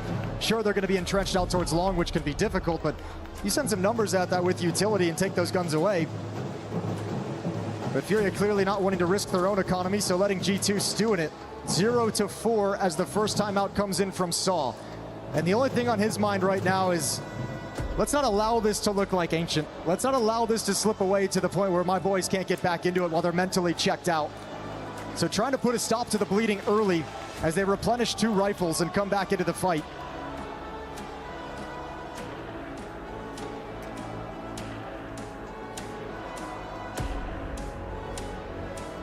And G2 still sitting pretty healthy in terms of their economy as well after this investment in this round 5. So for Furia, no easy rounds coming up anytime soon. G2 is going to be able to muster up buy rounds for quite some time. You got Yukindar already sprinting out to the long corner. You know, when Furia are playing with some momentum, Yukindar is the player to watch at the front of these attacks. We've got Wrinkles pushed up in the lower tunnels. We've got Molodoy just above him. Molodoy doesn't have the AWP in his hands this time, though. It is just the AK. As Nerds look at this push all the way towards top middle. Yeah, they missed it.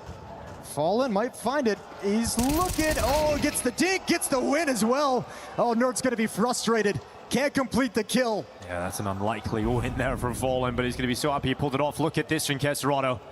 All the way into the B site, telling his teammates, there's no one here, guys. There's absolutely no one at home, and I've just spotted 2 players in CT spawn. Yeah, and there's still Molodoy in the tunnels as well to kind of provide assistance to help the bomb rotating over get in safely.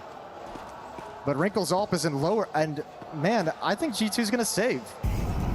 You can't do anything from this position. You have 3 defenders at the A bomb site itself. The closest guy is Wrinkle with the AWP, and there's nothing. That weapon is so unwieldy to try and get a foothold for a retake, and it just seems like another extremely easy round for Furia. And on top of all of that, Yukindar is still out at long, waiting to punish anyone who comes here to save. They're being completely outplayed right now, G2. Every single turn, Furia already there. And Yukindar, he senses this. He senses his chance, takes his time to line up the shots, not able to connect them. He might have just missed his window of opportunity to really punish them. Yeah, but I feel like Furia is still missing a window of opportunity to take some more of these weapons away. They've been just so content getting into the bomb site, planting it, winning the round, moving on. I'm sure that sounds great, but look at the money on the G2 side of things. You're letting them stay in it with buys, but they're actually building cash through these losses because they only lost 2 players the first time. Now they've only lost 1, so they're actually building money. So yeah, you're getting rounds on the board, but if G2 ever get a stop, right, they're right there ready to build up momentum. They already have their economy grown. But that's the question is, are G2 going to get that stop? Are they going to actually get on the board here? Because right now they're getting completely manhandled right now by Furia. It doesn't feel like G2 are even in the server. Yeah, certainly with 2 rounds you haven't even been able to go for. Already 5 rounds deep, we've had like 3 very long extended saves and rounds that are just impossible for G2 to win. Molodoy has taken the opening kill towards B again. It's Heavy God dead. Starting to scale up long here, Furia. Challenging, but like 3 G2 players trying to take down this long offensive. That's the first time we've seen G2 really put a stop to that kind of a play from Furia and Yukindar. He was trying to kind of take some liberties, right? The little peek, he thought they'd maybe sink back and be safe inside the bomb site. He could creep up close and be tricky, but finally they put a stop to it. Let him know he won't have free reign across the map to make whatever play he wants. So we go back to the mid control that Furia has And the next player to move is Queserado. Showing short presence and cat control. But G2 have rotated away from middle, away from the B bomb site, so a mid to B split is wide open, could be very effective for Furia. Coming through the smoke, it's Nerds with one. Great trade again from Molodoi. And again, because they got the pick earlier, Molodoi got the kill on Heavy God, they say, we're just gonna test this. Ooh, Yuri tucks himself in. He's gonna let Queserado take the first contact, and they do not think that Yuri's in that spot. Good response though from G2, and it puts Queserado in a 1v2, and the bomb is down inside of that site. Only 15 seconds left. Queserado has to journey into the danger zone, into the open. And it's just no time for this for Queserado. He has to win an elimination, and Wrinkle will deny even that. So, comes through with a headshot. Finally, G2 get a round win. Yeah, I thought G2 was in I thought Furia was in a winning position there. I don't know why the bomb didn't get planted, but the player inside the bomb site wanted to fight with his players over in CT spawn. That's a good opening kill. A better rebuttal from G2 to slow down the long play, but now you're in. And this bomb just never gets planted for whatever reason. And here's that eventuality for G2. They get their first round on the board. They got plenty of cash in the bank. Furia gonna try another knockout blow, another B rush. Here they go, just swinging in, trying to attack. Heavy God's had such a tough time so far. Wrinkle trying to help him. Good wallbang headshot, but not enough from Heavy God. In fact, nothing. As Furia once again get into the B bomb site. He did everything he could, even blinding himself as he moves in. Nerds making a play, shut down. G2 starting to feel desperate. Getting run ragged on this map. Just throwing so much pressure on the B defenders here, Furia. Unrelenting as they charge into the B bomb site. It forces G2 into that old familiar position of having to save without really having a shot at the round win. The nature of the way they're losing these rounds is heartbreaking. It's crazy. Not even a fight.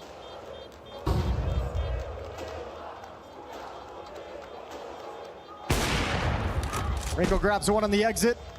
Bomb's gonna go off. Everyone trying to evacuate. Skeet shooting for Wrinkle. He's got two at the tail end, but a 5-round lead for Furia. I'm not gonna worry too much about the money when you're 6-1 up already. That's the other side of it. It's like, I mean, Wrinkle's got $12,000 down 1-6. That's kind of crazy. They've just saved so many rounds.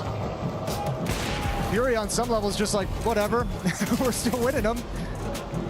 And I guess the money doesn't matter if you rebuy weapons that you're never going to put into play. Yeah, it's on you to stop this B play. It's on you to stop these rounds from being so decisive. Giving the fans something to celebrate.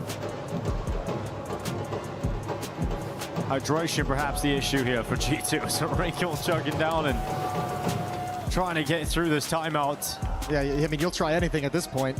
Trying to get yourselves back in action. I mean, Heavy God has got to feel some of the pressure on his shoulders, but it's a player that can turn things around. We've seen it before. I think the problem right now is just that, I mean, again, you talk about the pre-mentioning the individuals. That's what this series is going to be all about, is whose individuals play better. Well, here, starting in the third map, the first 7 rounds of play, 0 kills on Heavy God and Mattis, 1 on Nerds, 3 on Hunter. Wrinkle's the only one putting some volume into it. It's 9 kills for the Alper, but not the kind of impact to win you enough rounds to be happy with this. And now Furia changing things up again. Not a rush, but a death ball towards short. They'll play the trade game, and it's Wrinkle at the point of attack.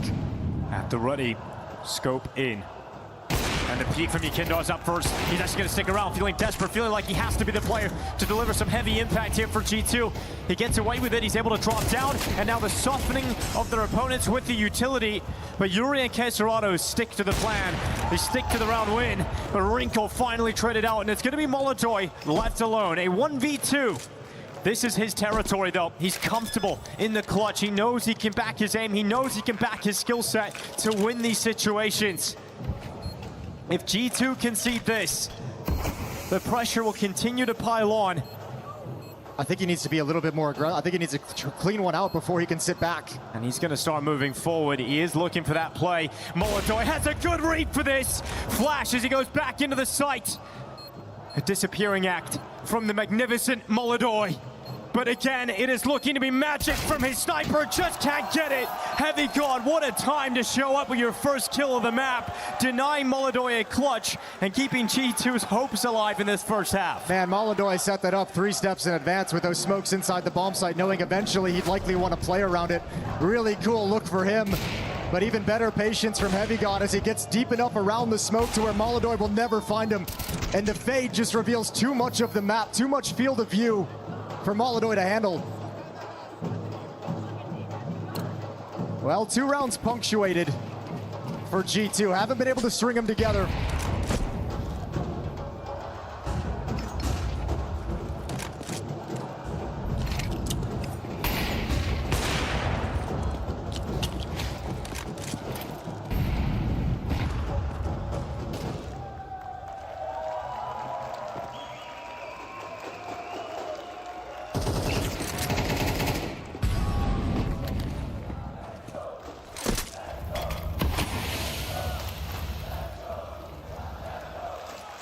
It cannot be sporadic round wins here for G2. Have to try and piece it together back to back here. Furia avoiding hitting B early on, but the bomb is in the tunnel, so you do have the option to drop down into that B split if you want. With the back and forth nature of the last 3 rounds, Furia's economy is starting to get ground down into dust. Important junction in this game for G2. This is where they can actually come right back and look to tie this scoreline up before halftime, take the money away, the weapons away. Wrinkle steps out, actually gleams quite a bit of information. No one's there from Furia. They're dropping into what is going to be the B split. And this makes sense. Remember, they've been able to take the B bomb site pretty much at will when they've attacked into it. So now that you've encountered some resistance and G2's defense has stopped you at A, go test this side of the bomb, this side of the map again. How much pressure is released from Heavy God now that he's got his first kill? We'll find out because he's under pressure again. Spraying away, can't get anything. Again, it is Furia with sheer dominance in attacking this B bomb site. They can't stop them. Another round victory at this side of the map, and that is 7-2 now for Furia. No one even landed a shot from G2. Smoke breaks open, really quick reaction from Furia, spinning to handle Hunter. Puts Heavy God and Nerds in a very weird situation. They don't know where they're supposed to look. They don't know where the hit's coming in from next, and I think now you could see Furia starting to move around the map late in the half, saying this is the time we hunt. This is the time we punish your economy, take everything away, and give you no chance of coming back. Just Mattis, last remaining member of Molodoi with no mercy. This is clinical from Furia. Surgical the way they are picking G2 apart. This is the kill as well. This starts things off to a CT spawn, the turret from falling. Both B defenders and able to find a setup that works for them, and just impossible to stop them.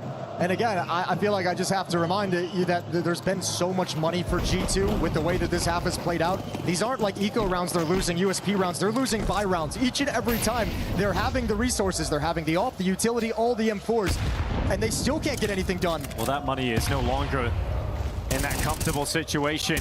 Heavy God finally with some stopping power towards this B site. Feels like they've just been able to run in there at will and just take that kill on Heavy God. Well, I think it shows you the faith that G2 has in him, because he was the only defender inside the bomb site. Wrinkle didn't budge over in middle. They wanted to have a 3-man opening at A.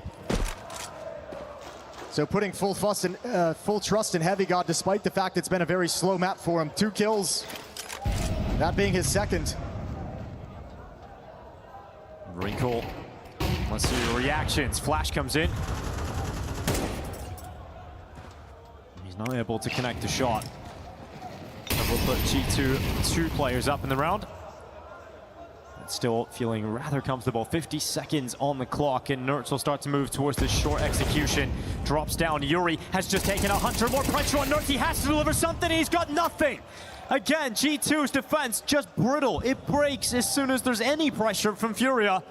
And Mattis has to cower in the corner because his teammates are all gone. I think brittle is the best description you can have for it, because it feels like they should have some strength. It feels like they have players in positions to have some resistance and put a stop to it. But as soon as they meet, it's just not the case. It just falls apart. It's crazy the way this is happening. Individually, G2 players have just fallen off a cliff. It's all Furia yet again. 8-2, now a 6-round lead. Losing like this sucks, it hurts. There's nothing more painful, but getting eliminated like this, it's just depressing. It's just feeling like you're not in the fight at all. Could be a bad day at the office, could be fundamentally just breaking down, but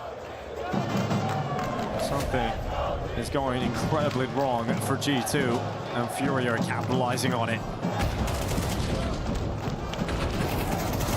4 versus 5 conversion without dropping anyone from there. Flawless. Round after round, there's only 2 remaining. And G2 still searching for their game. It's somewhere on the map here in Dust 2.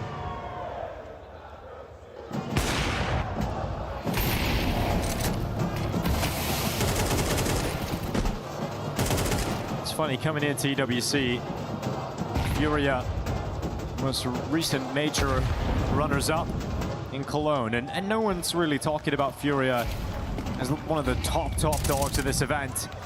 I think a lot of that is the fact that their bracket in the playoffs at the Cologne Major was the easier side. You could say it's the same here, but they are wanting to get to that final, get through a more difficult opponent in G2.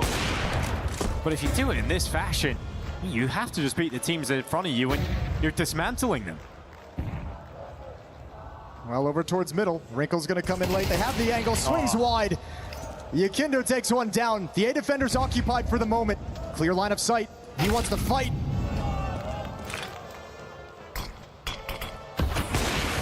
Good shot from Molodoi to respond to Mattis. Here's a push through from Nerd's side of the smoke. Missed chance.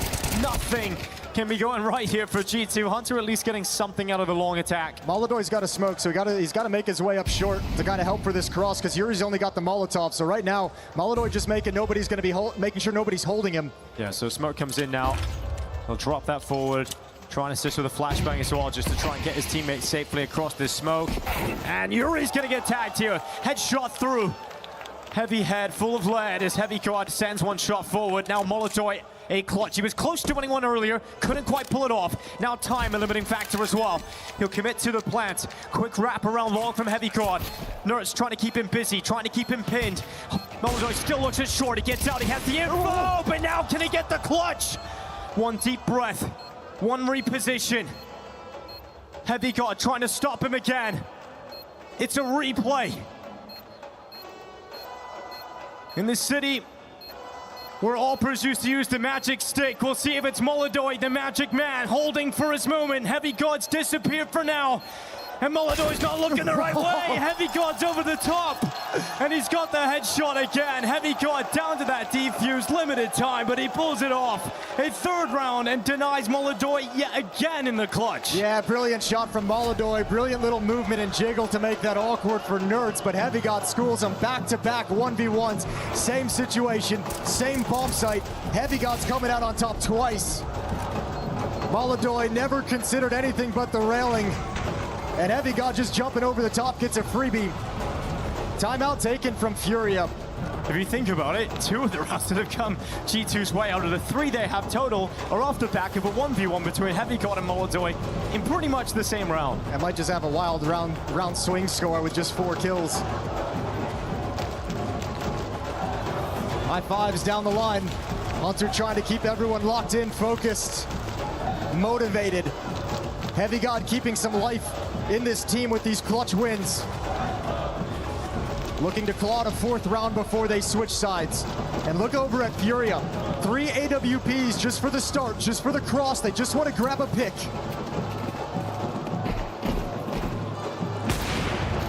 And Yuri's got that pick. I mean, you have to get one. If you have that many ops, you've got to hit one of them. Advantage Furia. In search of 9 T-round wins on Dust 2. And that'll spread the defense out. So not a bad idea if you're Furia off that kill. Apply some pressure to the A bomb site.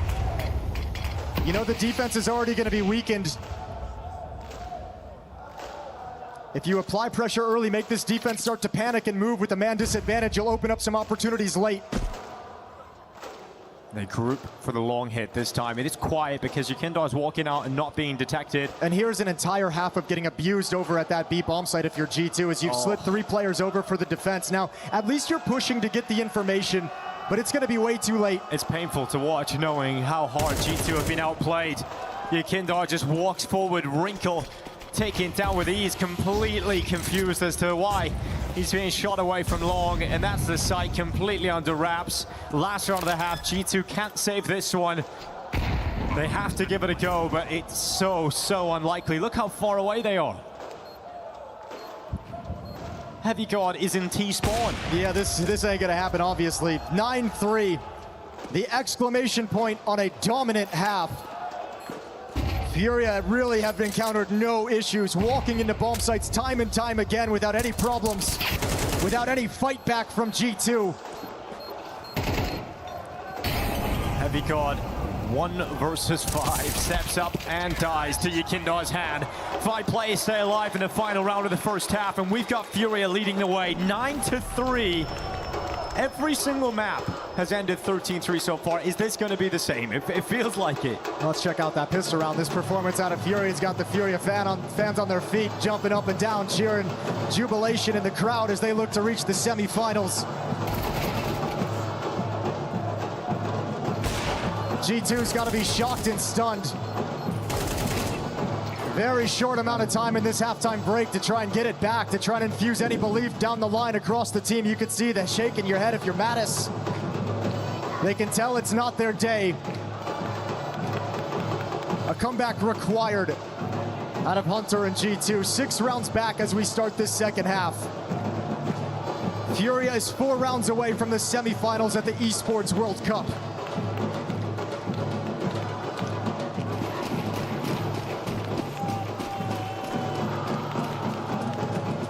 Molodoi running up middle.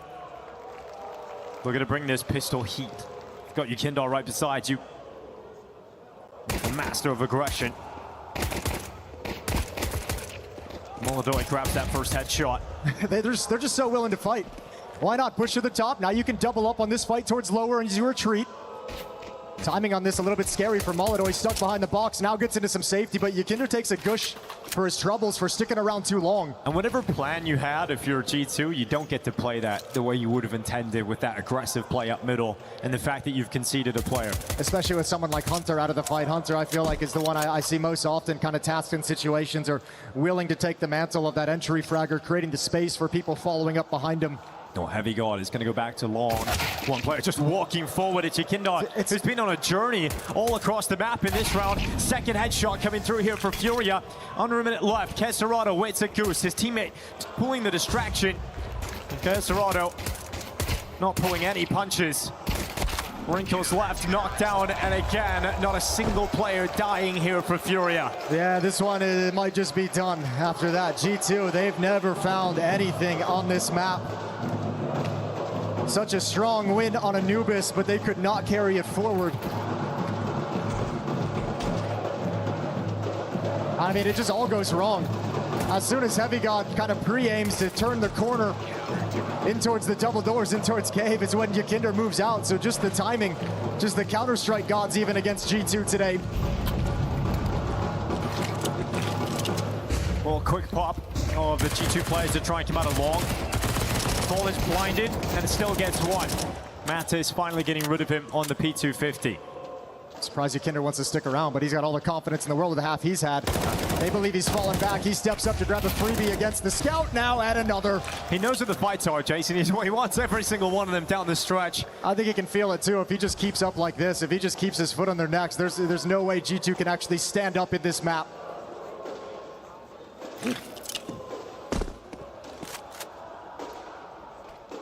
Nertz and Hunter, an impossible task now. 2v4, separated from one another, and absolutely no foothold on the map. Molodoi has his rifle out at the right time. Nertz, the quietest performer on his team, walking his way up short. Well, if you're G2, this is going to have to be something you learn from. For all the conversations coming out of the camp about wanting to increase the aggression, swapping out Senpaias for Wrinkle. Saw's said a number of times he's looking down the line. He's telling each and every player to find some aspect of their game where they can put more aggression into it. He's mentioned with Wrinkle specifically, he's going to be a project. It's going to take some time. He knows there's going to be some inconsistencies here and there. But G2 looking to improve off the back of losses like this that they can learn from. They can pick it apart and see exactly what they've done wrong. I think for G2, it's always a similar story. Their ceiling is really high and they can have some incredible games at these events, but there is a certain point where they do hit their limit and they do just get blown out. Well, that was Cologne. That was the Cologne major, I saw it said. And that was the entire point for that kind of change of the roster, saying we kind of discovered what our ceiling was. We had the conversation, can this lineup get better? Conclusion was no. So bring in Wrinkle, take a swing, see if you can develop him into something that increases the ceiling of this squad. Not seeing it here today, unfortunately. Time will tell as Saw gets more time. And Furia are going to have more time in this competition. Going to be favorites to make it to the grand final. This round could slip away. Furia's got to be a little bit careful. Look at the HP. Everyone's a bit busted up. Well, true. It can unravel.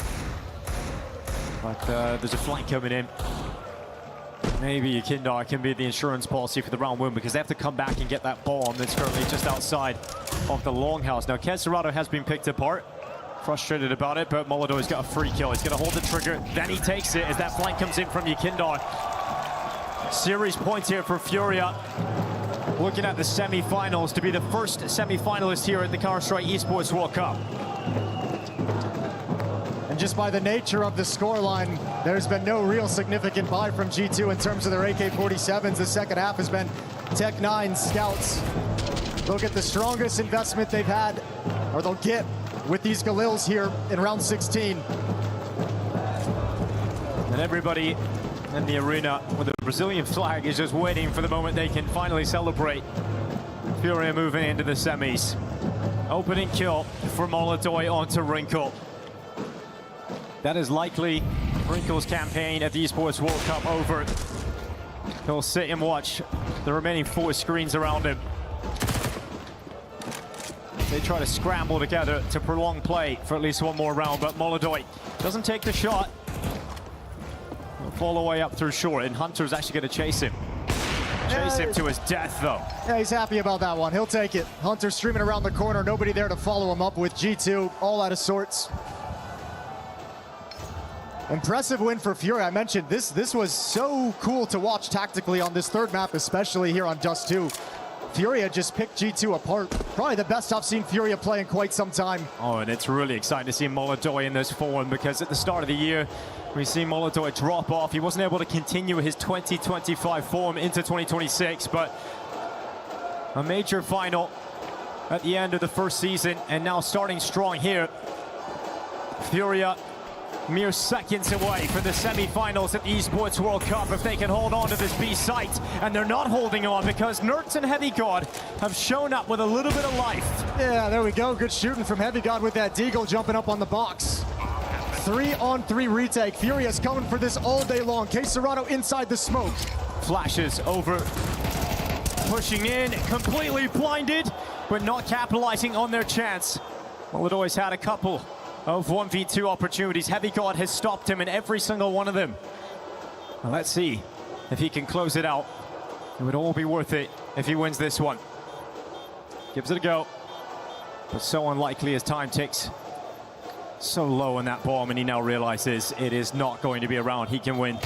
Time is gone. It's a quick shot, and he will flee. I can't believe he even hit that shot. But yeah, in the losing effort, never steps in, preserving the AWP. So 4th round for G2. They extend play just a little bit longer. 8 rounds away from overtime. But at least they've got that first, and that's what Hunter's going to tell the boys coming into freeze time as he calls the next round. That's a great shot from Heavy God. Difficult one, but managed to get his crosshair and his feet planted.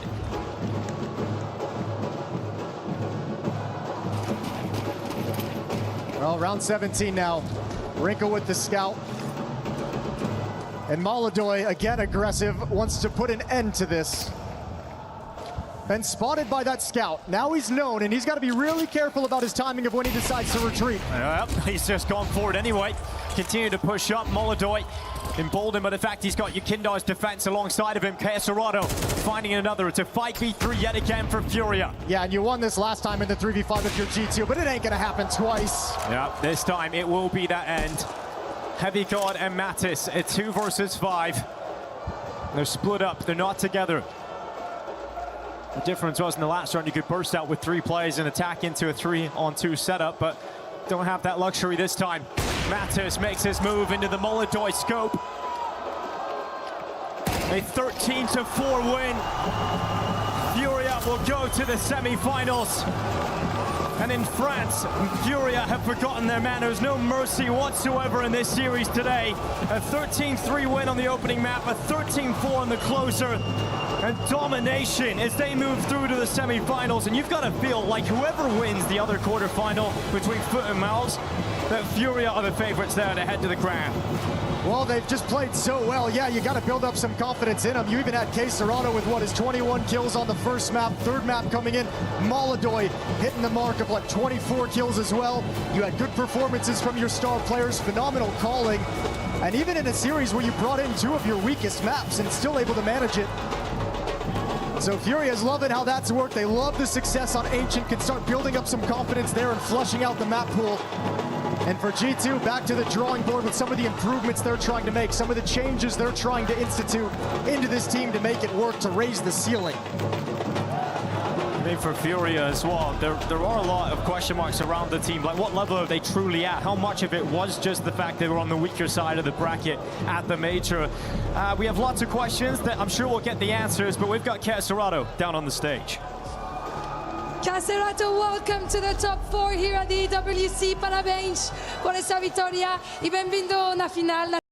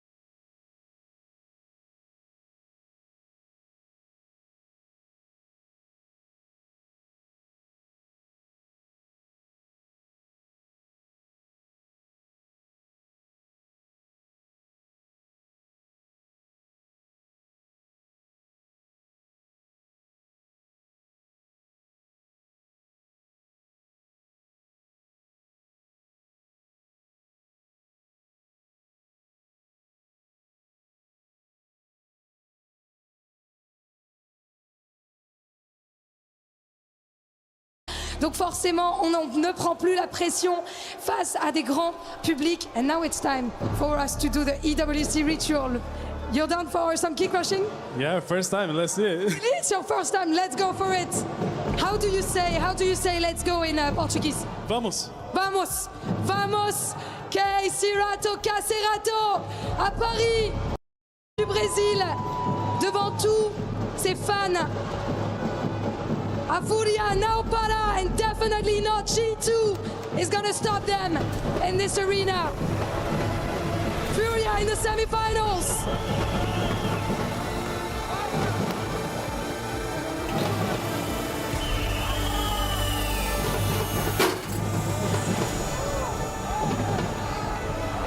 And for the first one, it was pretty good, huh? Actually, I like it. I like it. You want to do it again? And you will, I mean, you could get to do it again in the future in this tournament. I'm going to welcome you with your fans. We're going to go in front of them, those passionate Brazilian fans. So I want to ask you, he's dancing, I love it. Last but not least, quer dizer algo para o país brasileiro que te apoiam em casa, em português, em inglês, as you want. Muito obrigado a todo mundo que tá torcendo, vocês são monstro. By the way, this song, here. It's about you.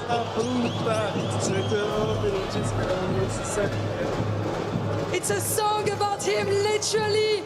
Mesdames, messieurs, ladies and gentlemen, once again, make some noise for Cacerato in Paris.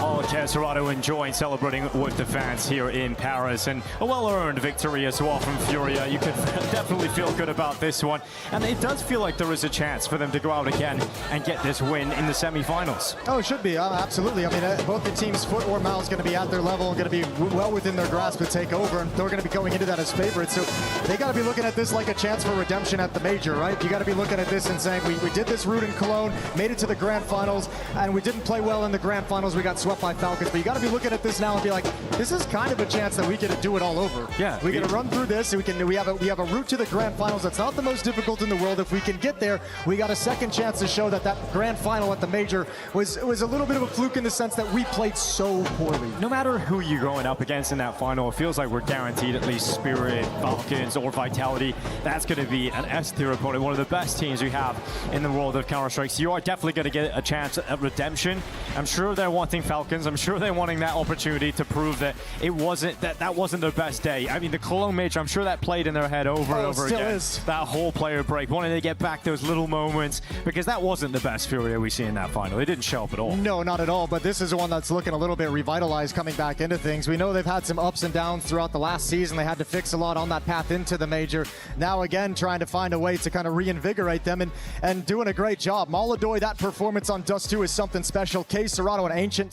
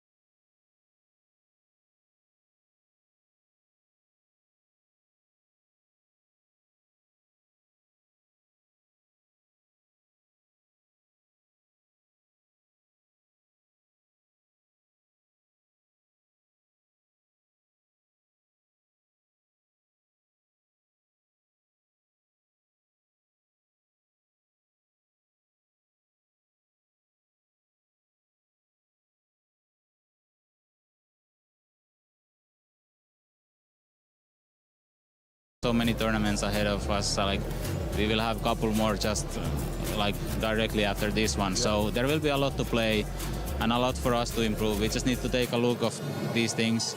And it's a lot of the basics, like I said. Like for example, first map Ancient, it was a lot of communication, which in the end is basics. It's completely up to us and it's something we can completely fix. So.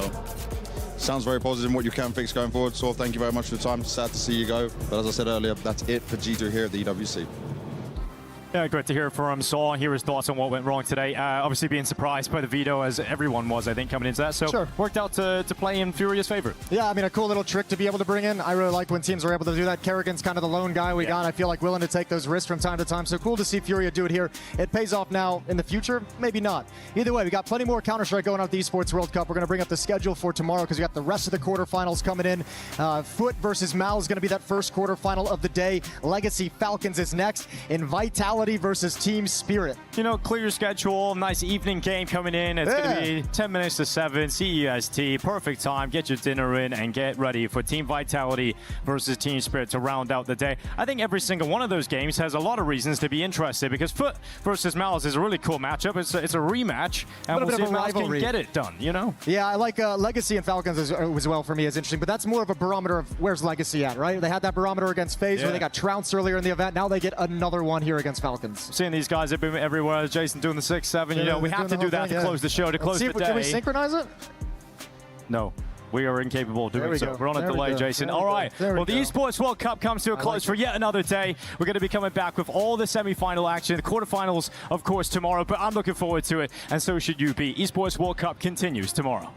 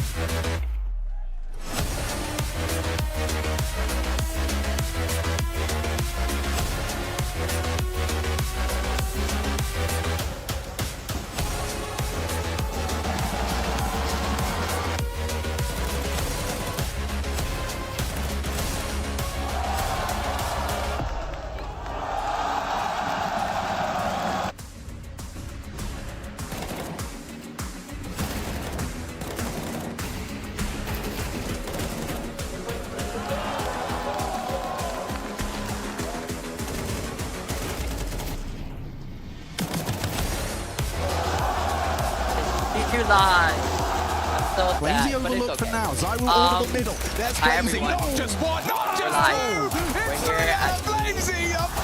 World Cup. I'm gonna do like a post or two real quick on my iPhone. I'm also gonna check if this is working or not. I don't know if they're kicking everyone out. Probably not, because I think Fortnite is still going on. But either way, oh my god, bro. If we don't have to leave, we're gonna do our recap right now. And on top of that, we are going to do clap session. It's our final clap session. I think it's the best time to have it is at EWC. So it's gonna be amazing. Dr. Doolett W for your share chat. Always sharing chat, dude. I think I love it a lot. Yeah, I'm gonna go buy Totem. And then we're gonna do this. I have some goodies for spam, for the GT stuff, so that'll be good. Yeah, I'm gonna head over to the Totem. I don't know if they're gonna kick me out though. I hopefully don't think they're gonna kick me out. Hopefully. But if they do, it's understandable. Oh, it doesn't look like Fortnite's going either. Are they kicking everyone out?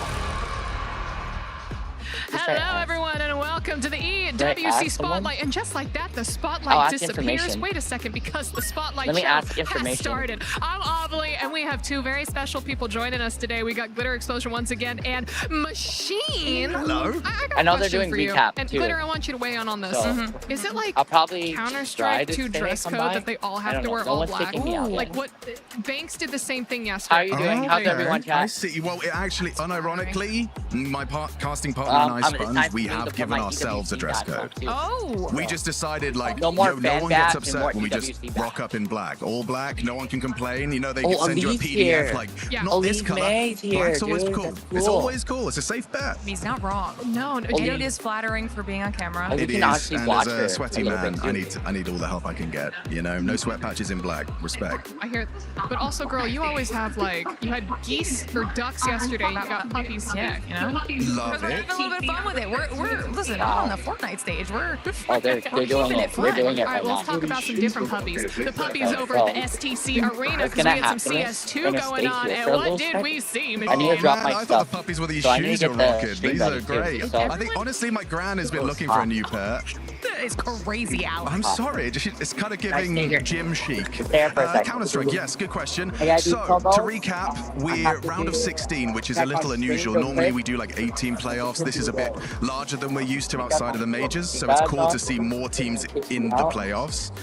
I do air quotes just because, I don't know, pre-quarterfinals, it can feel like it's, you know, maybe more of a proving ground than it is the big dogs. And the big dogs have been eating. As far as, you know, your kind of underdogs and your familiar faces, there go all my notes.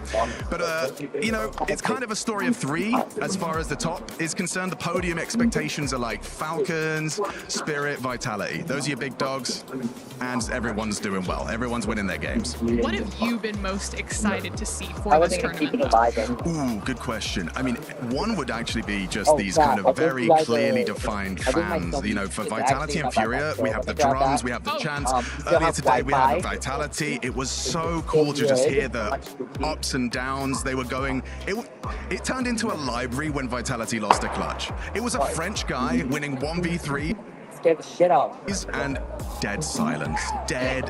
So there are some dedicated fans throughout. I like how we still have big hats. That's probably a highlight for me. I think the second biggest highlight is the upset of the tournament, which was Na'Vi bombing out. Well, I don't know what happened. Can't explain it. Legacy smashed them. 13-2.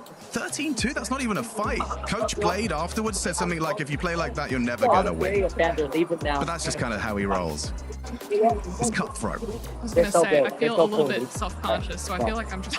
Look what you've done. The shoes are off. What's wrong with them? Because you It's good for your lumbar support or something. This is dedication. For the last time, so now I'm sockless. Whoa. Socks out for free. That's the spotlight guarantee. Yeah, it all matches. But also, it helps me go fast because we have to go fast when we talk about our next game over at the Lenovo Legion Gauntlet stage. How fast are we going in Trackmania? That was an amazing transition. Gotta go fast. Gotta go fast. But let's talk about Trackmania. Last time we spoke, we were a little bit concerned about where Mudo was going to be, dropping down into that lower bracket. Didn't need to be worried. Absolutely smashed it. Able to stay alive in the competition for now, but some other standout clubs or moments that we need to talk about is the fact that Carl Jr. Falcons, of course, the 7-time world champion, now qualified through to top 8 alongside Binks for AGAL. And, you know, we've been keeping tabs on both of these clubs. Watching. So Trackmania is going to be a big decider, I think, when it comes to seeing how everything kind of shakes out. Yeah, I was also surprised we were talking about fans to see some of the Trackmania fans and how loud and rowdy they get too. I think that, I mean, Glitter, you've been here just as long as I have. I feel like we haven't really had too many disappointing crowds. No, it's been amazing. Give me 1 second. I think that's like, you know, what's been so wonderful about being in Paris is that new set of people coming through and crushing it. Oh, 100%. But let's go ahead and talk about the Qiddiya City Grid stage where we have some Fortnite. I love all the Fortnite casters. I'm so glad to see them all backstage and everything. But we got to talk about some of the games. Okay, a little bit of an unexpected finish out of Group B, to say the least. AGAL was supposed to be at least at the tippy top, maybe top 4 if they were a little bit slow. They didn't make it into top 7, period. They are not straight through to finals, which means they do still have one more opportunity in the survival stage to get a spot in finals. But this is a big surprise out of AGAL, specifically in Fortnite, which means they also had Twisted Minds and Furia in that lobby with them as well, and they did do well. But you're saying that there is still a chance. There's one final chance. One small chance, because again, we'll talk about it a little bit at the end with the club championship potential there, but they're gonna want to take that one final chance. And finally, over on the Allianz Vault stage, we have a little bit of Crossfire. And I don't know what is in the water, but defending champs AGAL and Crossfire out. What? Absolutely out of the competition. No. Falcons out of the competition. And Crossfire was supposed to be a place where AGAL could guarantee themselves some club championship points. That is not happening anymore. They did make it to top 8, but that's not going to be enough to leapfrog anybody on the leaderboard. And we were looking at some statistics. That means that AGAL are now down to like an 11% chance of winning CC. It's not looking so great. Oh dear. Ooh, okay, well, you know what? We do have a question for everyone who is watching in the chat right now. Who do you think will make it to the top 3 of the club championships? Do you have any guesses, Machine? You know, I'm no expert, but I would hazard a guess. It might be between Falcons. I looked at a while ago. Falcons, Vitality, I believe, were around there. Na'Vi bombed out, so no longer them. I know AGAL, we were counting on them, but no Crossfire might be a problem. It's definitely You had the percentage, it's not pretty. Yeah. All right, well, we could take a look at our club championship rankings as they are right now. Look, hey, you said Falcons, look up at the tippity top, AGAL right underneath them, and Vitality not, well, I was going to say not far behind, but that is a pretty big number jump there. It's definitely a big number jump, but I am glad that you shouted Vitality out, because a win is 1,000 points. If they get it, they're back in that discussion, right? And by doing so, they would also then deny those other clubs those points, and their placement in CS has now guaranteed them that top 3. They were in 4th. They leapfrog Na'Vi. Yeah, absolutely. And looking good for Falcons to make a deep run. They just won the Cologne Major in Counter-Strike, so hot prospects for the trophy lift in the Counter-Strike tournament as well. Okay. They're up against Legacy. It's going to be an interesting one. Those Brazilians pack a punch, though. Anyone else that we should be keeping an eye on as we get closer to the end of week 7 and also the end of the EWC glitter? I mean, even if we're not looking at the top side, we need to be looking at the teams that are at least getting some points on the board, because it's going to be changing the pricing at the end of the day. So we're still looking at the Furias. We're still looking at Twisted Minds. Any of these clubs that can change their ranking will guarantee a little bit more pricing. Okay. I've been told that we have no answers for our questions. Everyone's asking me to take my feet out. Everyone's asking. Everyone's saying, Machine, no. Oh, I've given myself a cramp. I'm an old man. I'm going to point out that at least his subs are also black. Yeah, they are also black. Consistent. That's what I'm one thing, I'm consistent. And you know what? We love that for you, and we love that for all the CS2 fans. But before we wrap this up and let you go, is there anything else that you want to say besides maybe, maybe some mentions of the feats? Yes. If you have any questions about K-dramas and which ones you should check out and in what order you should check them out, and you want a little synopsis, I'd like to recommend these two, Ovally and Glitter. We had a fantastic chat before we went live, and I've got a couple of things on the watch list. Right, night and day. One worth checking out if you're interested. But yeah, direct your questions. Ideally, the chat, you could stop talking about her feet for 5 seconds and focus on your favorite K-drama. That's my question to the chat. What's your favorite K-drama? Mine's Attack on Titan. All right, okay. We gotta get him out. You gotta get him out. I don't know who let him up here. He will not be invited back again. But Machine Glitter, thanks for having me. For joining. Yeah, I didn't make this request. Who let you up? I don't know. I forced myself over here. I know you guys. We have one answer, is what I'm being told. Let's go ahead and see what the 3,000 people. I need 20 more minutes for the emblem. Okay. 31,000. So should we just do a 20-minute podcast about K-dramas? Or like, should we can hang out maybe? For the emblem. All right. Okay. So what was your favorite K-drama? Yeah, this man. Like I told you, Crash Landing on You was like my foray into it. Okay. Shout out to you, dog. Would you say that's a good start for like an ignorant guy? Yeah. Just jumping straight in? If you're ready emotionally. I think I'm ready emotionally. Like, no spoiler alert. There's like a car chase on a motorcycle and explosions. There's like all of these crazy political plots. It's fantastic. I highly recommend it, but I'm being told that if I keep talking about this, I won't have a job anymore. So thank you guys for joining us. Thank you for watching the EWC Spotlight, and we will see you next time. It's good though. Yeah, I'll check it. It's really good. Legit. I'm gonna put my shoes back on. I lost mine. Oh, that's crazy. They have to like take off their shoes in order to be on there. Y'all didn't know that. Now you guys know. Oh my gosh, it's a Luke May. And it's glitter explosion. Dude, they're so cool. Holy crap. W shout out, right? Alright, we're waiting for EWC Spotlight to end. We're playing the ads too, so we're waiting for ads to end.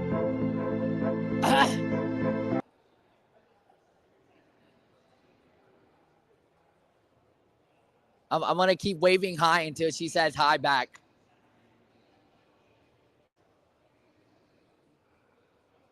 Oh, she's doing a promo. I think she's doing like a final promo or something.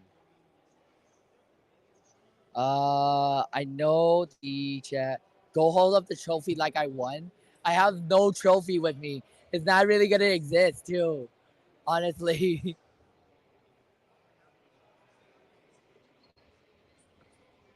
She's doing her promo stuff. Okay, so we're in IRL. I know Vertical has a pause right now. But hopefully I can get one photo with her.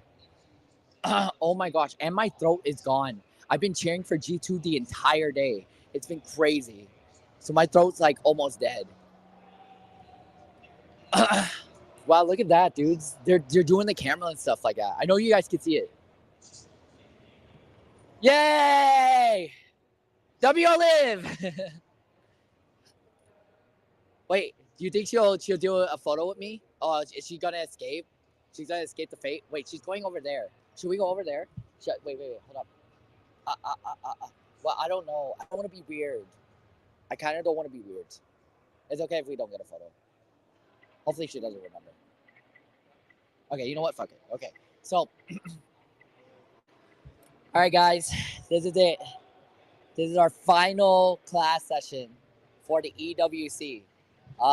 It's been an amazing 7 flipping weeks. Literally, there's been a lot going on. A lot of esports going on. I don't know. Are we still co-streaming? No, we're still co-streaming. Crazy. And there's a lot that has been going on. And, you know, everyone that loves esports likes their actual video games. And that's one of the best things about it is that we care for the games.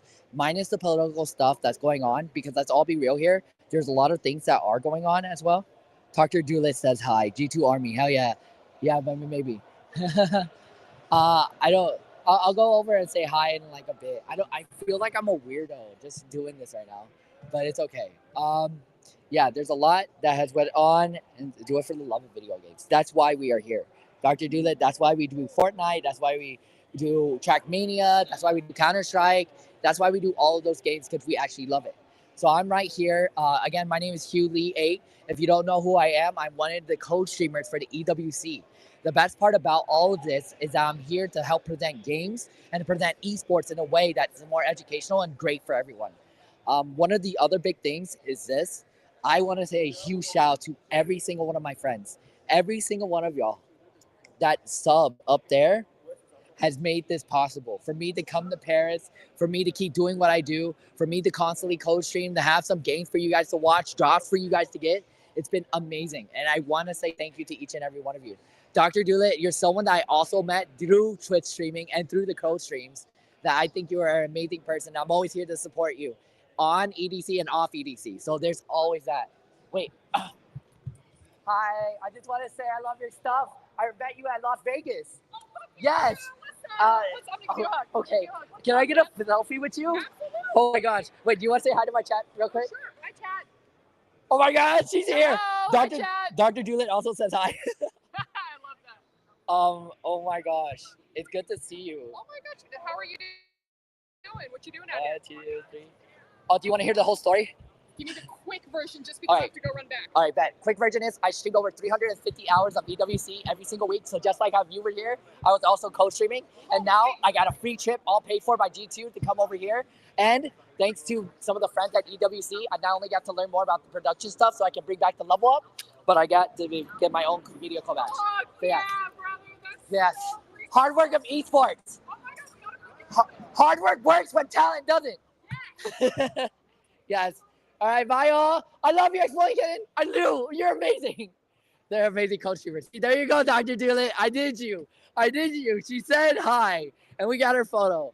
Okay, but hard work works when talent doesn't. And this is where the earned, like everything is earned at EWC. All right.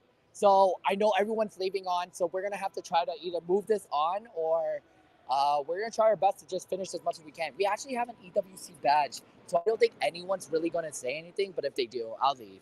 I'll leave politely, and then we'll do it outside. We'll do it in Paris again. Without every single one of you guys, I never would have been. Now we're in an elevation. What's going on? Yeah, we've been closer, but like, I mean, we can't really be complaining about the view, right? We get the whole skyline of Paris, Eiffel Tower out there in the okay, background. time for the real stuff, guys. We do get to get a little bit of that Where do we go to get us kicking in for the mood for the games today. It's not as hot as last week. Right, so Yanko talking about yesterday's games on that A stream. We had 2 matches going down. G2 versus Astralis was our first match of the day. What did you glean there? G2 off to a little bit of a slow start. Some issues on Ancient have been pestering them lately, but after that, they were in full control, right? Were able to bounce back, were very dominant on the last 2 maps. Wrinkle had a good series, the new addition to the team. Hunter had a great one from the IGL position. I think they prepared really well for that game, had Astralis' number on Inferno and Dust2, and deserved their spot in the quarterfinal. All 3 of those maps were landslides. We're talking 13-6, 13-6, 13-7. We're the second series of the day, Peter. We had Fury take the server against Aurora. Rematch from the major semi-final, this time with the international team in the mix. What did you make of them on LAN? I think it actually got very competitive, and I think I got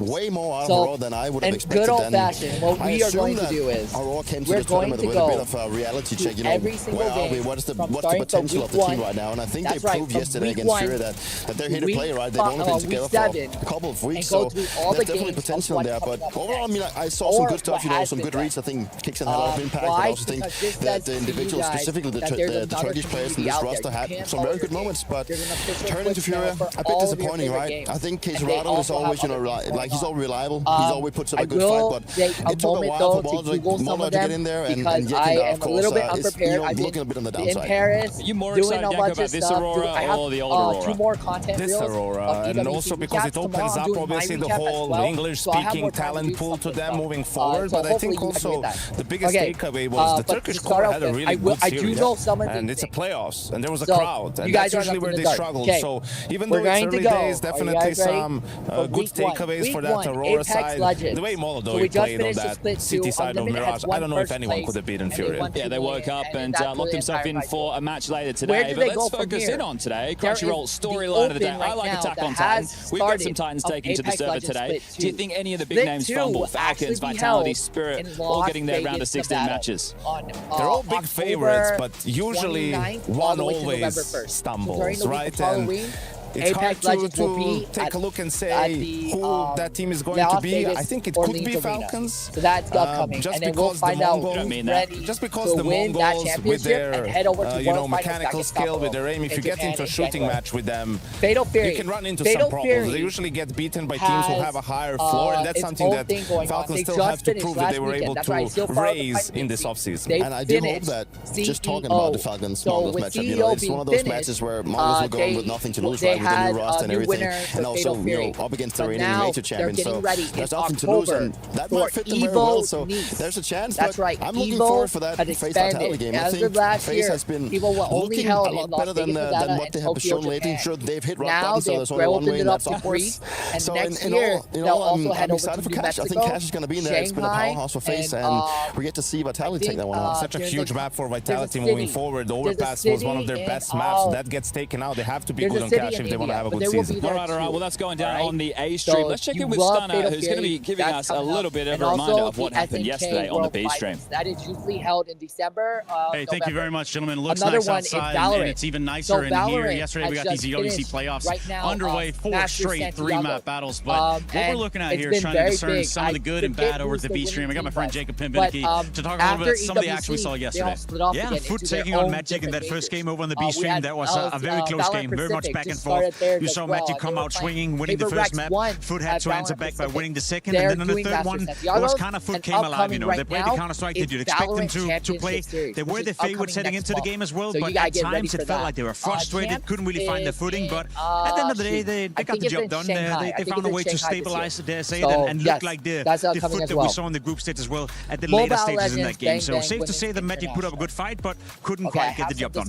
Well, yesterday is not today. I think that goes without saying, which also sets us up for another iteration of the playoff brackets here. Navi versus Legacy to start things off, then B8 Spirit. Let's talk about that Navi Legacy game real quick. Yeah, Navi Legacy game on paper. Navi are the heavy favorites in that one. We haven't seen Navi play since the major, so they came in here with a fresh boot camp. You know, I set on the prize, and I think they're going to do well. For Legacy, a roster change try coming in with the AWP looks somewhat decent in the group stage. I'm having a tough time seeing them beating Navi, but I could definitely see them put up a fight. Just like we saw yesterday, all the games won 3 maps. I'd be surprised if Legacy is not able to apply a bit of pressure to Navi, but on the other hand, I'd also be super surprised if Navi is not able to get the win and get the job done. Then we have B8 who rattled Vitality earlier on, just a show of force.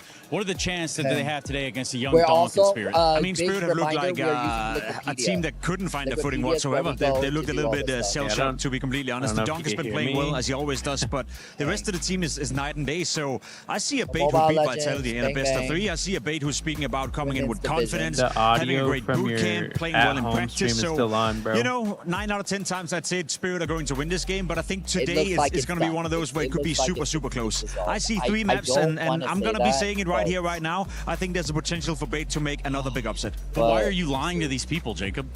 Why are you just straight up lying to them? I will never lie to people, Trace. It will be very sad. We can't put it under the test right here, but we did put Nico and Apex to a lie detector test. And let's see what they had to say when we broke it down. Have you ever regretted leaving G2? Yeah. I'm overrated. Okay, unfortunately, Mobile Legends Women's Division is diluted. I'm so sorry for you guys on that end. Women do deserve a right in gaming and esports, and they do deserve their own league. Now, here's something. Supposedly, down underneath, because a lot of the people who actually play Counter-Strike for Women's Division, because the Women's Division is kind of low, this has been crossed. Now, this is speculation. This is all speculation and assumption. Okay. That what is your name? there will be a Valorant Women's Division here at EWC. But that's speculation. You can't confirm me on that. I'm not going to say I got information from anywhere else. This is just speculation of all the new changes that's happening for Women's Division throughout Counter-Strike. For some of the teams. Now, with that being said, though, I think I'm going to jump over to Mobile Legends Bang Bang for Week 4. And they have this new upcoming event that just ended, was Games of the Future 2026. So that just ended recently for Mobile Legends Bang Bang. I think they're okay with their seasons right now, and all regionals are going to happen right now. And then until next year, they'll be having their open season cup again in probably January.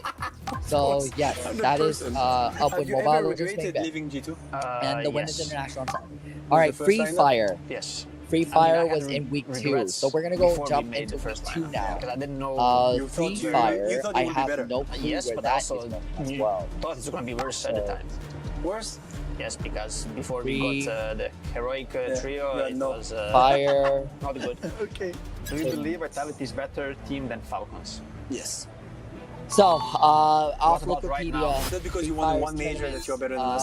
We just ended, and the winner of Free Fire for that EWC was Team Lion. I used to have, yes. Yes, he does think he has a big ego. South America. Of course, it's needed to play CS and to be at the highest level. We're gonna go S tier, you believe you'll continue playing CS and where we go from here? So, 3 years, I don't know, after the EWC, Free Fire will have a official global final tournament called Free Fire World Series that is held in You don't think it is. You don't like the trash Bangkok, because he's not the trash talk and himself. total 24 teams will be there. As soon as we mention trash talk, and that your is body from November 6th to November 29th. So in the month of November, we have Free Fire. But some are fun, and healthy. Now, I will jump over, instead of Dota 2, I'll go into the EVO.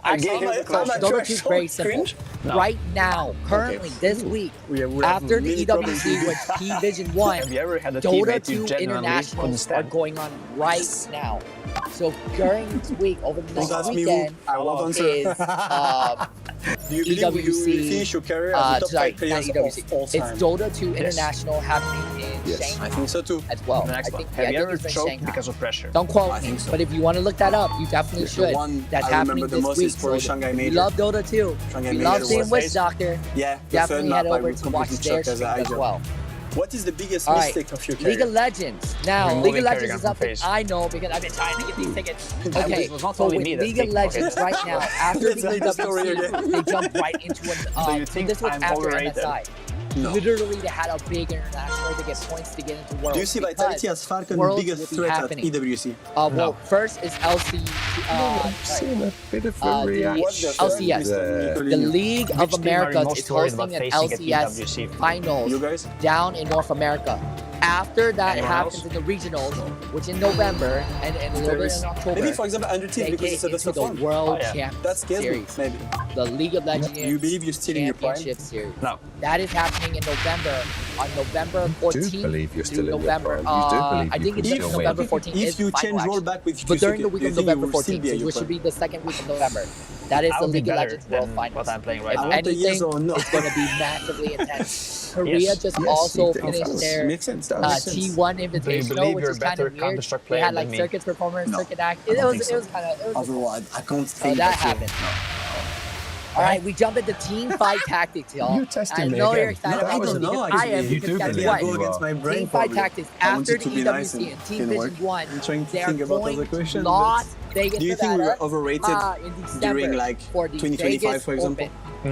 They're right now they're doing I think a Spatula Cup to help There get was something some in qualifiers 2025 that you're saying. Because But of course that they had one's some gonna close be games and they were the amazing. one beating us, so that's why I asked this question. 1st to the. This was fun. This was fun. Actually, I think it's the I first enjoyed week it. of It was something December. different. I can't hope get that the dates right now, then but you it's the also first liked week of it. December. I hope So that if you love guys Team enjoyed Fight it and that you're Tactics, gonna it's see be a more of this new as well. set of everything. So everyone's gonna have A brand bit new scared things. of sometimes And asking then on the top of question and that, hear the answer as this well. So Team that was Fight a Tactics fun moment and I hope you entire liked it as I said. big World Championship tournament, I guess it's a World Vegas Open, is actually paired up with a Krypton Riftbound convention and our entire regional. Riftbound, if you don't know, is the League of Legends card game.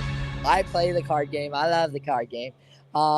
And then what about it is that it League is of the Legends final has, week of EWC, and this is the biggest and best audience I've seen in the STC arena for a Wednesday at 4 p.m. We have this place jam-packed, and it is the same thing coming in on Thursday. Welcome in for the first battle of an epic round of 16. We've got the Falcons taking on the Mongols. Chris Puckett alongside Dupree and Yanko once again. And gentlemen, this is going to be a party today in the venue. We just got a little sample of the high level of production we're bringing at EWC. What do you guys think of that Nico and Apex lie detector piece? I loved it. Apex, he's my former captain back when I played at Vitality, so it's fun to see him, and he's always like, it's just two contents machine, right? It's always fun when you get two of the biggest personalities go head to head and have a little lie detector of who can actually, who's actually putting out the truth and who's not, and I think we got some interesting answers in that one. Yeah, Nico said he's still in his prime. Yanko, do you agree? Well, he said he wasn't, but he was lying. Interesting. Looking back on my coaching career, knowing how much Nico lies really puts things in a different perspective. But no, jokes aside, no, I think it was great. It was fun to see them chop it up, right? Two legends of the game, goes without saying, rivals, but I think they respect each other a lot, so that was fun to watch. Let's take a look here at the Falcons. This is the favorite in the matchup. Talking to some folks behind the scenes, Falcons, of course, have staffed up their roster. They have invested in some stars. We see the Nico posters all over the city. But when it went to the matchup against Astralis, what do you actually see in-game, Dupree? I think the Falcons seemed in control throughout the game. They were looking like a team that in general looked to be on the same page, and that's very important for them also moving to the fact that they won the major. You know, they really hit to show that the major wasn't just a fluke, it's actually us just showing that we can be the best team in the world, and I think that's definitely what we're fighting for. And I think Nico specifically had one of the best games that we've seen behind him in the late time, and it's good to see that he, as that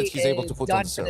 It's going to be exciting to see everybody in game, but there was one man who had a whole lot of trash talk on content we've been running at EWC for a number of weeks. Talk to me about the Russian stud who says with simple out of the picture, this could be his tournament to perform at. Paul Manisi is, definitely one of the world-class artists. We have probably in contention together with Cyrus being the best all we have in the world right now, and he's by far the star player to look out for in the Falcon jersey. They have a lot of stars, but he's probably the one standing out a little bit on this one. Brings so much to the table. He brings aggressiveness. He brings a lot of good communication, but then also he just brings a lot of raw fracking power, and that's exactly what you want to be seeing out of him, right? He's been on the rise ever since he was picked up in G2, and it's only seems like he's getting better and better every single time we get to watch him. So I think they're going it's like the sky's the limit for this kid at this point. Monesi is in the running for the best player of the year, really, being the MVP of the major. You know, if Falcons have a strong season, finally we might have a three-man race and not just the conversation between Dunk and Zygo. So a lot on the line in that sense. If he continues to play like he did at the major, it's definitely going to be a conversation. They have a ton of firepower over on the Falcons, but for the Mongols, is this the team that were world champions, one of the best in the world, if not on the planet? Where are they at right now, Yanko? Well, we have the defending Counter-Strike champions at EWC, right, in the Mongols, and the defending club champions in the Falcons, right? But I think, you know, the results for the Mongols before and after EWC last year show that event really was just an outlier. You know? The fact that Techno was the MVP, who is more of a support style of a player for them, I mean, that was a live tournament for him, and it was a big part of why they were able to lift the trophy. But they underwent some roster changes too. They don't have their coach behind them, Mara, who has somehow found more talent in the Mongolian scene. Who would have thought that Mongolia would have more tier 1 players than Denmark, Peter? Yeah, it's shocking at this point, right? But then again, you got to give some credit. Like, it is incredible to see how the Mongols have sort of came out of nowhere. They've always been around, but when they really, you know, shook things up and just become a team that you have to be fearing. And sure, I think this is probably one of the weaker Mongols that we have seen and will also get to experience. But I'm still left with a feeling that Mara has already scouted out so many players in the past that he's seen something in these two players. You know, it's from their own region, obviously from their academy team as well, coming into this roster. So he spotted something, and you know, with what he's done in the past, there's definitely something in it. And players from Mongolia, the young players, Chris, are very raw. You know, they're skilled, right? But it's like the lack of experience playing against tier 1 opposition where they're going to struggle. And they shoot really hard, but it's against teams like the Falcons when some of their tendencies really get exploited. It's where they really get tested. Guy like Tico and some of those anchor positions, right? Like that's where you'll have Zonic and the rest of the Falcon staff really hone in and see, okay, does this guy only play 1 or 2 spots in late round situations, and is there ways for us to exploit that? Now, I know there's legends in the CS scene that can go well over 30 in their career. These guys are 17 and 18 years old. How rare is this, and what are the expectations on a global stage like EWC right now? Obviously, this is the jumping competition for them. Without a doubt, you know, they've had their majority, if not all of their games in their own region, so it is the jumping competition, and there's a lot to expect for them, but you also got to give them some leeway that the competition and the fact that you go up against the Falcons, now the reigning major champions, you know, that is a harder task, but it's also a match where I hope that some of that strength from the Monks can really power through. It's all about fighting, taking map control, not playing scat, and I think this match could be right. Yanko, we have our vetoes in. Walk me through it. A minute on the clock before we go to stage. Yeah, so they were all going to Japan. Falcons' best map, Anubis, right? That's their permaban, and they go for that Inferno pick, which used to be a big punish against the Falcons, but lately they've stepped up tremendously. Nico is a big part of that. He's been incredible for Falcons on Inferno lately. After Anubis, best map for Falcons does too, and they don't care that Mongols are undefeated on it with this lineup. Historically, they've struggled, and we see that Nuke has the decider. You were brave. You said Aurora could cause the upset last night. They fell just short. Do the Mongols have a chance of upsetting the Falcons to open up this day? I don't believe it. I mean, I am usually a guy that wants to look at the positive kind of things, and I do think that the Mongols will have some firepower, but I don't think it's going to match them. Yanko, 10 seconds, 88% of the fans are signing with the Falcons. Do you agree? Inferno is a trap card. They should pick tensions. I think Falcons take it 2-0. Falcons are taking this one 2-0. Make some noise if you love Counter-Strike, because this is Day 2 of the playoffs live in Paris. Crazy as F. Super crazy. Also, I can't see chat, so I'm so sorry. So there's that. So don't forget, that knows us custom. Now, this is a weird one. I think it's weird because I don't. But we took it under our wing. So we're gonna have to go. Chess. So. Mesdames et messieurs, bonjour et bienvenue à Paris World. Yesterday quite set the tone of what was about to happen at the STC Arena. We've had comebacks, we've had close series, we've had plenty of drama and waving on stage. Heads up Molodoi on that. And by now, 4 teams have made it to the top 8. Yeah, nobody took the easy road to get here, that's for sure. And that's exactly how we like it when there's this much on the line. And after what was a cracking first day here on the stage, the names only get bigger from here, Lou. Absolutely, we're only going to have superstars hitting the stage today on that Counter-Strike stage. Il ne va y avoir que la crème de la crème sur scène aujourd'hui, mesdames et messieurs. Des superstars, vous les connaissez tous, and each one of them is surviving for their tournament run. Absolutely, superstars of the scene, major winners. Let's not forget the defending EWC champions from last year. The key is ready to be placed in. Who's going to take it this time around? Beneath it, you can see there in Mongolian, it says, nothing is granted, everything is earned. And that is the motto here at the Esports World Cup. 25th to December. We are very lucky today. We are very lucky because we've got two teams that are going to book their spots into the quarterfinals, and we've got a quarterfinal plus 3 keys are going to be crushed. It's a good day to have your birthday, Lou, that's for sure. Happy birthday. Thank you very much, Ian. Happy birthday, Lou. I am indeed, thank you guys. I am indeed a very lucky woman on the STC arena today, but so are we all in the crowd and at home watching the games, because we're about to welcome the superstars onto the stage, and it's a key day for the championship run as well. Mesdames et messieurs, ladies and gentlemen, for our superstars, major winners, Falcons! Oh, sorry, not Call of Duty Mobile.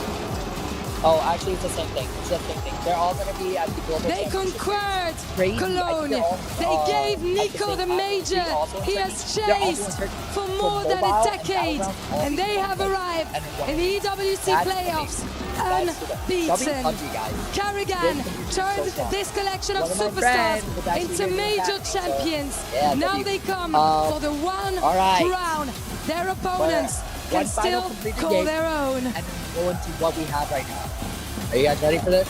Let's welcome onto the stage the Rocket League. So, I'm actually into the community. Rocket League is my favorite game. I could do 12 months ago, they stood on top of the Esports World Cup. Now only 3 members of that Championship 5 remain, with 2 teenage newcomers joining the defense. They had to take the long road into these playoffs, but the champions, they're still standing. And they are not giving up their crown without a fight. It's the Falcons versus the Mongols as our day 2 of CS at the EWC, the STC arena, starts now. Mesdames et messieurs, faites du bruit! So that's happening. And the best bonus part about this, I never knew that this happened. Yes, defending champions versus major champions. It's a first taste of Tier 1 for those 2 new faces of rookie year, Darkmeister, Ticklewack. We saw them putting up a good show, helping take their team to the round of 16, but it's a different kettle of fish now, Chad. You've got Monacy in the server, Cologne Major MVP in top form. There's a clear favourite for this first match. We'll see if they can find their stage legs. The Mongols always an underdog, and they've got fans all around the globe. But the Falcons cheer squad is out in full force. They're going to give Furia a run for their money. So we're going to see who can be louder today as the huddles are taking shape.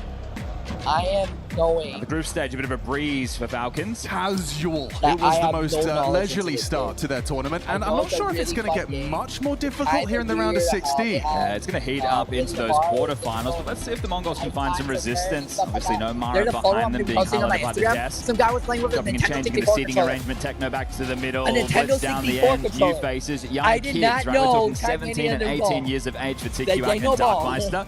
Ticklewack's got an attitude about him. Darkmeister timid like Techno. And as we learn about these players, we can see that they can deliver, right? The aim is there. That's never in question. Mara, he goes to all the local LAN cafes. He drives around in his van. He whacks a couple of kids in the back, and here you go. They've got another roster that can compete. I loved it from Yanko. It was a cruel barb about Danish Counter-Strike as it currently stands, but it's true. As far as the talent pool goes, we just keep finding new teenage Mongolians who are managing to hang at the top of the Counter-Strike pyramid. And we'll see how this one unfolds. What a difference 361 days it can make. Talking about these, the reigning EWC champion, short, but 2 new players and a drop down the VRS ranking. This is no longer the team that was in the Austin major final. I think also the desk was highlighting that there is no absence of firepower from the Mongols. It's not going to be a question of, oh, they just couldn't hit the shots, they couldn't get the ball rolling. No, it's more the juxtaposition of experience in the server. And it's something that we often throw around on commentary and analyst desks about, oh, well, the experience prevails and how